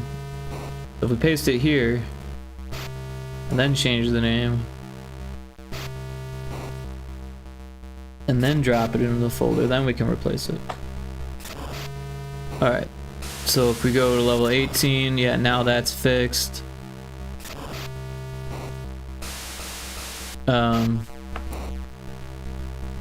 That's interesting. Johnny, if you're still here, I feel like that should go all the way across, but obviously it doesn't really make a difference because the player can't fit through there anyways. But I feel like the art looks better going all the way across, right? Unless something got erased, because that happens sometimes too. But yeah, this little blue line does not go all the way to the edge there. But again, not like it really makes a difference there.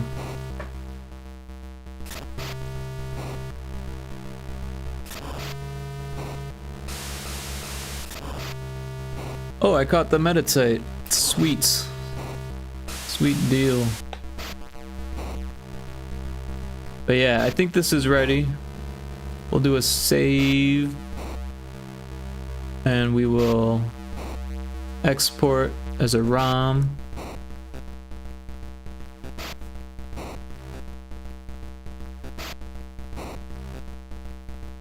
We'll get the build log up so we can see what's going on. I'm gonna sip on my water.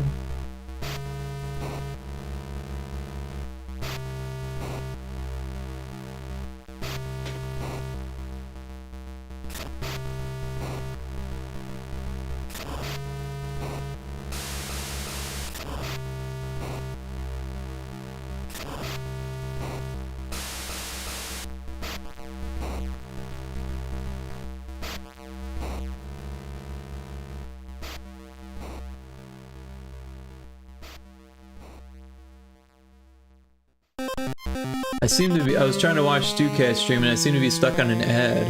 It's weird. I'm gonna refresh it. Maybe his stream ended and I was still stuck in an ad. Oh yeah, it looks like he ended his stream. Well, that's unfortunate. Well, I'll shoot him a follow.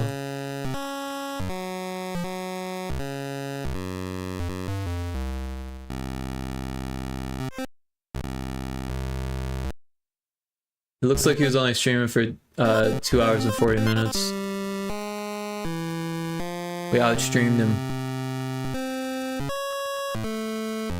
That's unfortunate. I'm always down to make new friends.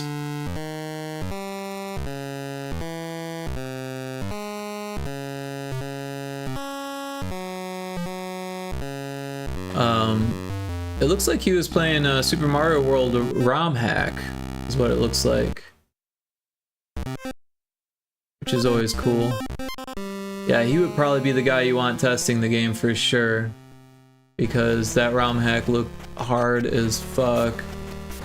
But speaking of Mario ROM hacks, did anyone see Super Mario 6 on it's a Tiny Toons hack?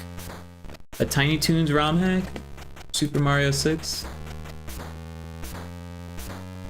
I'll bring it up here. Super Mario 6 ROM hack.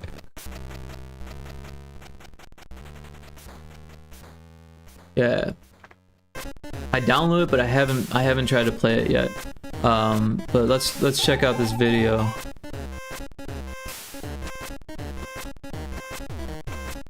Alright, yeah, so anyone who's not familiar with ROM hacks, so you take a base game and then you patch it with the ROM hack. So if you have the ROM Tiny Toons Adventures, you can download this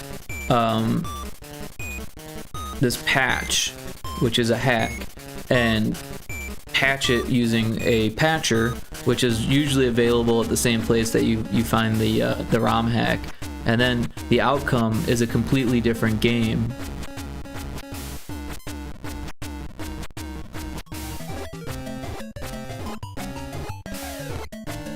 So usually there's different music, different art. It depends on the ROM hack, of course. But look how interesting this is.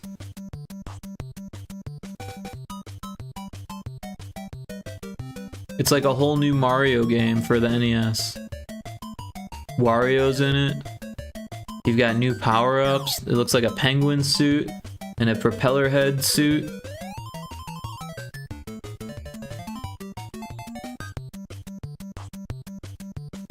But I'm interested in checking this out. There's a cat suit.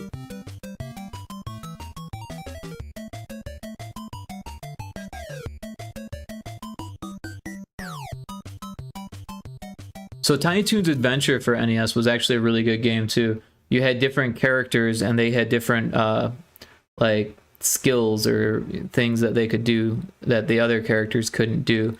So like the duck could like flap its wings, I think, and like get further across pits. I think the cat could climb walls, right? And then I can't remember what the rabbit could do. Buster. But yeah, I'm interested to check that out for sure. All enemies were replaced from enemies from the Super Mario universe. All bosses now belong to the Mario universe, including the secret boss. Some levels design adjustments were made in several levels to make better use of resources. Some levels were totally changed to fit the theme of the game.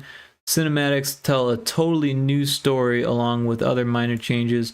The compressed file only includes the patch in IPS format, the patch in BPS format, and the logo for the game. It does not include the ROM because that would be illegal. But yeah, looks like it's worth checking out.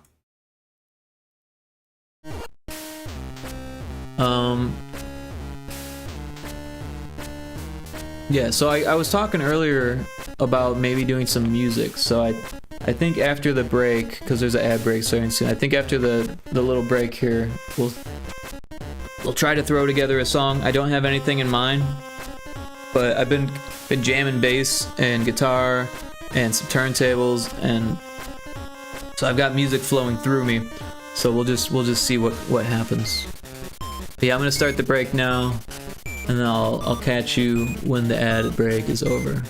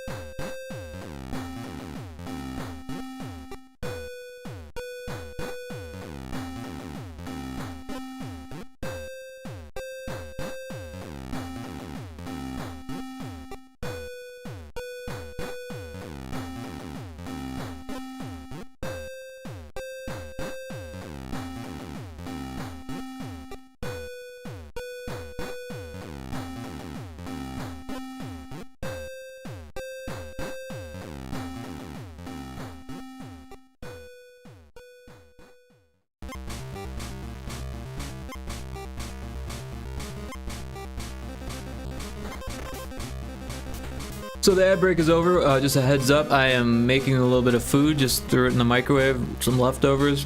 So I'm going to have that to munch on while I listen to the music that we make. So just another minute.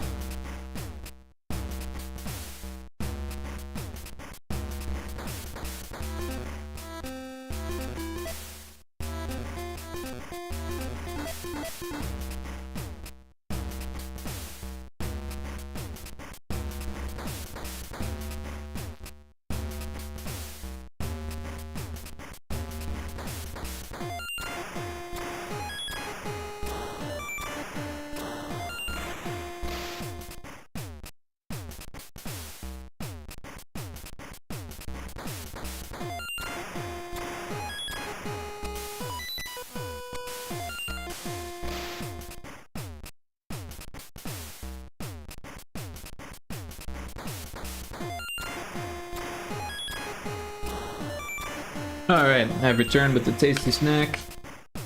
And a little bit hot, so we'll let that cool down while we start on some music. Oh, we missed the Pokemon. Sorry about that. Alright, so we'll go to music. We'll make a new song. We'll call it Song 2. So that way we can get confused later. It's not Song 1. But we should listen to Song 1. That way we can get the vibe.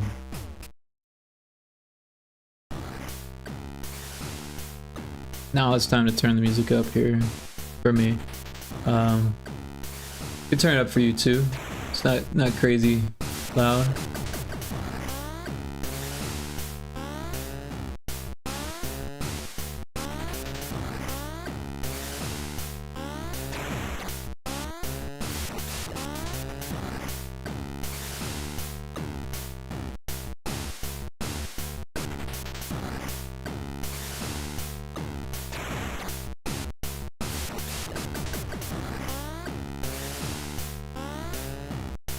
Johnny, you've given in to the Pokemon. You were doing so well. And now you're on your Pokemon journey. So you got a Torchic. Level 5.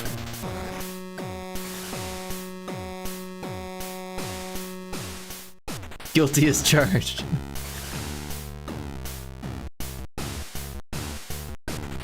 Alright, yeah, so I dig this song.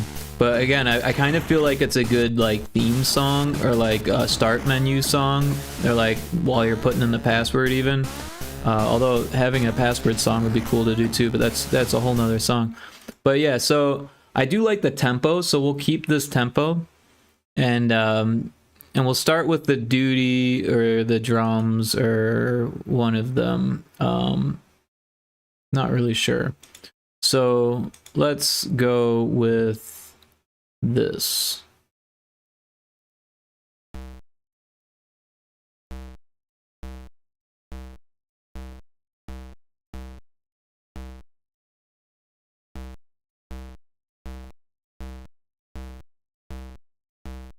So there's our song.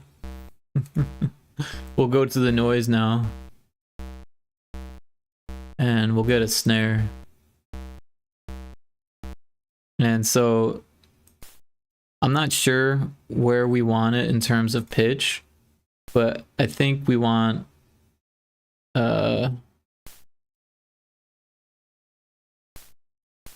something like that.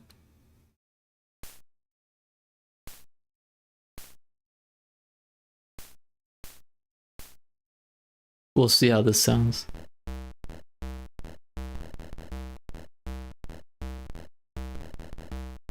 It's a little bit low in pitch, so let's raise all of this up a bit.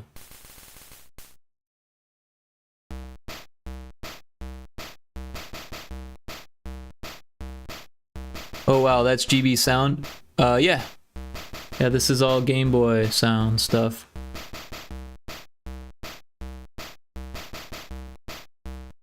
It has this GB Studio has some built-in instruments, which is really nice. Like for the noise channel, it's got this snare that we're using, but if we want, we can change it, which is pretty cool. But I'm pretty used to the instruments that they provide, and if we do need to change it, we can change it either a lot or a little.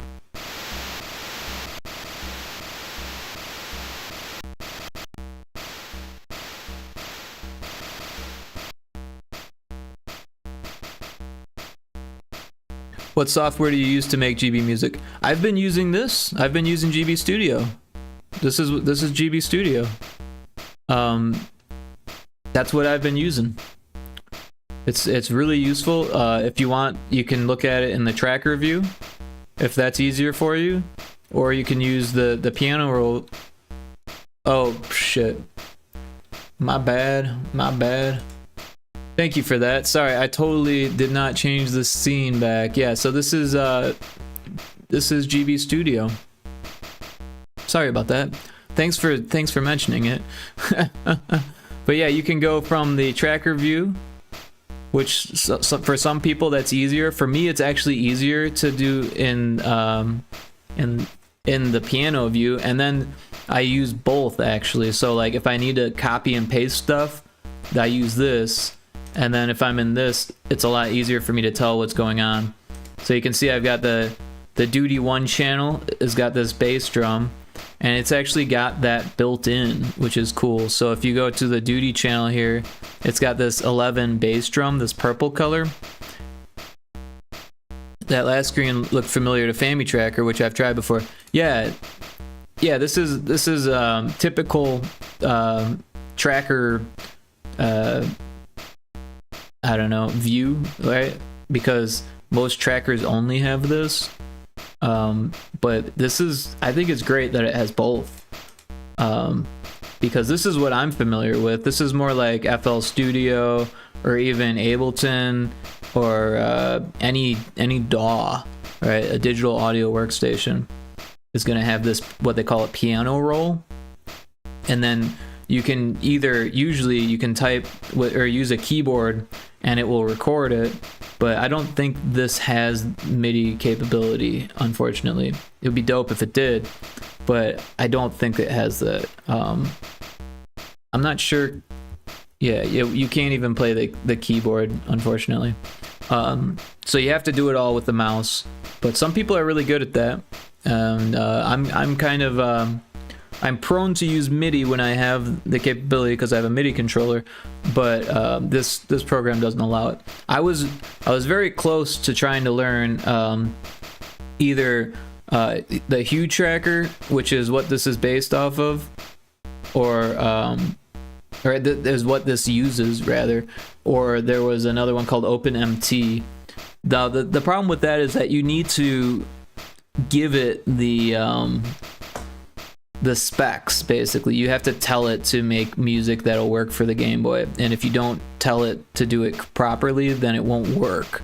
And you can't edit it in here because these are UGE, like the huge files, right, for the huge tracker or whatever.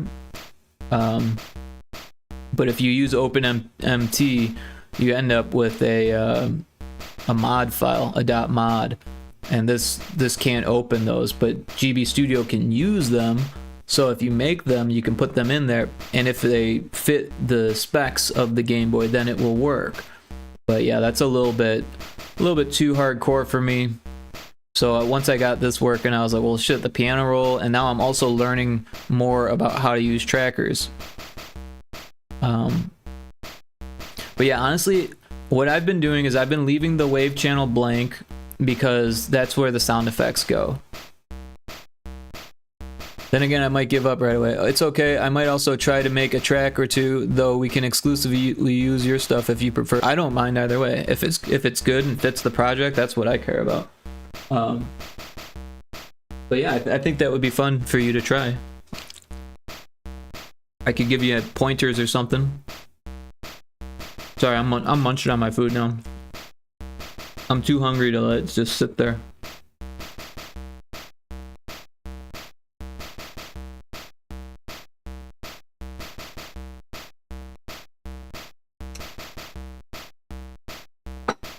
But yeah, if you're working on something for a game during gameplay, it's probably a good idea to leave this wave channel blank because that's where the sound effects are going to be.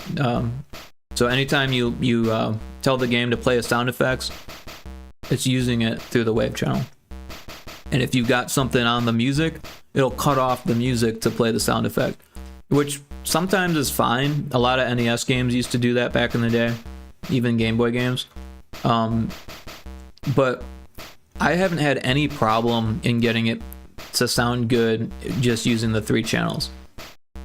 What I typically do is I'll use one duty channel for the bass kick, and then I'll use another duty for the melody. And then if I need more melody, I'll fit it in where the kick isn't. And then from that point, I usually will add more hi-hats and stuff like that in between the snares, or a crash. But typically I'm kind of a minimalist composer when it comes to Game Boy stuff. So I don't know. Maybe I'm not minimalist, but I get away with only using 3 channels. I don't have a problem with that. But for something like a title screen or a start screen, you could totally get away with using the wave channel. So for instance, this first song, we'll save that. This first song, because it probably wouldn't be great for gameplay since it's so repetitive, we could totally add more to it. But because I don't ever use the wave channel, I'm not very good with it yet, so I don't know.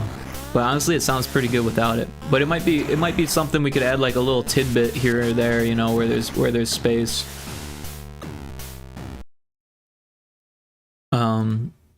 Yeah, we'll throw this back on. Okay, cool. Of course, I'll give you control of what gets in the game and what doesn't. Yeah, I agree. This track would be better for a title screen and password. Yeah, that's kind of what I was going for when I wrote it. I was like, something to like make a vibe that we can kind of like, I don't know, work around and work with, right? Because I tend to like come up with like a concept. I try to think of a soundtrack of an album almost like a concept album for a band or something, where there's like a theme and then things revolve around that theme kind of thing.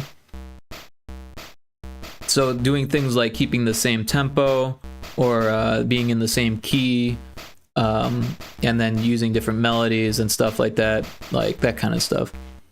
Are we thinking 1 track per biome? That would be cool. That's a lot of tracks. That's a lot of music. So it'll come down to how much good music we can make and how well we think it fits, right?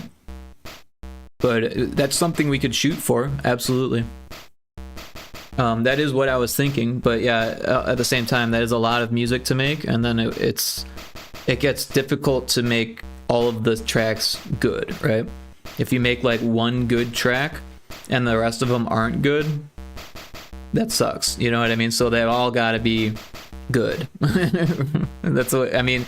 It's background music, so it doesn't have to be like, you know, a hit single, you know, but they all kind of got to be decent.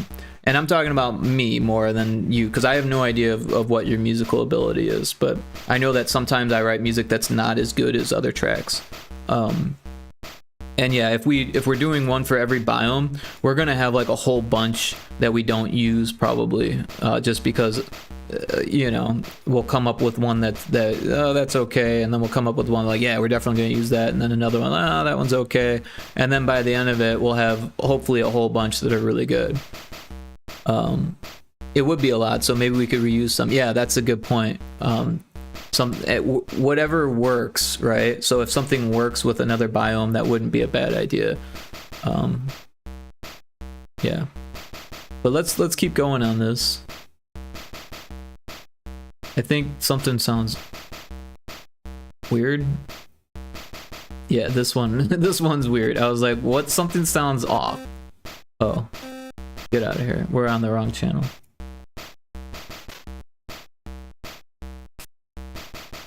Oops, now I'm on the wrong instrument. So it's really weird. You choose your instruments here, but you edit them down here.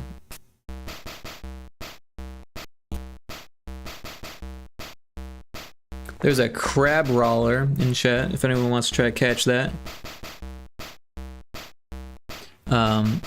Yeah, so it'd be a good idea to start with a melody here, and I'm not sure, maybe we'll use this.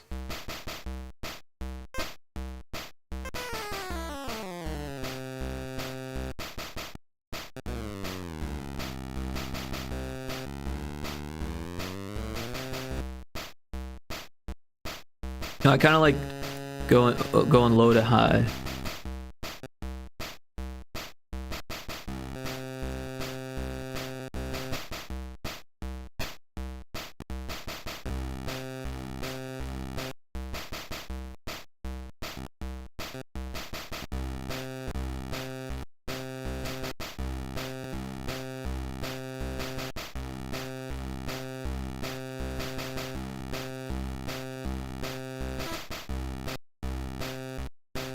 I always forget that you can't choose your instrument there. I kind of wish you could.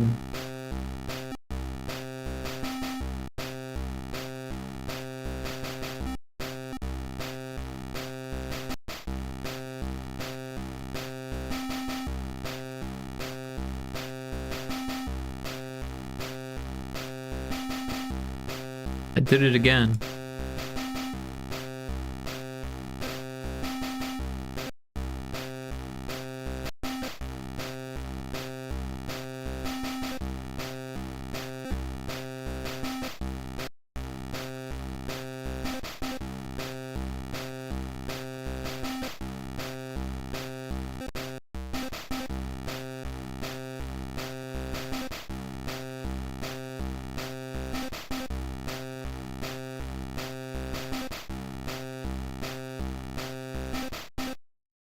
Alright, so now that I've made a second one, this is where I usually go to the tracker view, and I'll just copy everything here and paste it there. Or did that work? Paste it there, and now they're duplicates, right? So that way it's really easy to make adjustments. So now the drums and the melody are all the same here, but we can change things up really easily.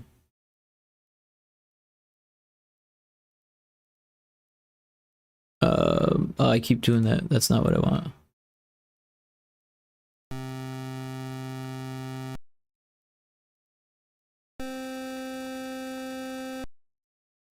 I'm just kind of experimenting here. I don't have anything in my head of how it should sound or anything like that.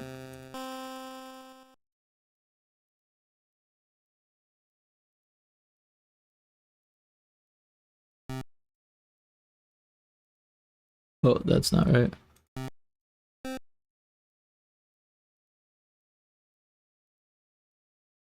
If I make a track on a separate project, are they easy to export and import to other projects? I don't think they are. I don't think so. But we can check. We can take a look.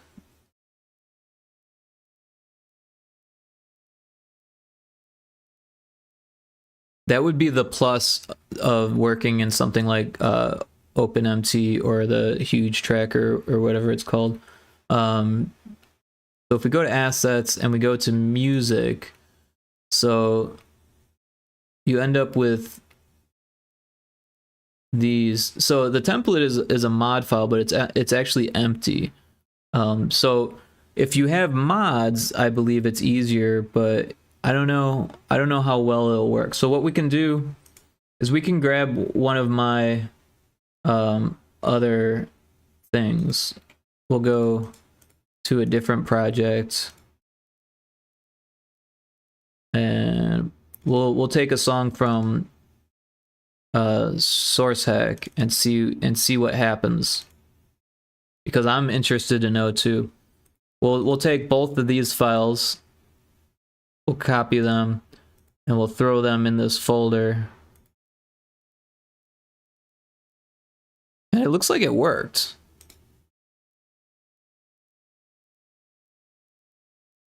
It looks like it worked fine. All you gotta do is copy those files then. Yeah. Okay, so that's good. No, we just learned something here. That it is actually really easy to copy and paste tracks. Yeah, no, that is good to know, because I had no idea. I'd never tried before. But you can just copy and paste a track from a different project into the assets folder. I think you probably just want to make sure. I don't know for certain that you need that back one, but that's what it produces, so you might as well, right? But yeah, then we can delete that because we don't need that. But let's take a listen to what I made here. I'm gonna munch.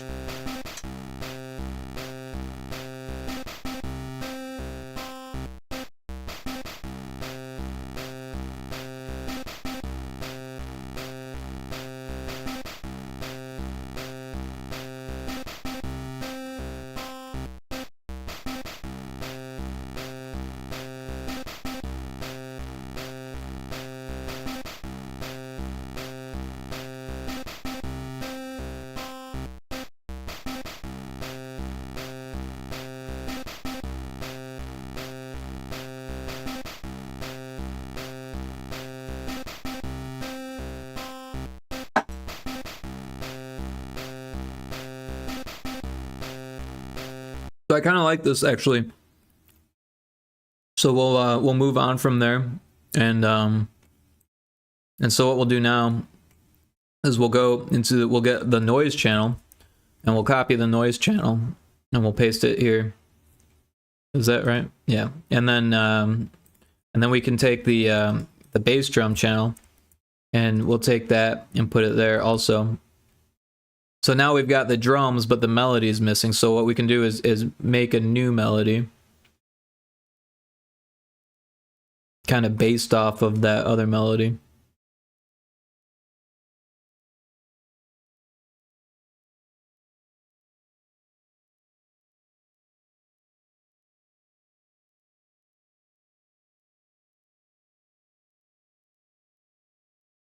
That's really high pitch, isn't it? We don't need it that high.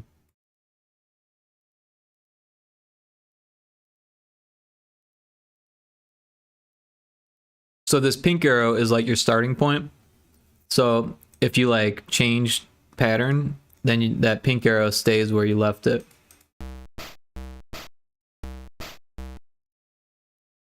We're not hearing anything. Wait, is this that empty one?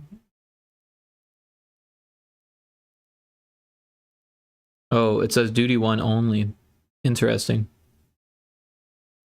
We're on duty 2. What does that say? It doesn't, it gets cut off.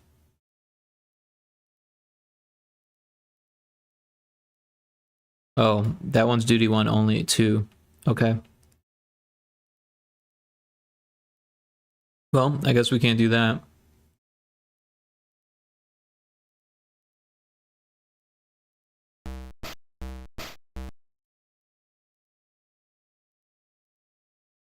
Oh, it's muted also, so that's an issue.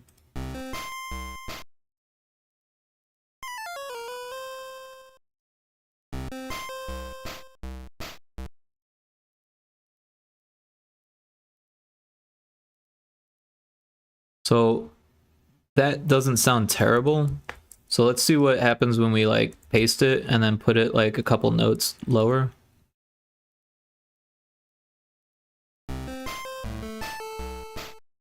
Okay, that's too rapid, so we'll scooch it over here.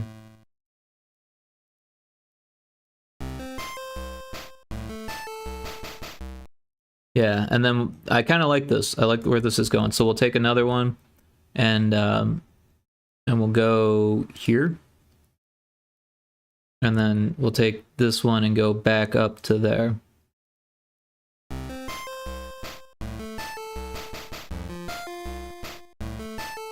Right, so that didn't sound, that's not what I wanted. It was close, but I think we want it to be back there.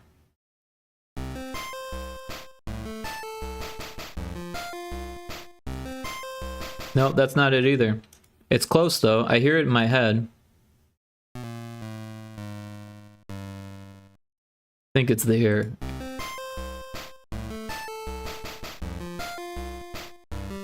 There it is. Yeah.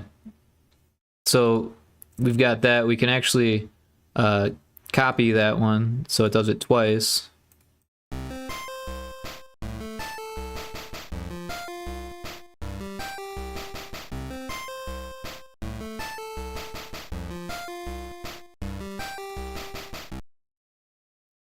Cool. So I like where this is going. We'll go to 3 here, and then we'll copy the drums and the or the noise and the duty 1 again.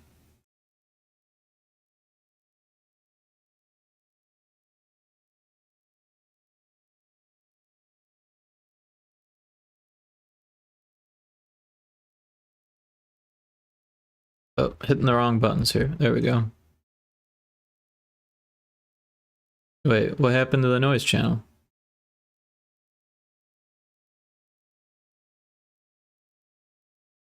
Oh, I think I hit Control Z.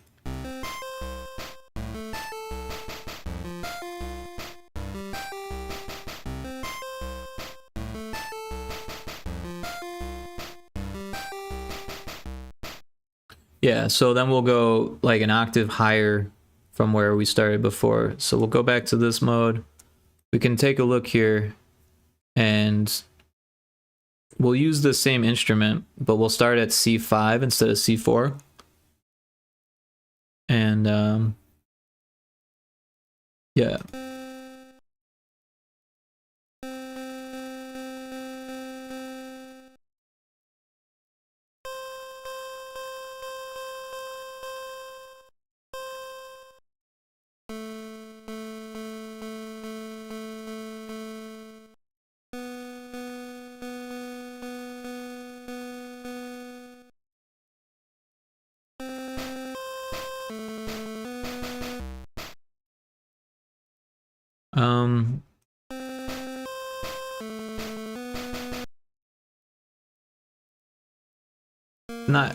That's not quite what I always think that the M key is going to give me the marquee tool, but that does not happen.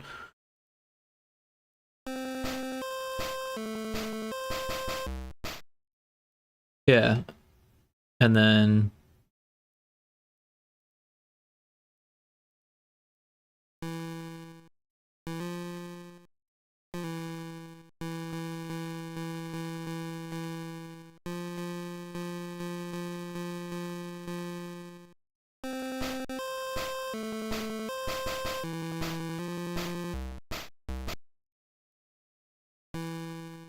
I did it again. I hit the M key, and that is not the shortcut. I don't know if there is a shortcut, but it'd be cool if there was. Hey, Karipoo, how you doing? Or Karipoo, sorry. Welcome in, Karipoo. Karipoo's got a stream also, so everyone should give Karipoo a follow. Karipoo, have you been streaming recently, or are you still gearing up for that? Very much appreciate you joining here. We're making music for Pyrotoad at the moment.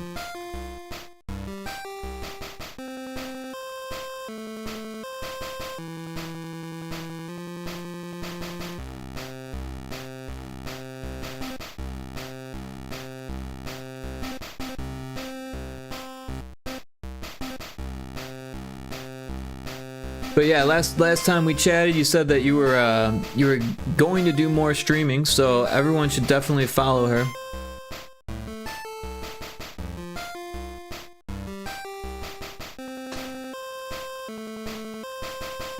Was gonna stream today, but got sick. Oh no! We'll be streaming tomorrow though. Right on. Well, I'm gonna drop in tomorrow.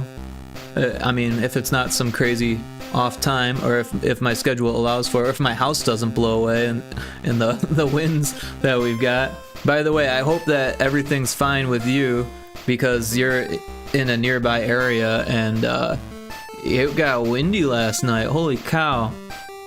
And then there was a tornado like 90 miles from here. So I hope everything's well and good for you. And that sucks that you got sick. I'm really sorry to hear that. There's a wild tink-a-tink in chat, if anyone wants to try to catch that.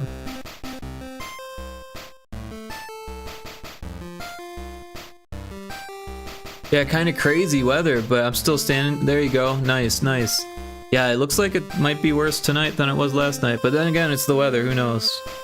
But it looks like tomorrow the projections are saying that it's mostly going to be further west, like Louisiana and Mississippi. So, but I like where this song is going. It needs something else at the end there, because right now it's 5 parts where it should be 6 to feel normal.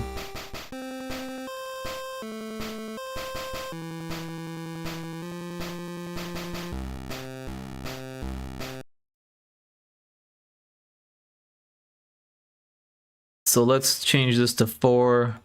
We'll copy the noise channel again, and we'll paste that there, and then we'll copy the duty again. Oh wait, no, we want this duty. Well, that gives me an idea, because I didn't realize that was on duty 1. I thought I was on duty 2. So let's take duty 1 and we'll put it on duty 2 and we'll use that as a starting point then. What if we... There's a couple things that I want to try here. First, I'm going to delete every other and see what that does to the rhythm.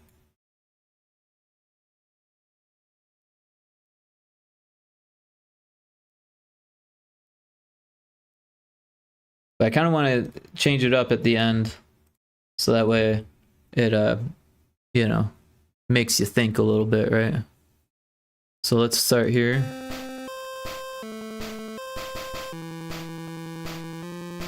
And then the bass drum.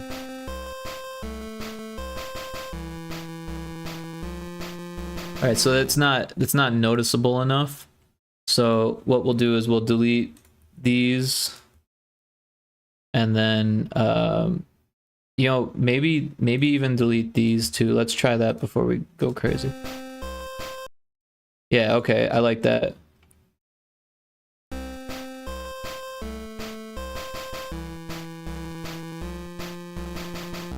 But instead of that, let's change these up, because I really like the effect that this has when you like change the instrument without changing the pitch. It does this weird like doo-doo-doo-doo-doo kind of sound, and it's really fun, and I like to use it quite a bit.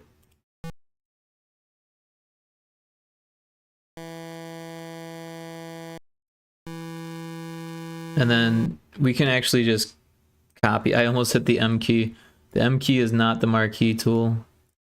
So we can just copy that and paste it over that. And let's see how this sounds.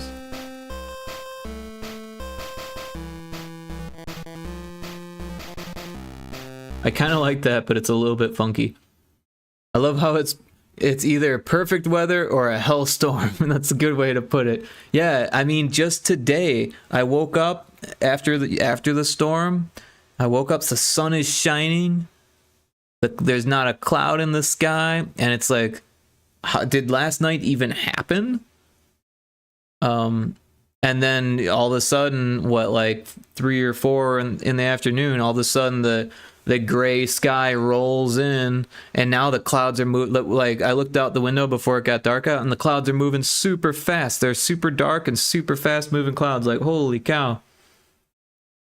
Talk about a change. God hates us. What can I say? Oh man, it's pissed off about all the churches around. There's a lot of churches out here.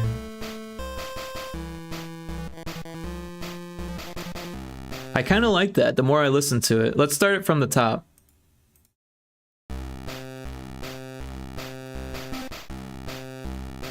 This is like a little intro.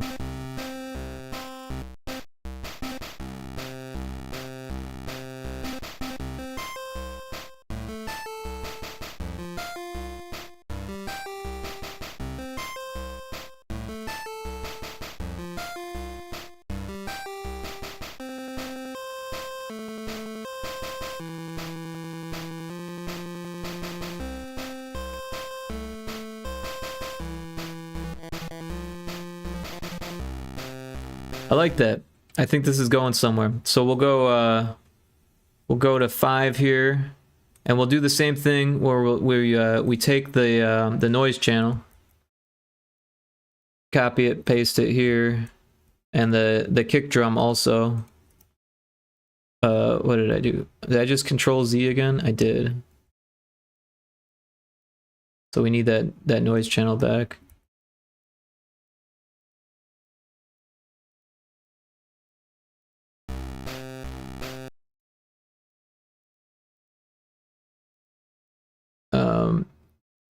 Yeah.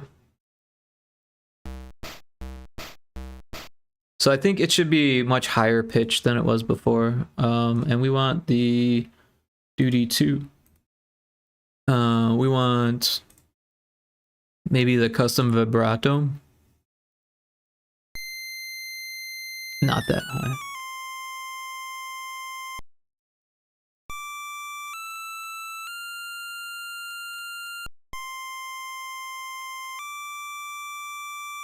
Again, I'm just experimenting here, just kind of guessing with what I think might sound interesting.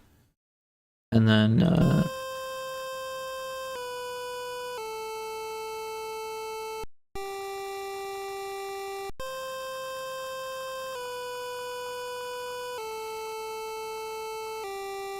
and of course we need to end it, otherwise it'll get like too funky.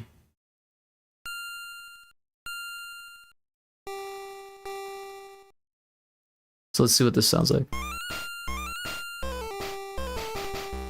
That sounds really weird. Let's space it out a bit. I think that might be... Oh, I did it again. I hit the M key and then I dragged like it was going to do something. My small town had like 20 churches.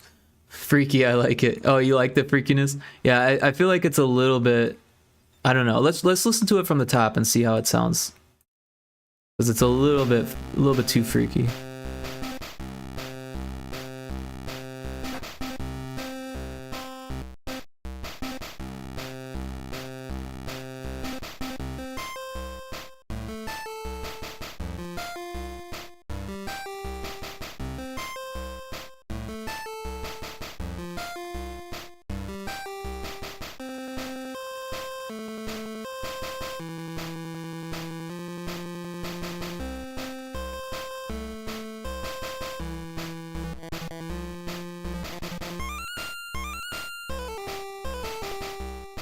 You know, maybe it does work. It just needs to repeat itself, right? And maybe even change the instrument at the end there. I did it again. I keep hitting the M key like it's going to be a hotkey, but it's just not. And then, yeah, like I said, maybe change the end to be a different instrument at the end. And we'll listen to it all again.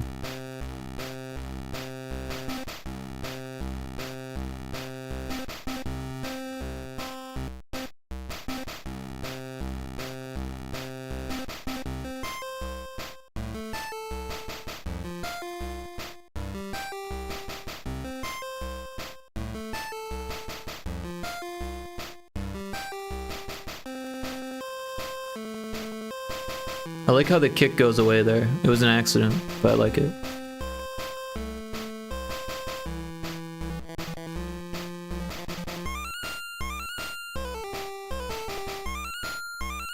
Alright, so I like it, but it should change notes because it's just too repetitive. But I like the melodies, so maybe if we go like to there.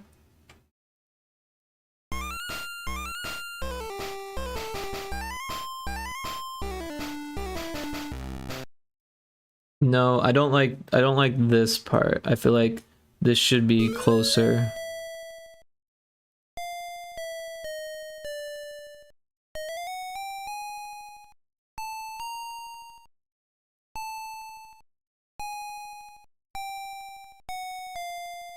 Let's try that.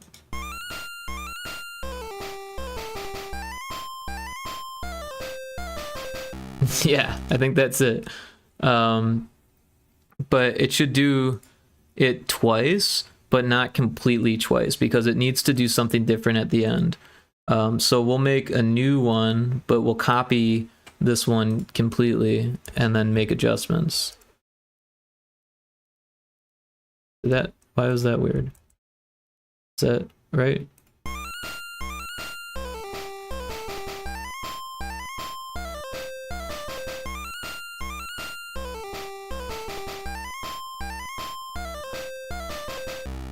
There's something weird going on at the end though. Did I make a mistake? Because it sounds funny. Yeah, I did. So this should be there. And this should be there. And that needs to happen here too.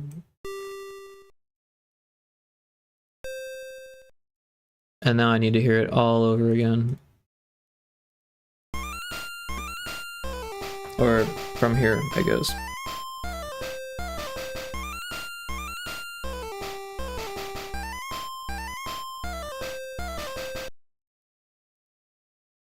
I feel like it needs something at the end though. So let's do, we'll use like,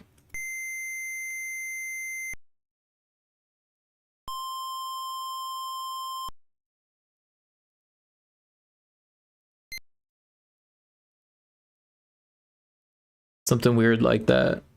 Because like frogs are pretty weird, right? They have like a weird rhythm to them when they're like, when they're doing stuff, and they're jumping and hopping and shit. Like,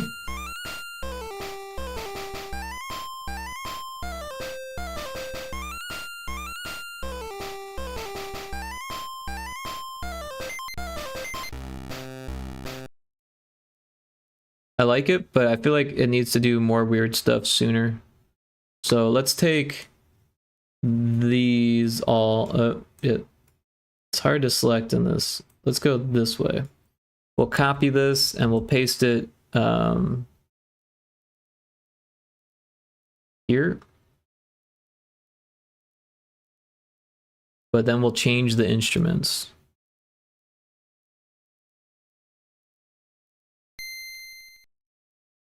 And I'm just kind of randomly selecting instruments because they're so close together that it's probably going to sound cool no matter what we choose.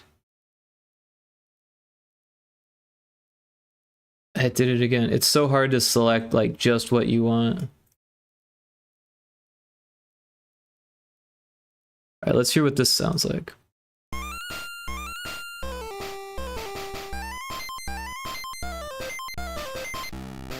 All right, I feel like those need to change notes now. So these ones would then be an octave higher. Oh, I did it again. Select that, and then bring it all the way up to... Oh, well, it's not going to do that. So maybe these ones need to go lower.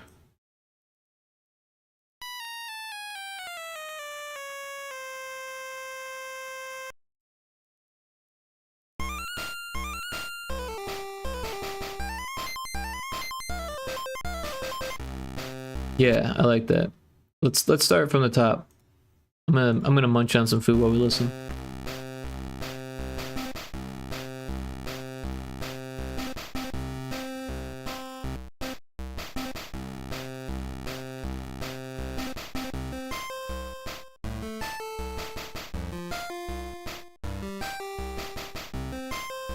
I love that Sonic emote. It's so cute.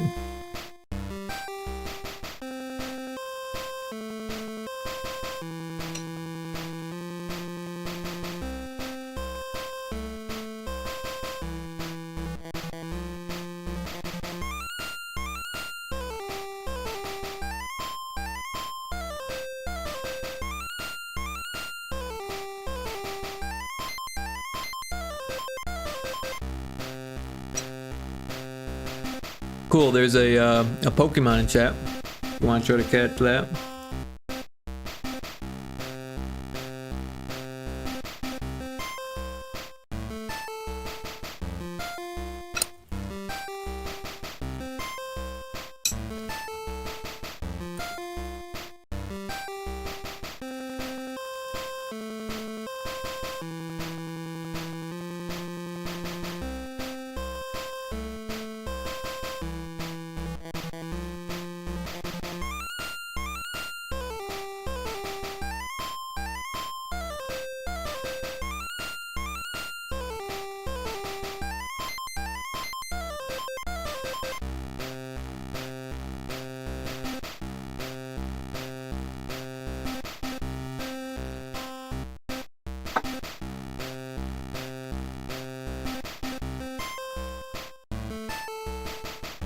Alright, so I'm digging this, but it needs to repeat before it goes back to the intro. And then it needs some type of bridge slash outro before it goes back to the intro. So this is where the song starts. These two are the intro.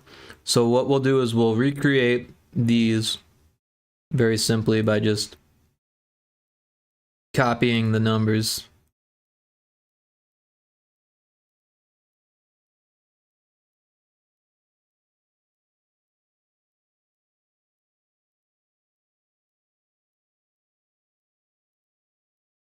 and then it needs to do something that like winds down. So where were we at? 6. So we'll go to 7. Every time you hit this button, it makes a new empty thing, and there's no avoiding that. So it's best, I feel, to optimize it by only using numbers like in order as best you can. So like now I'm finally at 7, even though I have up to 15 new ones, because these are all empty. So yeah, it's a little bit confusing the way that this is, but it's worth it to have music that's definitely going to work on your Game Boy, like right in the box with the same engine, despite all of its little quirks. All right, so yeah, we'll change up the bass drum, and that should help slow things down. So we'll go to the Duty 1 channel, we'll select the bass drum, we'll go all the way down to the bottom, and we'll get the pencil tool, and we'll just do like half of what we normally would do, and that should change things. And then also, let's go to the noise channel. Instead of doing the snare, we'll do a crash. And I'm not sure where the pitch should be. It's always so weird. Yeah. That's way too low for the crash. So we'll go a couple octaves higher.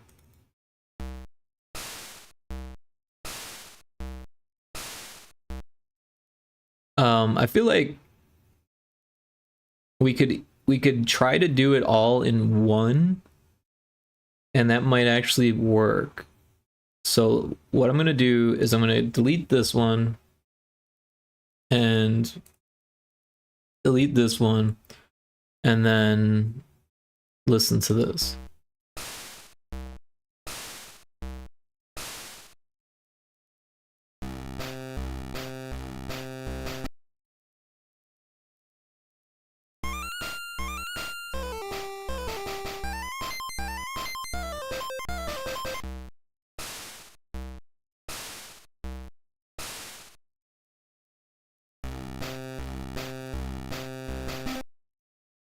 So it definitely needs something more, but it might work. So we're on to something. I feel like hi-hat might be what it needs. So we'll go to the closed hi-hat. And this is the noise channel, so we can start it at the very start if we want. But then I want to do some variety in the hi-hat. Maybe something like that. And we'll duplicate it, all of it. And we'll put it there, and there, and there, and there. And now we'll listen. Alright, so the hi-hats are too high, I think, to register is the problem. Or maybe too low, I don't know. The pitches on the noise channel can be a little bit temperamental. So sometimes you think that it's gonna work and then it doesn't. Like you just don't hear anything. All I'm hearing is clicks, so maybe it's too high.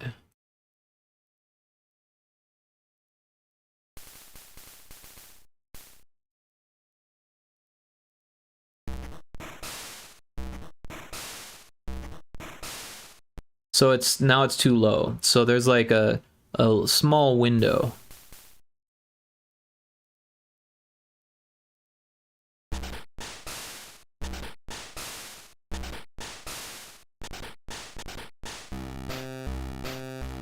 It's close. I feel like it's just a little bit too low.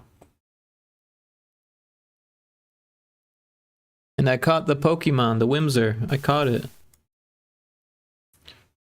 And maybe it should be in tune.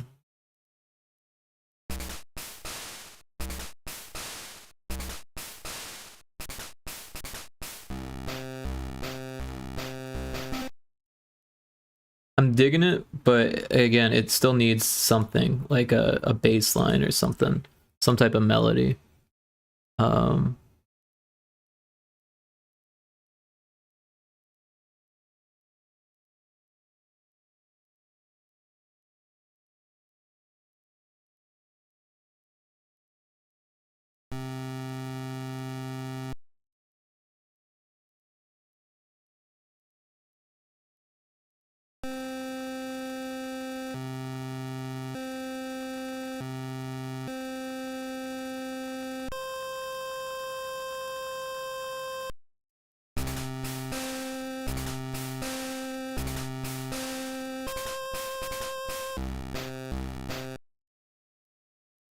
it's not bad.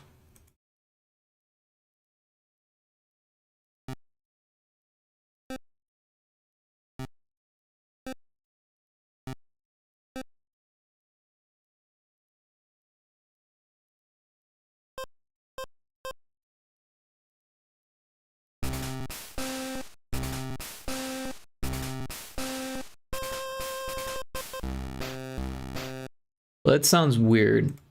I don't think that's the right instrument.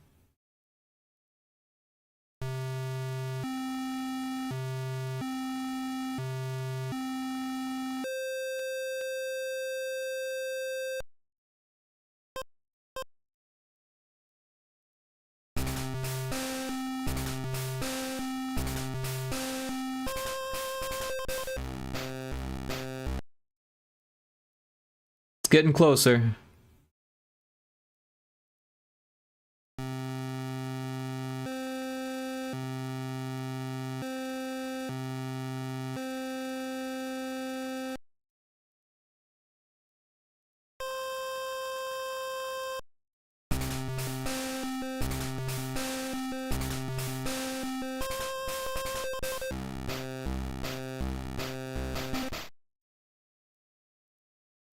So now I feel like we need to use that hi-hat more throughout the song so that way it like doesn't feel super out of place at the end. So we'll actually start with that here if we can. And we can. Look at that.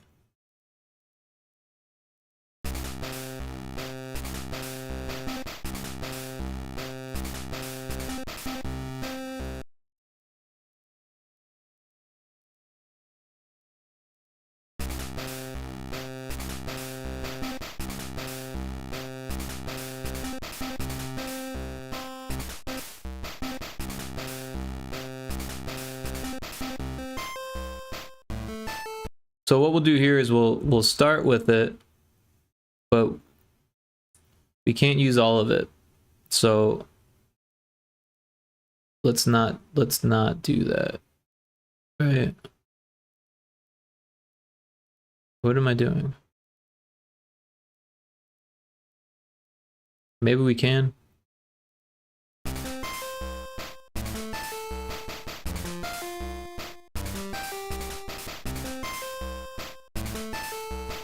It actually works.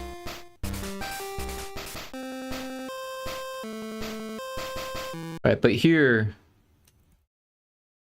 we want to have some of it, but remove most of it. So maybe just the first note of the hi-hat, because like there's no bass drum here to like keep the groove going.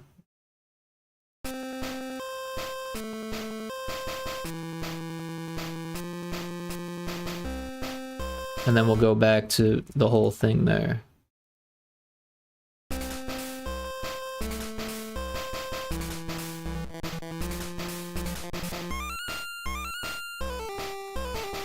And then we can go back to just the first note of each one here.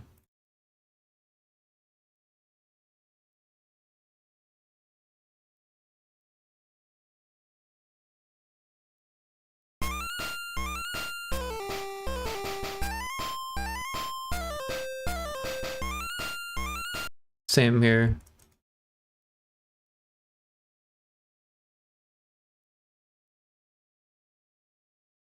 So that way there's variation in the The hi-hat, it kind of sounds like a shaker.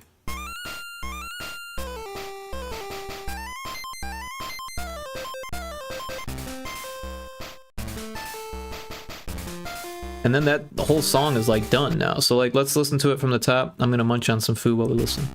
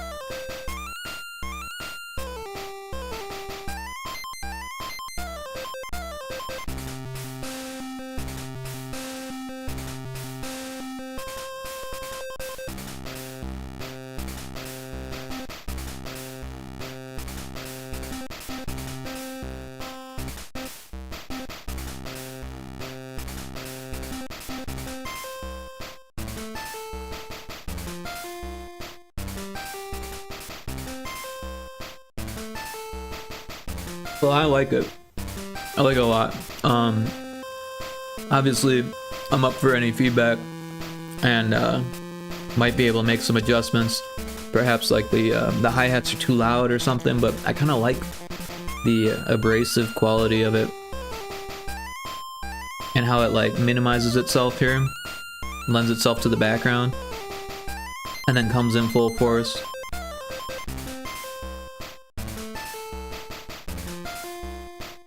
But still leaves room for the snare. I think that's the best part.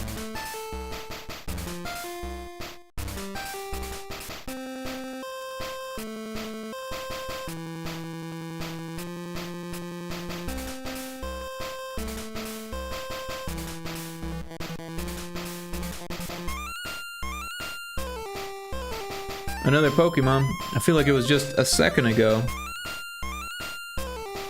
that the last one was here.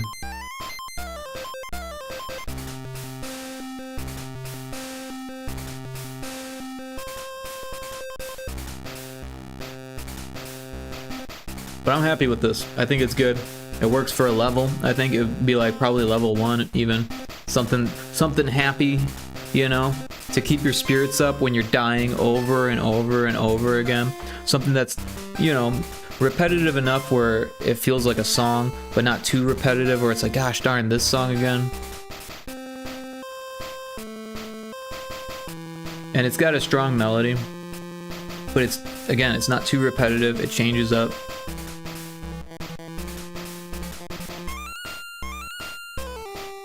And I love that it just kind of like randomly, haphazardly came together. Like, I mean, don't get me wrong, I've been playing a lot of music, and I play like keyboard and melodica like every day pretty much. Like, well, I'll be like boiling water for tea, and I'll just grab my melodica, it's in the kitchen, and I'll just start, you know, just doodling on the melodica. And I play a lot of C major. A lot of C major. It's funny because when I first started playing music, I hated C major. C major's like, I don't know. If you look up what songs are in C major, it's all a bunch of like not great music. It's like kid music stuff.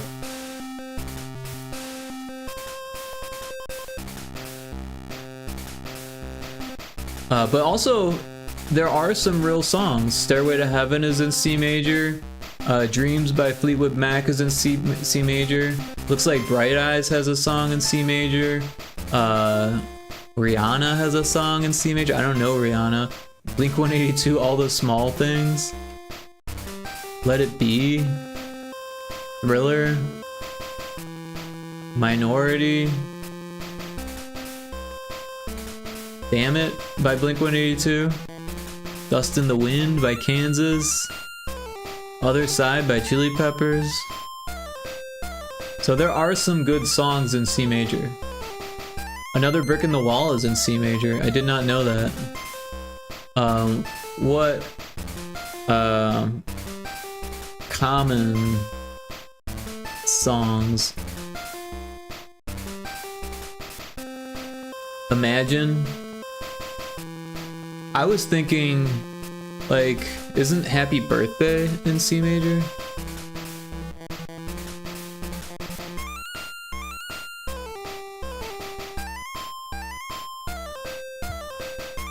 Yeah, Happy Birthday is in C major. Twinkle Twinkle Little Star, I think.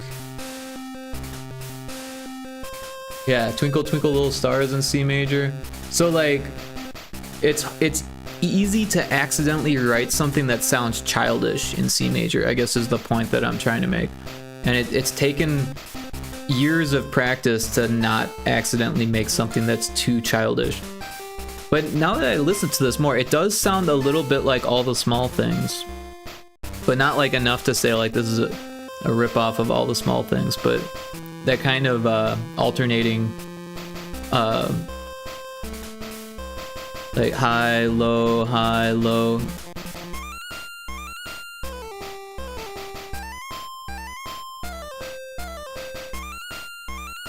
And the easiest way to play in C major and to know you're staying in C major is just not play the black keys. If you only play the white keys, you're playing in C major. And it's not that I can't play black keys. I do. And sometimes I'll play just the black keys, and I don't know what key that is. I should look it up.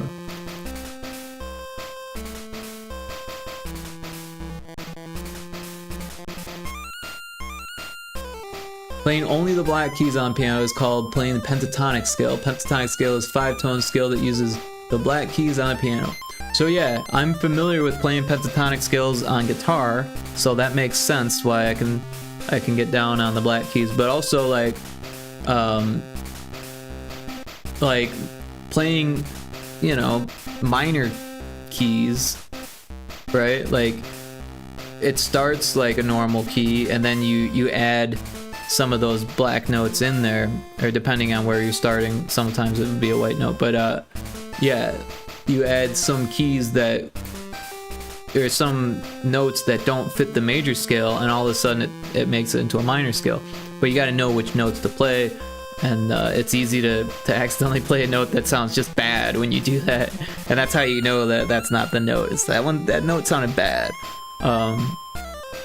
Yeah, I've never studied music theory. I'm not a good trainer in music theory. I do everything by ear. It's only been more recently that I've started studying the notes and the keys and the modes and all that stuff. Having an Ableton push has helped me a ton to recognize modalities and understand the difference, because it cheats for you. It makes it easy, but then you can also like put on a chromatic mode where if you want to, you can leave the modality that you dialed in. So yeah, that's been super helpful for me. My dad pointed out that it's cheating, and I was like, yeah, it is, but it's teaching me. It's teaching me how to do it, so yeah. You can do things the hard way, or you can do things the way that it works.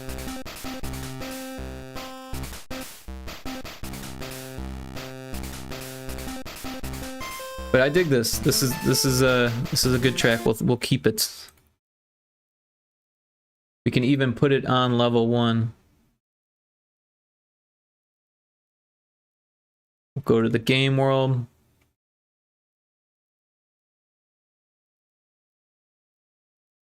And I'm not opposed of doing non-happy songs,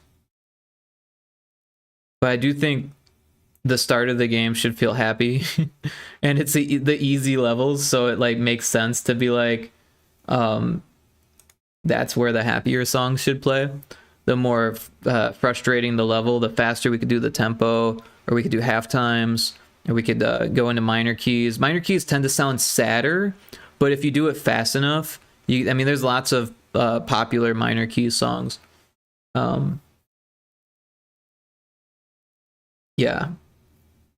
Could even use the Ableton push to come up with some cheats to do some like Mixolydian and I don't even know, some other keys that are a little bit harder to just know off the top of your head, or modes that are harder to know right off the top of your head. Like Nine Inch Nails uses Mixolydian sometimes, and that's interesting. But yeah, so if we go here, we can say music. And we'll say play music track. And we'll say play song 2. Not Blur song 2. Oh, woohoo! It's regular song 2. So now if we hit play, or we'll do a export as ROM.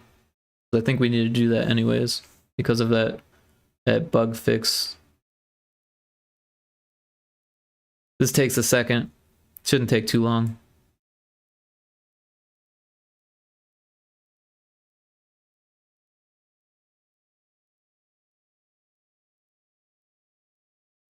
Because you definitely got to test it with the game. You can't just be like, oh, that works, and then not test it. You know what I mean? You gotta play the game with the music. A lot of times what I'll do if I'm making music to something that already has a game, I will have the game playing in the background, like a little video. I'll loop it in the background. I'll have it on a second monitor while I write the music, so I can see that the cadence of the song matches like the tempo of the level kind of thing.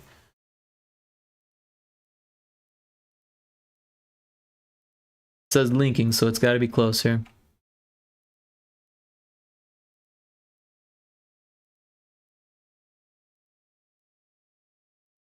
But yeah, it's getting to 8:30 here.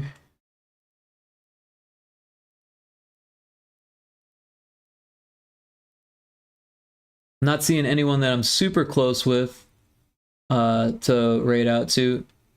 Maybe Pop Culture Mechanic.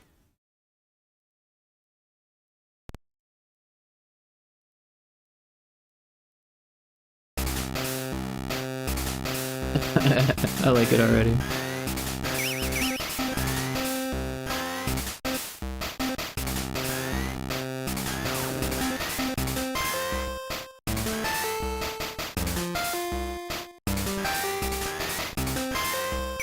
But yeah, maybe turning down the hi-hats just a little bit might help to make it less abrasive.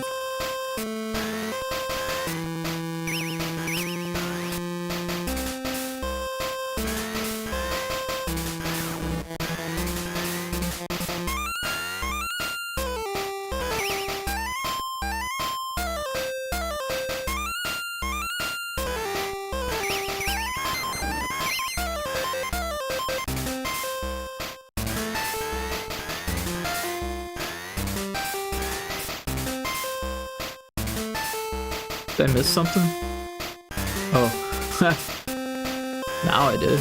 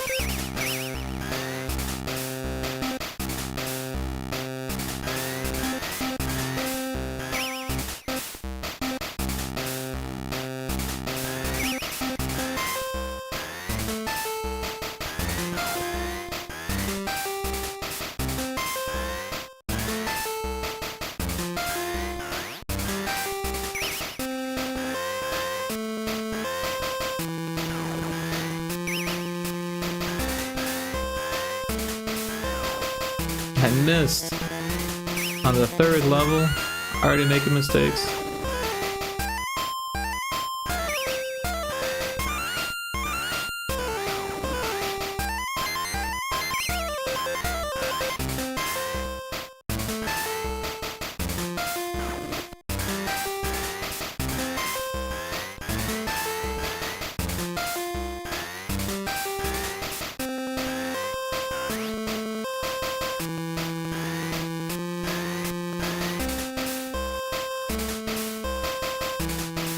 Oh, I died.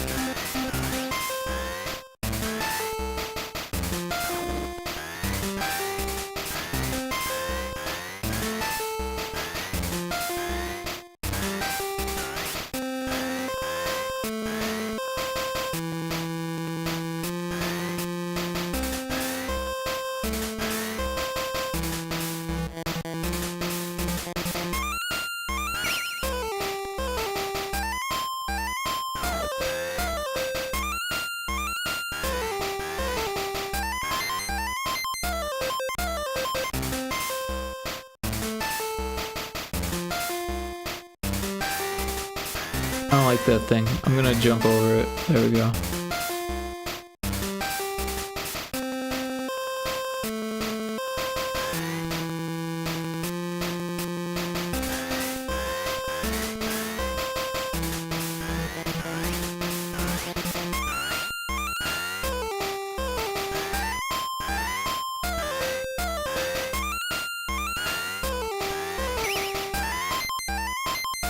Where's the key? Did I not get the key? Oh, the key's here. That's right.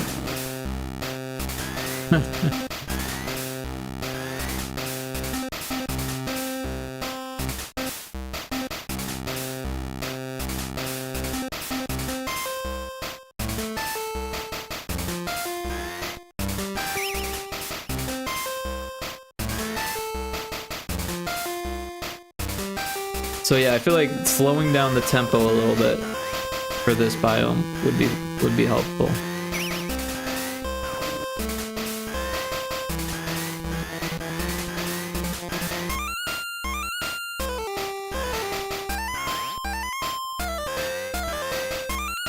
Make it sound a little bit more creepier. Like as we progress through the game, make things just creepier and creepier. I think that might be a good dynamic.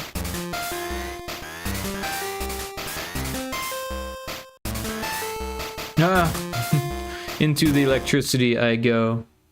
But yeah, it's looking good. Things are good. We'll save it.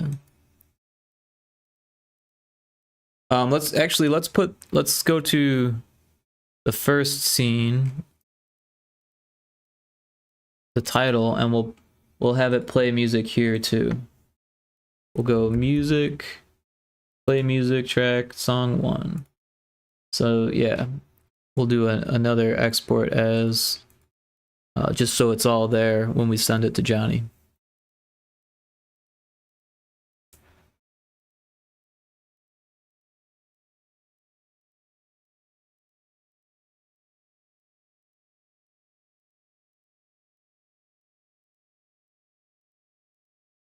But honestly, I'm not super tired yet. So it might be... I did say I wanted to play games. Might be fun to play a game. I don't know what game to play though. Oh, we could play that the visual hacker 2D game. I've been interested in checking that out. There's a demo of it on Steam. A friend of mine from Phoenix made it. Back when I was living there, he used to go to the game dev meetups, I believe. Or maybe I just met him online through the Phoenix Discord. It's kind of a blur to me now. It's been a while. COVID happened. It was crazy, you know. We had like a project night, the last meetup we did in person, and well, I think they're doing them in person now, but I moved before they started again. Yeah, this is cool. This works. And it's in the same key and the same tempo, so it mixes in. like a DJ. So yeah, I dig that. This is cool. We'll save it. We'll zip it up, send it to Johnny. He said he wanted to add some fixes, so that'd be cool. Let's make sure we're in the right folder here, though. Not mine, backup. Yeah, this is the one.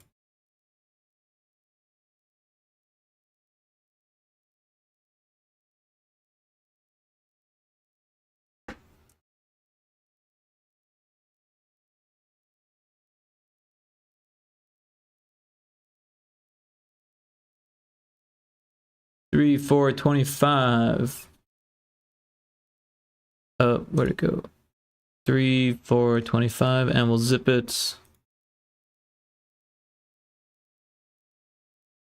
Something weird has been happening where there's like these weird characters getting added to some of the assets.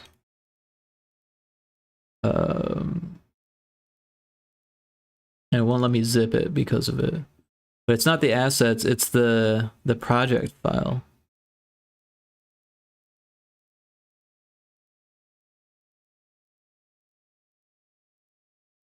See?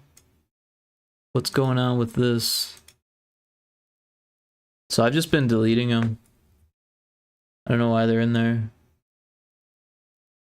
13 got weirded.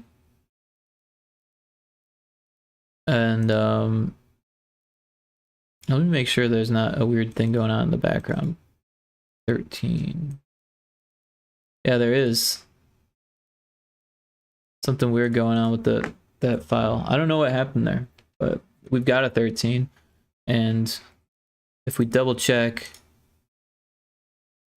then it should work fine. We'll go to level 13 real quick.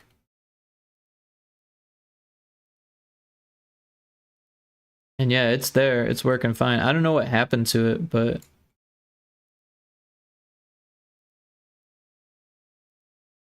it works. Yeah, so we don't need to save it. It's already saved.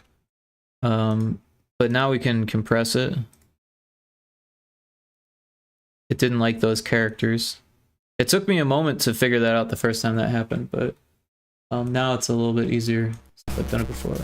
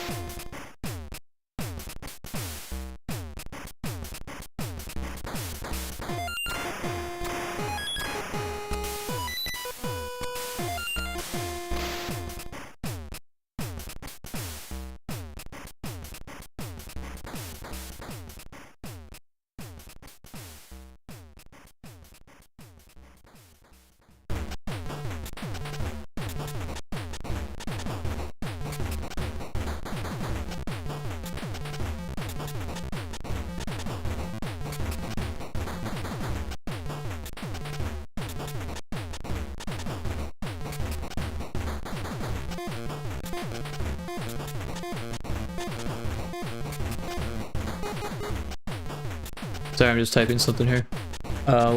Yeah, just 1 second.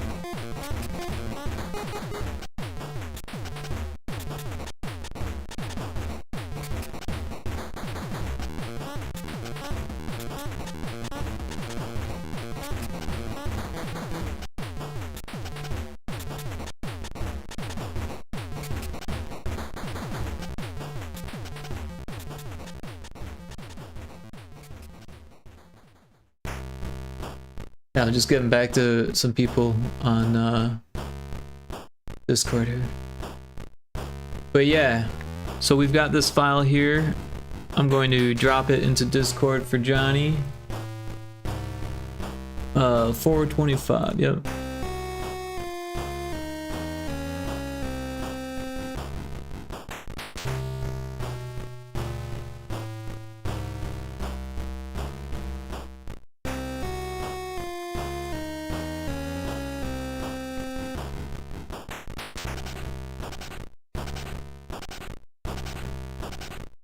Alright, so now I'm going to add it to the Trello.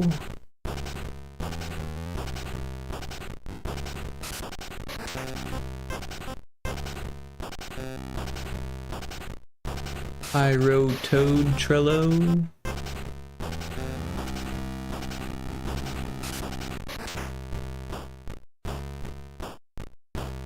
That's not work. Gotta make the card first.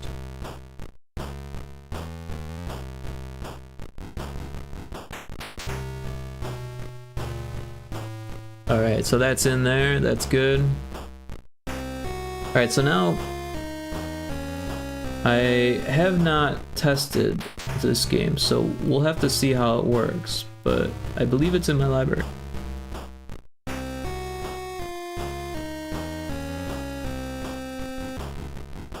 Visual Hacker Demo.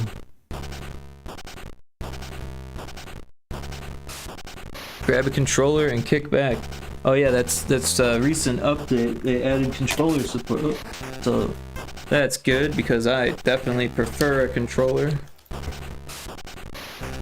Yep, and it's all plugged in. I just wanted to make sure of that. Don't show this in future games. Yeah, we don't need that. Let's see how this works. Loop Games, yeah, like I mentioned before, I actually made a logo for them, but they did not use it, I don't think. But that was a long time ago, so maybe they used it for a little bit and updated it since. Make sure we're on there.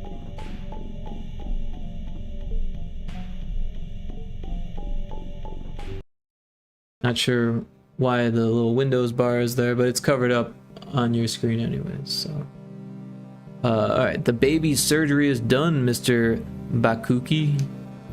I'm happy to report that your daughter's surgery was a success. However, as per hospital policy, she will remain in our care until the bill is settled. Don't keep us waiting too long. Soren, if I install this hacking implant, there's no going back. It will let you jack into the systems, steal data, and sell it. But it is going to come at a cost. You will lose your magic abilities. They're holding her hostage just like they held my wife's life. I think that should be, yeah, no, I guess wife's, I guess there should be an apostrophe. Wife's life in their hands. I will not let them take her too. This might hurt a little. I like the art. The animations are good too. Mario, did they tell you how your wife died? No, they haven't told me, but I can't let myself dwell on that right now. I have to focus on getting enough credits fast for our daughter's sake. Mario, hacking is the way to go for quick creds. Follow me and I'll teach you how to use your new implant.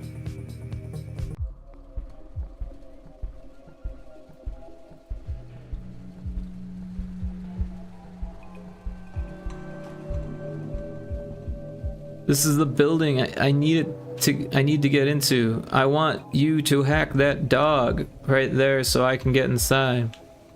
Start hacking by holding down the L key or B when the dog is within the cybernet. Release the L key or the B to melt your mind with the matrix. So L and B.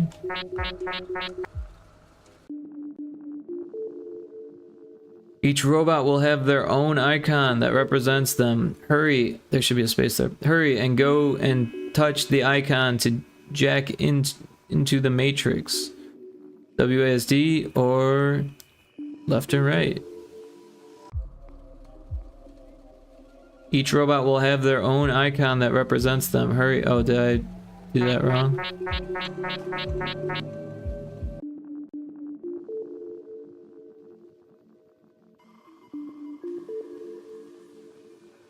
A. Okay. Security dog. Oh wow, that goes off the screen, huh? But that might be because my stupid thing is acting weird. Is there a way we can no. The mouse disappears, so I can't click on the thing to make it full screen. It's hanging off the screen.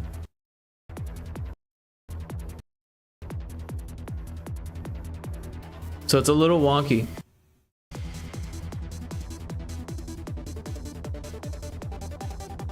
Alright, how do you shoot that? Hold down left mouse button or right trigger to shoot. Ah, it wouldn't let me shoot earlier, but now it will.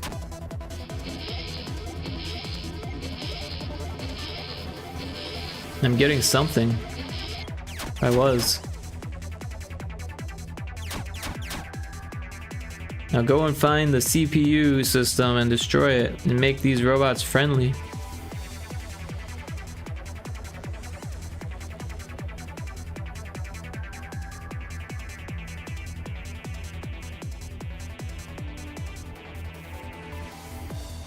Nothing that way.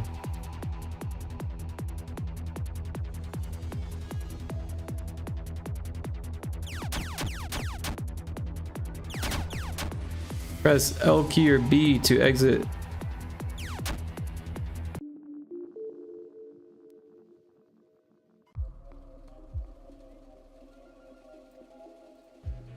I have to go finish my current contract. Oh, what you playing? Sorry, Kixie, I just noticed that now. I'm playing hacking or Visual Hacker 2D. This dev Adaloot Games. I've been friends with for years now. I've been watching them make this in the Phoenix Discord server and on Twitter, and I'm happy to support them. It is a little bit wonky as far as the screen not fully fitting on the screen, and my Windows bar is sticking out over it. I know you can't see that, but so it's a little bit weird, but it seems to be working.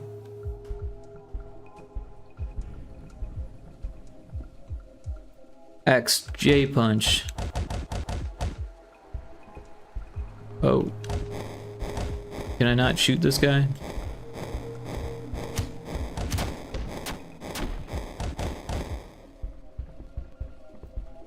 Can I hack him?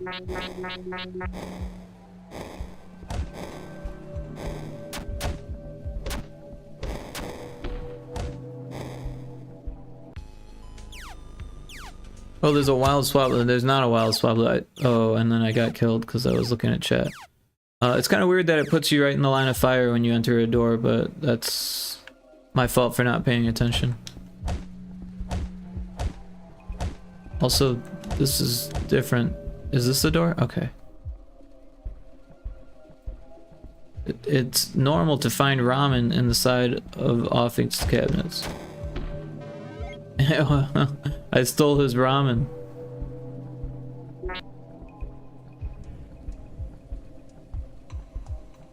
It kind of reminds me of Shadowrun for the Super Nintendo, like the orthographic view, and the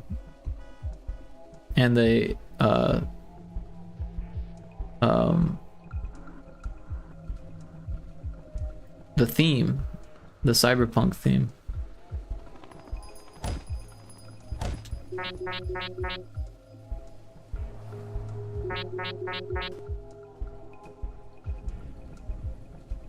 Can you hack people?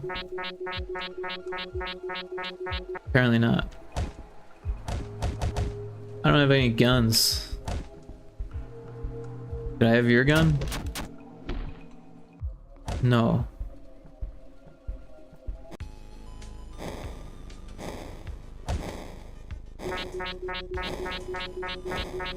Can't hack you either. How may I help you?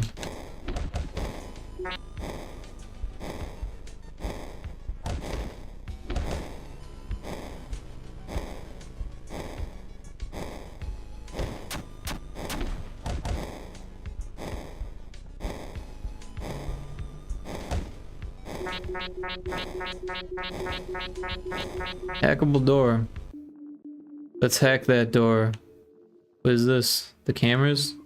We want the door. That looks more like a door. Yeah. So the UI tends to go off screen during the hacking thing. I'm not sure what's up with that. There's a lot of little doodads coming at me.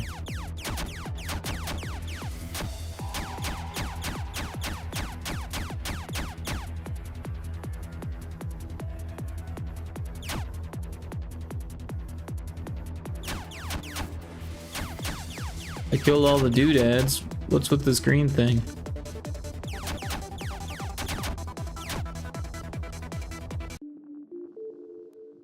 Oh, it looks like I finished it. Alright, we'll go to this one.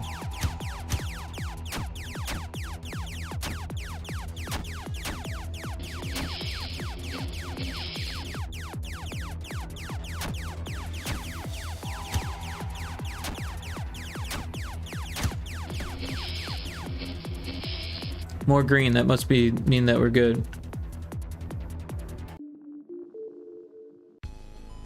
So I think I hacked the cameras and the door. Press E or A button. I'm pressing the A button. Can't wait until Friday.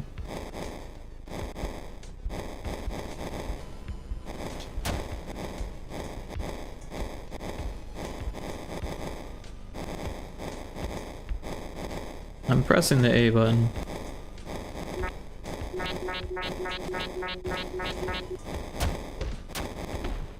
Out of my way, loser. Ow. He shot me through the wall. Out of my way, loser. It's telling me that I can do something, but I can't. So that's unfortunate. It says E key or A button, but I'm hitting the A button. I can't examine it. Examine icon. Oh, she's back up. Get down. Oh, she dropped the ramen.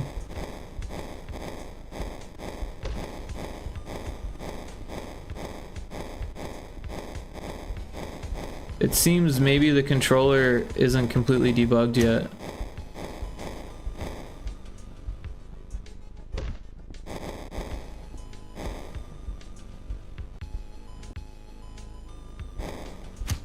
Out of here, loser. You're gonna kill me. I don't want to die.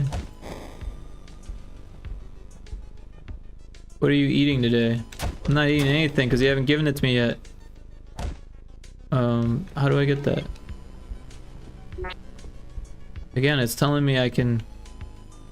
Wait, where are you eating today?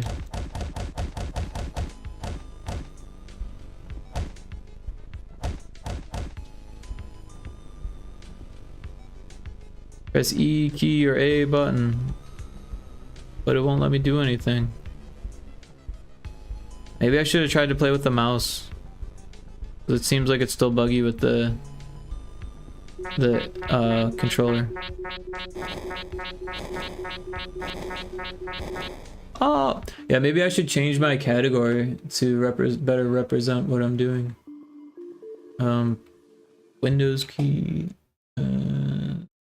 category change. I'm not sure if there's a category for this, but we'll look. Yeah, there is. Alright, no picture for it, but that's okay. Alright, so then we click on this. We'll hack the door.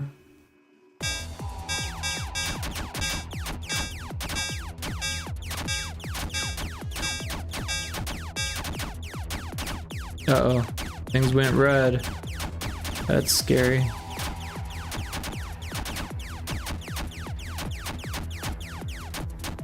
Why did they go red? Let me in, let me in, let me in.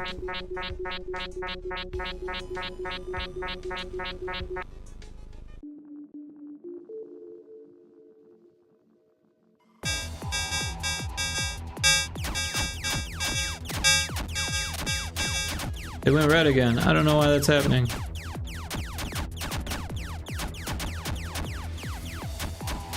There's not enough explanation there.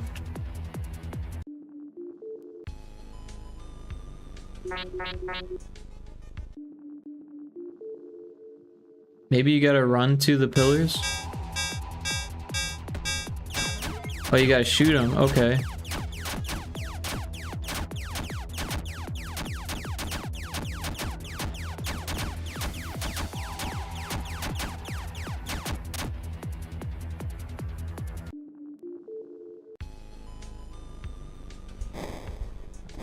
Excuse me, have you seen my stapler?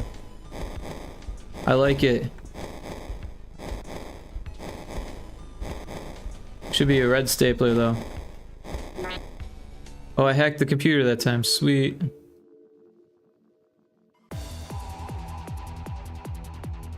Uh-oh. Big old dude. Don't be shooting stuff at me.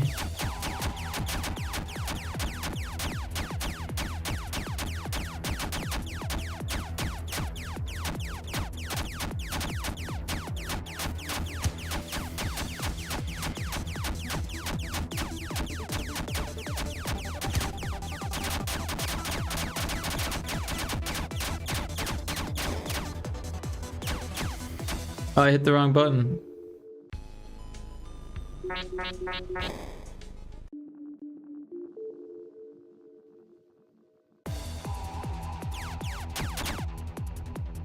And I gotta fight the boss again. Or the guy, the security unit again. Uh-oh. Uh-oh. I'm stuck. I hear you, floating bass drum.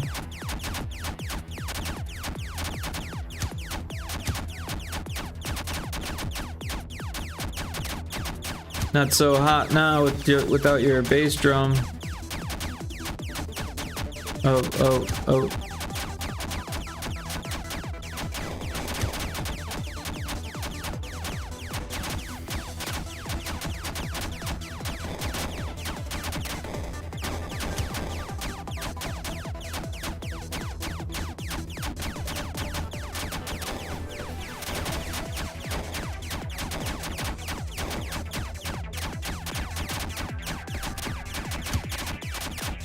I'm taking a lot of damage here.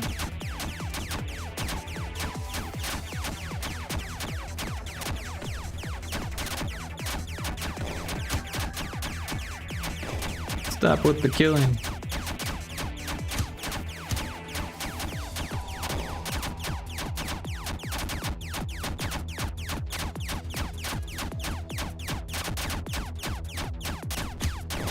Hey, I got the guy.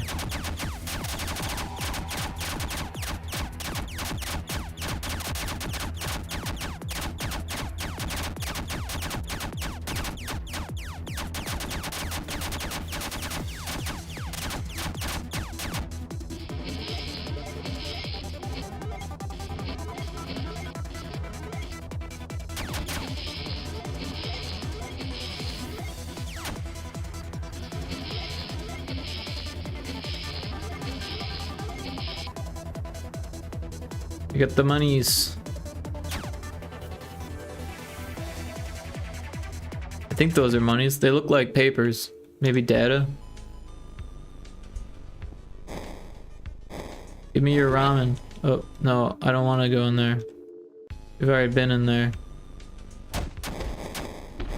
That's what I want, the ramen. Can we keep hacking the same spot?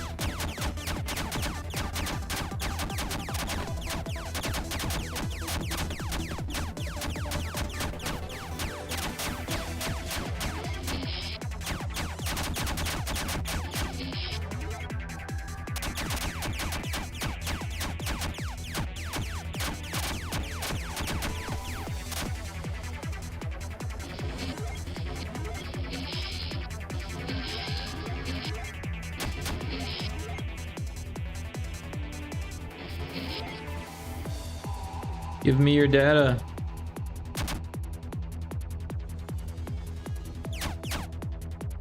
Is he done giving me data?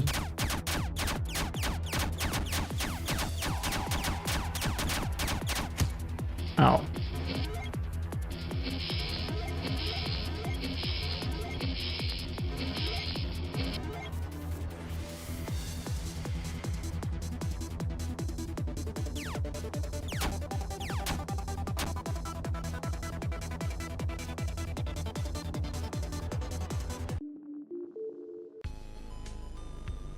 Yeah, where'd you come from?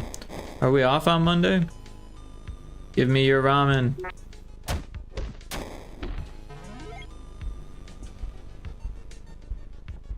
Everyone eats ramen around here.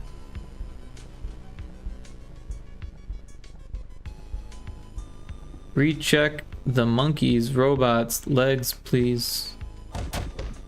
Do that when you give me your ramen.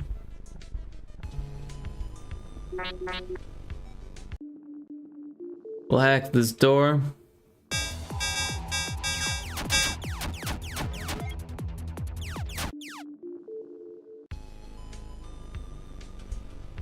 Is that not open? It's open. Oh, it let me in. Ah, it worked that time. Yes, give me your ramen. Can we hack this thing? No. What are you doing being awake? Give me your ramen.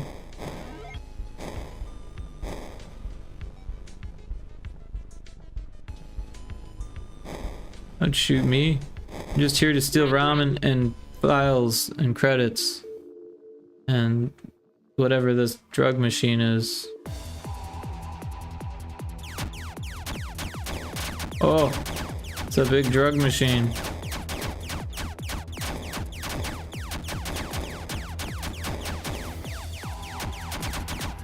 I got the drug machine. Are there any credits that I can hack in here? No?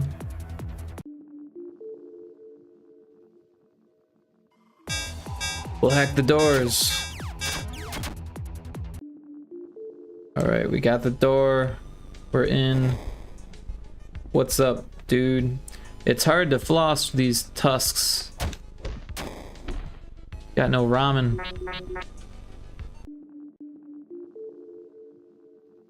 Computer system. Ow. Shooting your ninja stars at me.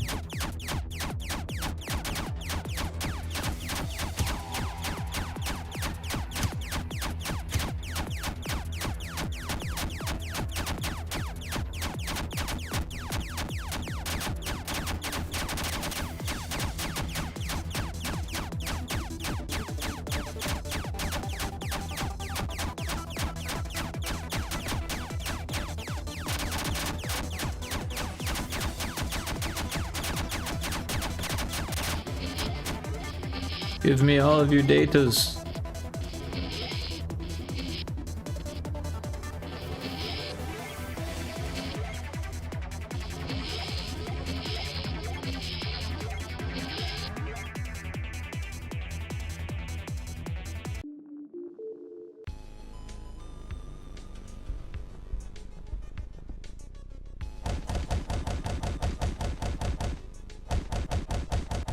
This guy's unkillable. Also, he's huge.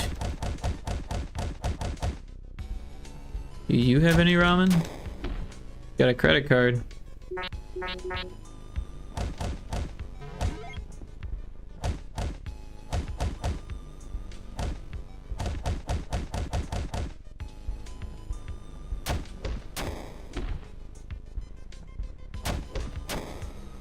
You kill that one. Oh, you're back, huh? Attack this hackable computer. Computer system.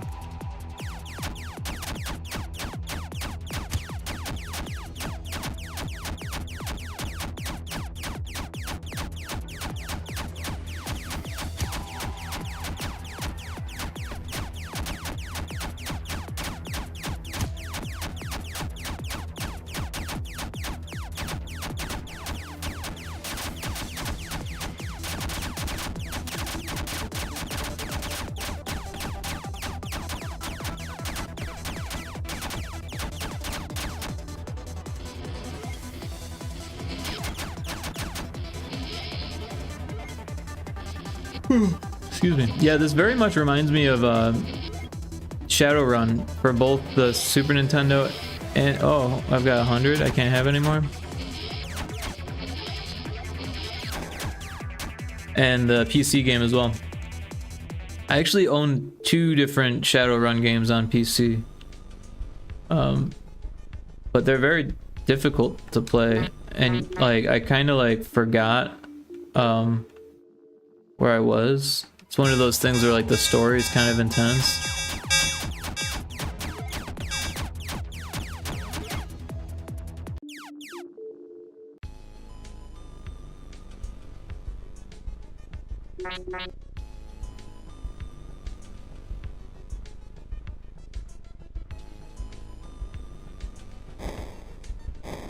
I see you standing inside the glass.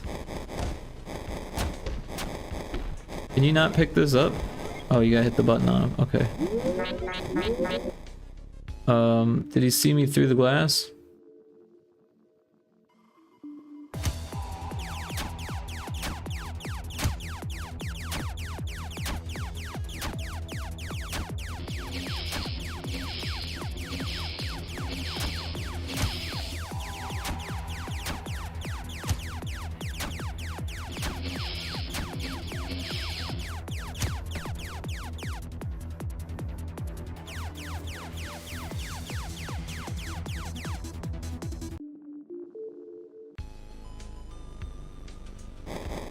Where did you come from?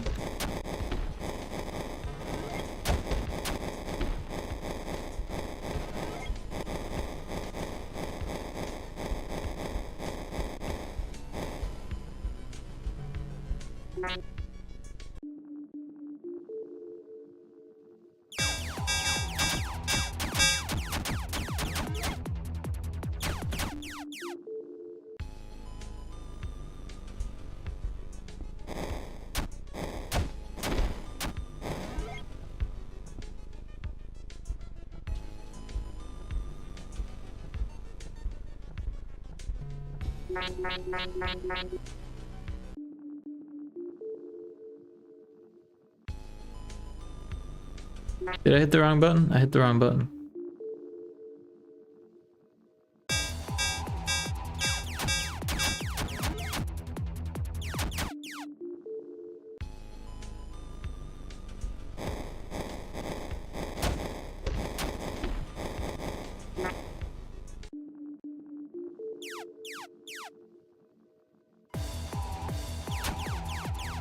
But I already have all the credits I need. Oh wow, this is a big battle.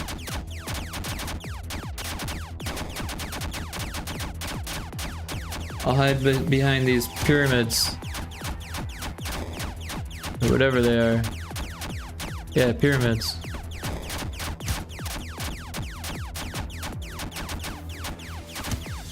Don't shoot me.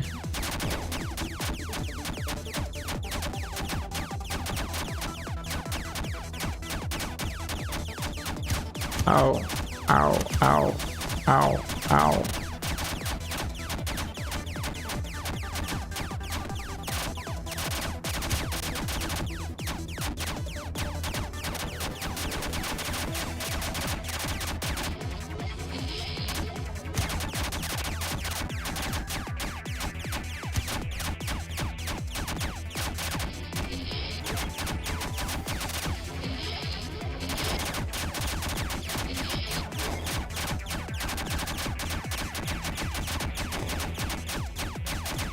There's nothing I can get in here. I shouldn't even wasting my health in there.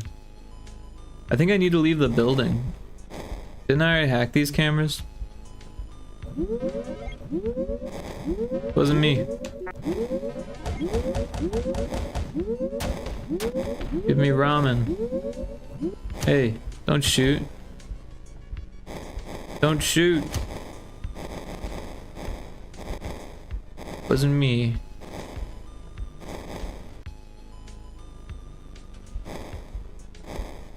That's weird that leaving the elevator put me right there.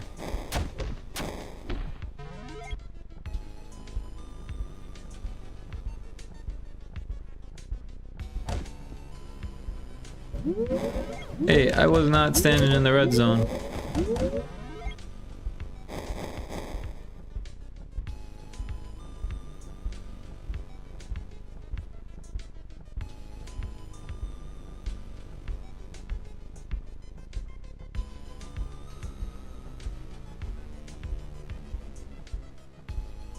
I like the synths they used for the soundtrack. Uh-oh.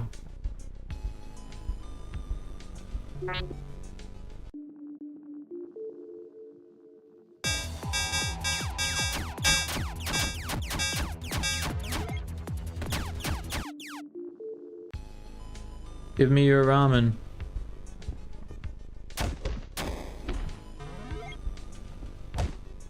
Got the ramen. Don't kill me. Do I lose all my monies? My head hurts. No, they didn't take my monies. They also didn't stop shooting. Oh, they're done now. So what happens next? I've got 100 of 100. Where do I go? Is there a map?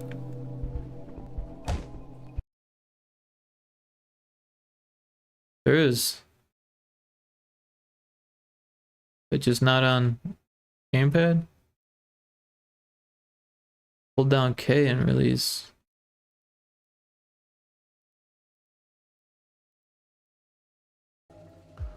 So K, M, O.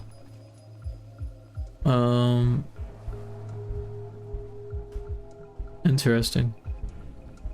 What is this?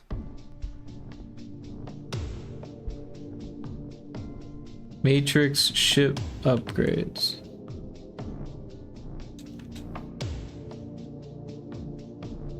Won't let me do any of that.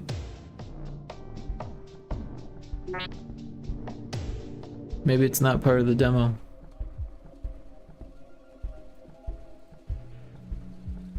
You got ramen? You got ramen? I hacked the ramen? Get out of here, punk. The neon cactus sign. Catch you later. The shop 24 seems to be closed.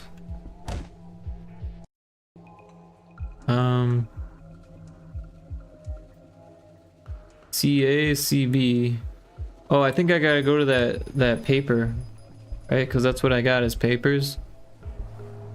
So go give the papers to the paper place. Look at this car. It's massive. Is that the Akira bike?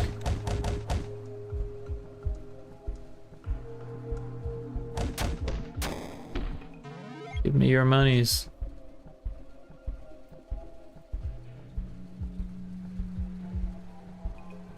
It's gotta be this one, right? I see that you want to sell some data. We just have to extract it from your head. Ready? Okay.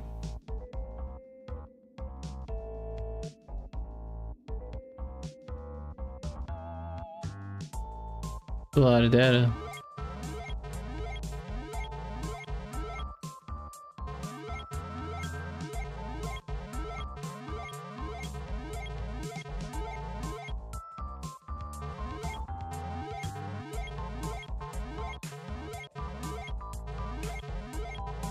Sell all. Yeah, let's do that.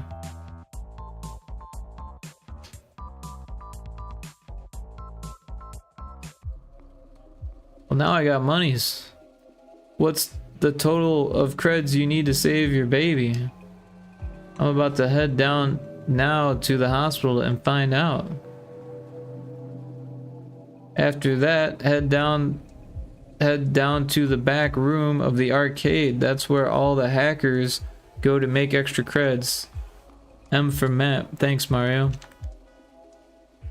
Oh crap, somebody's heading my way. Good luck. So the arcade must be that thing next door then?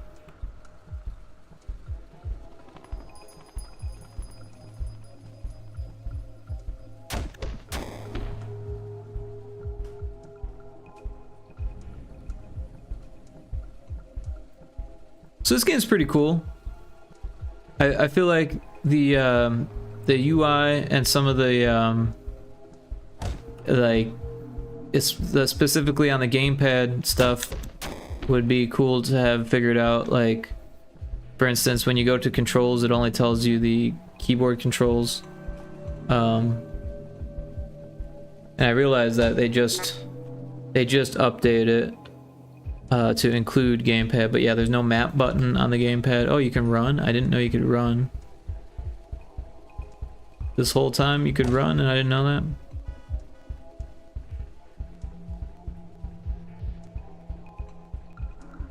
That might be my fault. I tend to skip things. Alright, so that is the bar. That's the hospital.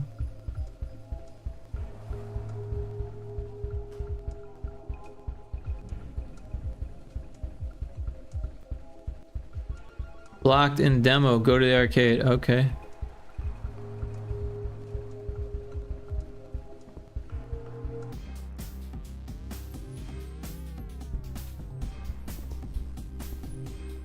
Maria. My little boy went to the hospital for a minor cough, but now they are saying that he has a rare condition and sent me a bill that's far too much for me to handle. I tried sneaking in the hospital disguised as a nurse because they wouldn't let me see him. They caught me, threw me out, moved my son to a different location. He has a tracking bracelet, but the app on my phone keeps glitching. I heard hackers gather here. You can hack my phone and help me find him, right? How did you know I was a hacker? I saw the metal chrome on the side of your head. Good point. Can I see your phone? Mora, how's it going? Welcome in. Good luck tonight. Oh, thank you.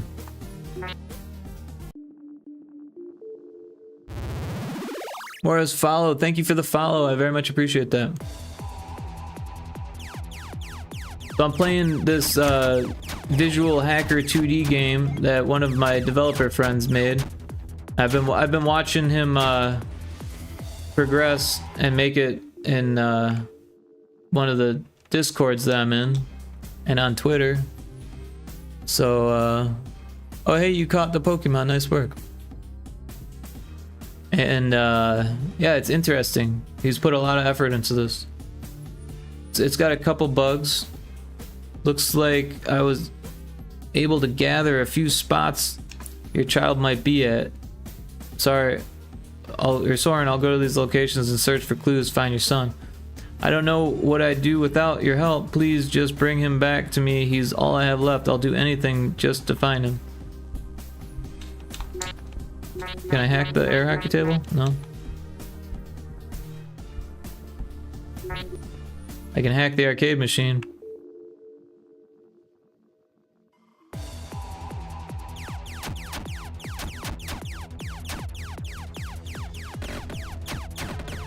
Oh, it got me.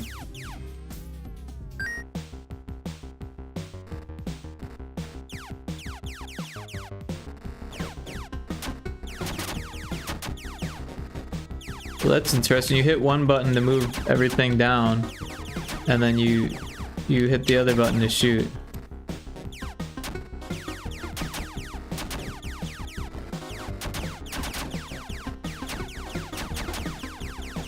Home early from the gym. Oh, cool.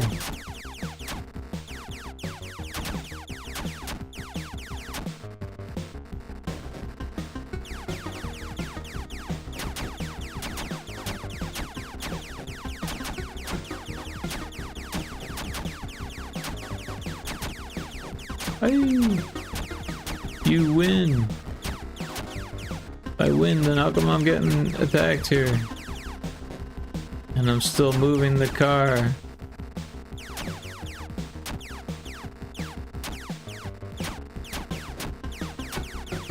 It's a little buggy. There's a few bugs in this game, without a doubt. I kind of like bugs. Their water fountain was down, so I got what I could and finishing the rest at home.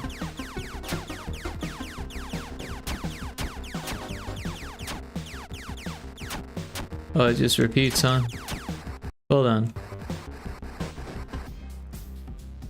What's through here? Press E to knock. Yeah, so like it says there's gamepad support, but then it'll be like press E to knock, and then you have to press E. Wait, racing game modification rockets unlocked. Press E to knock. Racing game modification. Rockets unlocked. Keep moving on. You must destroy the competition to open this door. You're a hacker. Figure it out. Can I hack? Well, done with that game. Yeah, I always feel weird about water fountains anyway. Wait, what happened there?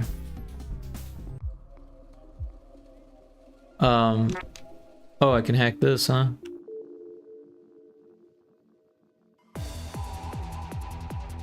I don't know, I'm kind of a stickler on water. I don't even like to drink water at restaurants, but that's like all I drink at restaurants. So I don't like to go to restaurants because they don't have good water. Like, you're gonna charge me all this for food and you can't even have good water? Like, what's up with that? But then you go to a restaurant where they do have good, like, bottled water and it's like fucking $7 a bottle or some shit like that. $10 for a bottle of water. Like, what the fuck?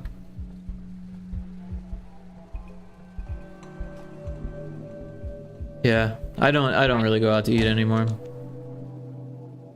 Alright, M button.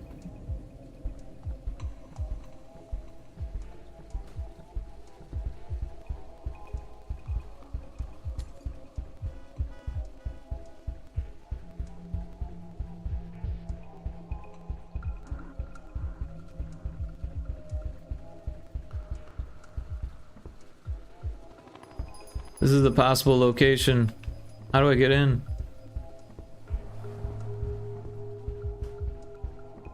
Two biggest corpses are robotic corpse.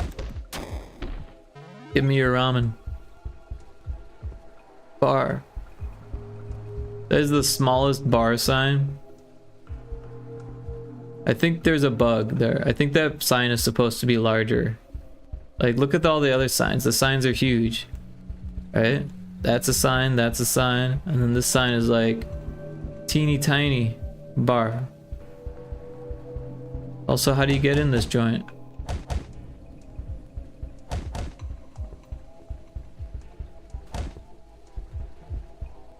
Can we hack that? No.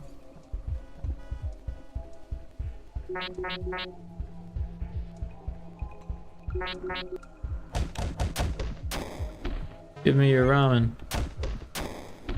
Your ramen. Is this where I'm supposed to go? You're all telling me the same thing. Is it normal to find ramen in the side of office something? It said possible location, so maybe it's not actually there. We'll go to the other possible location.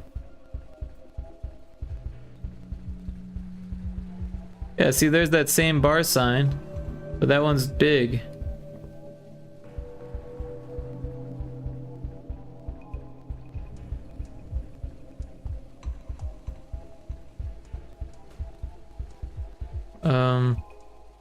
Oh, I went too far.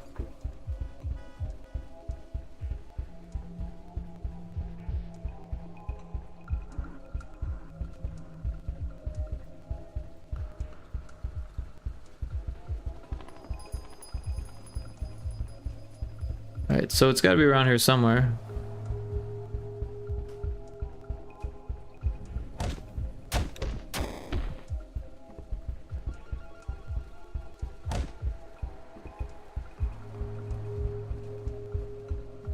Alright, people can hack robots and doors with their minds. That's crazy.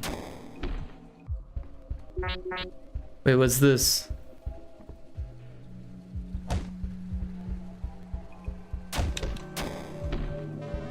Give me your monies and your ramen.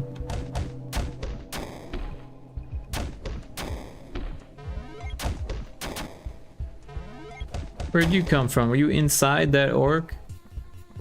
What is this? How's it going? Doing just fine, friend. How can I help you? I just recently got cyber implants, and now I can't use my magic. What can I do? That's interesting. That's an interesting one. At the city park, there sits a dragon totem from another tribe. I hear you. If you hold KB and release right in front of the totem, you might channel some magic. Interesting. I'm not sure if you are messing with me or not, but I'm desperate. If that happens to work, we'll sell all sorts of things, including spells. Good luck. There's a park. M key. I don't know where the park would be. I'm a little disappointed that these red circles aren't helping me at all.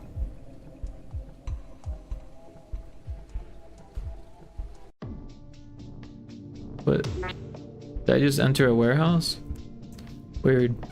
Hey, get away from me, loser.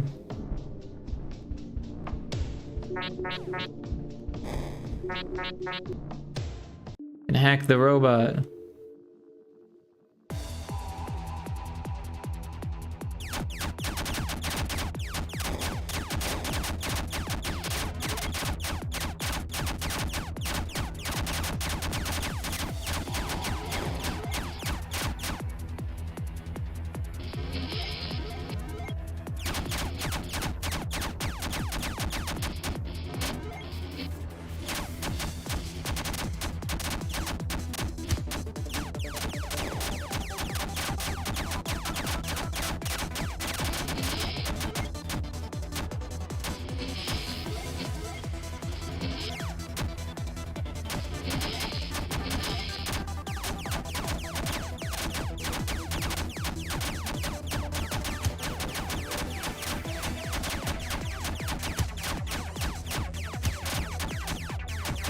There's definitely some sorting issues.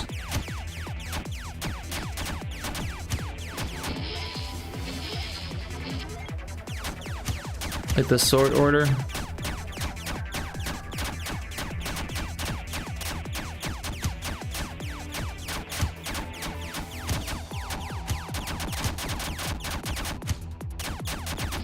Hey, you better run.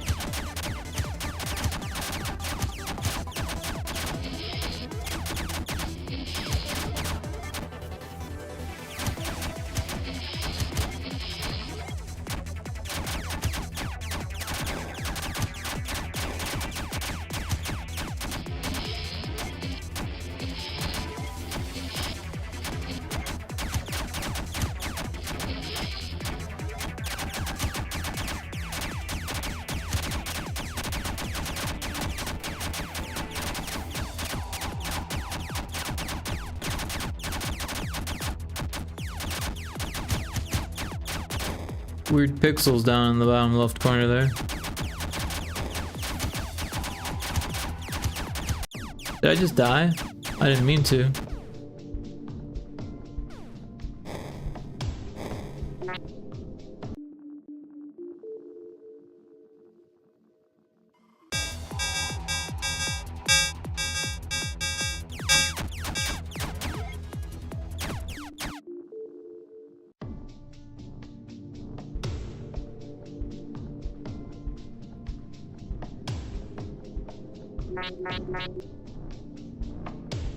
Can't hack through walls, apparently.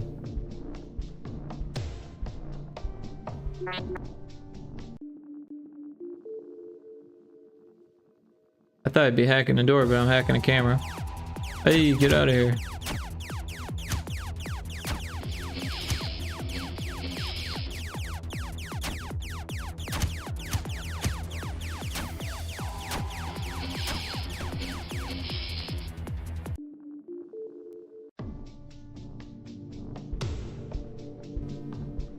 But I just hacked it. Oh, I couldn't hack the door. I hacked the camera. That's right.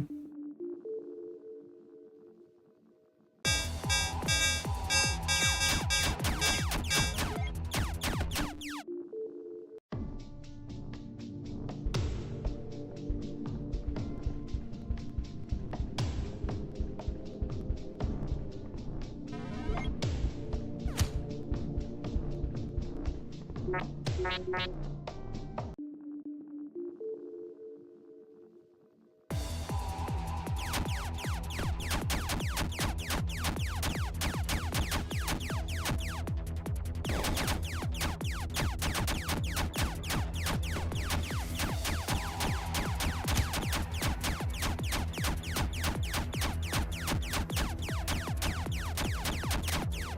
wild bronzong appears in chat. Bronzong.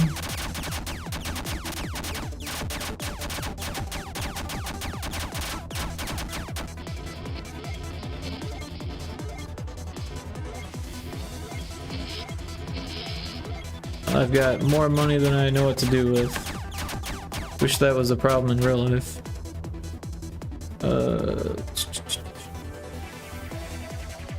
Catch, and these things are useless to me. Let's get out of here.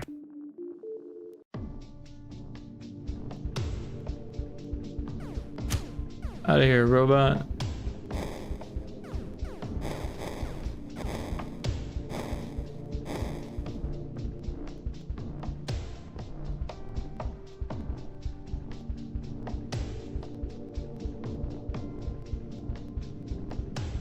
Well, this game's definitely interesting. Some parts feel really smooth and the other parts feel a little bit, just a little buggy.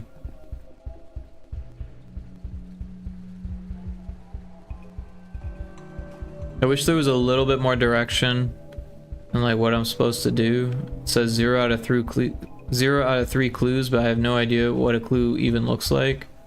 The map had that circle. Oh, so I guess I killed one circle, but I didn't find anybody inside there. So maybe I just need to search around this other circle more. But I already searched there, so I guess maybe I missed something.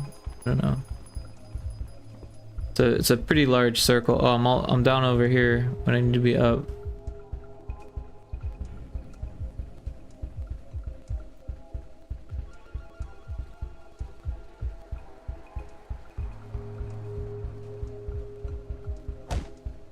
There's no there. It said to go to the park, but I don't see a park on the map, and it doesn't say anything about a park.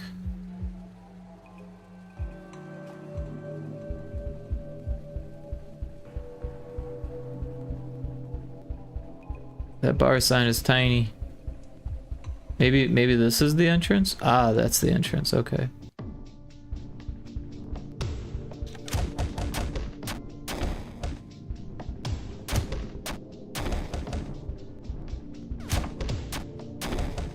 Yeah, I kind of feel like you should have a gun or something if the enemies have guns.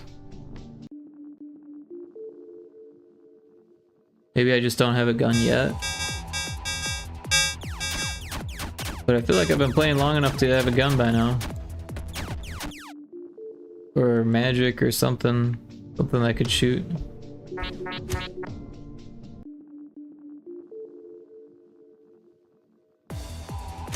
Hey.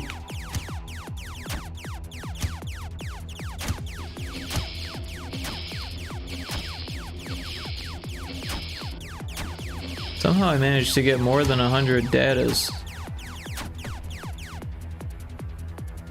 So that's kind of interesting. Earlier it said, yeah, 102 of 100. I don't know what I did to do that, but I did. Is this where I came from? No, I came from the top.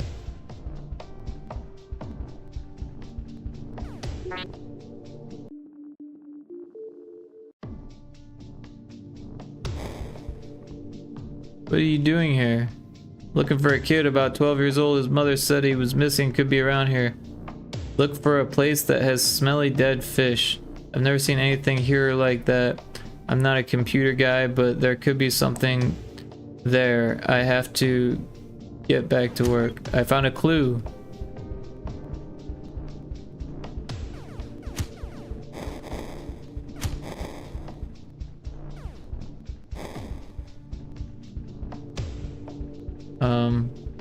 Fish boxes.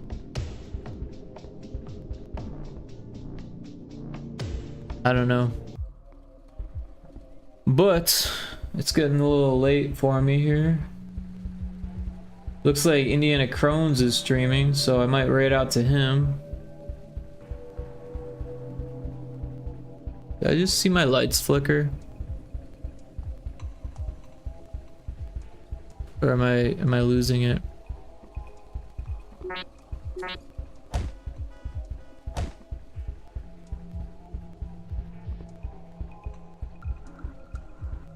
Anyways, yeah, I think we'll raid out.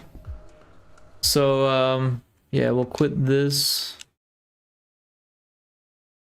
We'll throw the music back on for a second.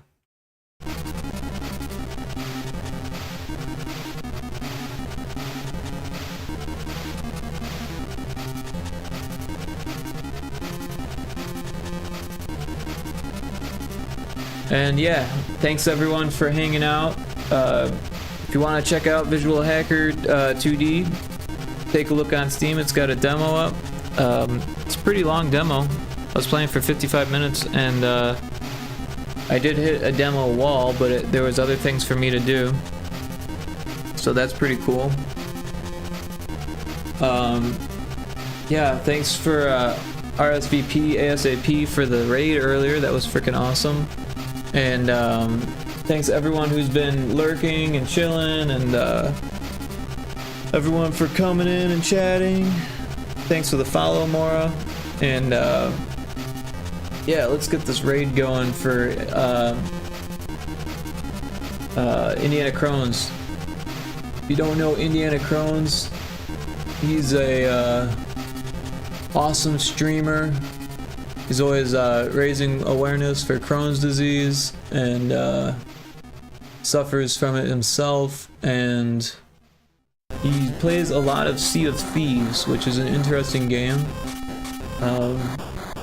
So yeah, we'll go raid him. See if I can't remember how to do that.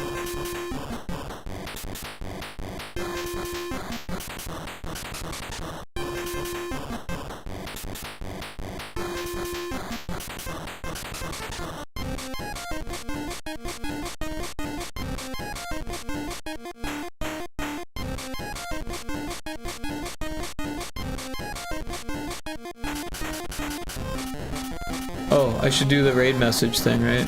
That's something that people do. Set raid message, and we'll just do the old wave raid, and then... Well, look here, Maddie. You dropped your and grab your socks. We shipping out in 3 hours. Thanks for the redeem. Do the raid message, and so yeah, there's the messages. If you're subbed, you can copy the top one. If you're not subbed, you can copy the bottom one. And we're going to raid Indiana Crones, so that should be lots of fun. I'm gonna copy that message myself here. Copy that. But yeah, thanks again everyone for hanging out, for lurking, for chilling, for chatting, for the raid, for the follows, all that stuff. I really appreciate all the support. And yeah, we're going to raid Indiana Crones. If I can find, where did that thing go? I always lose the raid window. That's not it. Where did it go?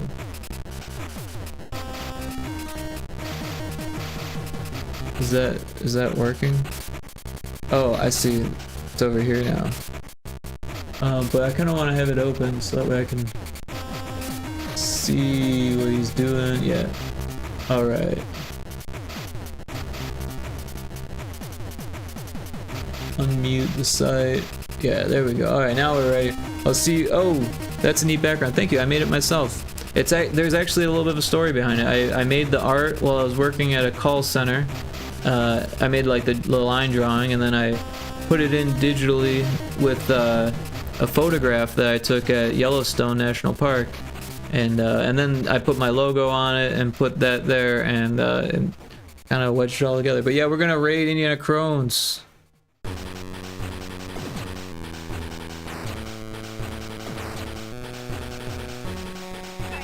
Oh shit, Rico playing popping in hot. Oh my goodness. Would help if I knew how to crush stuff.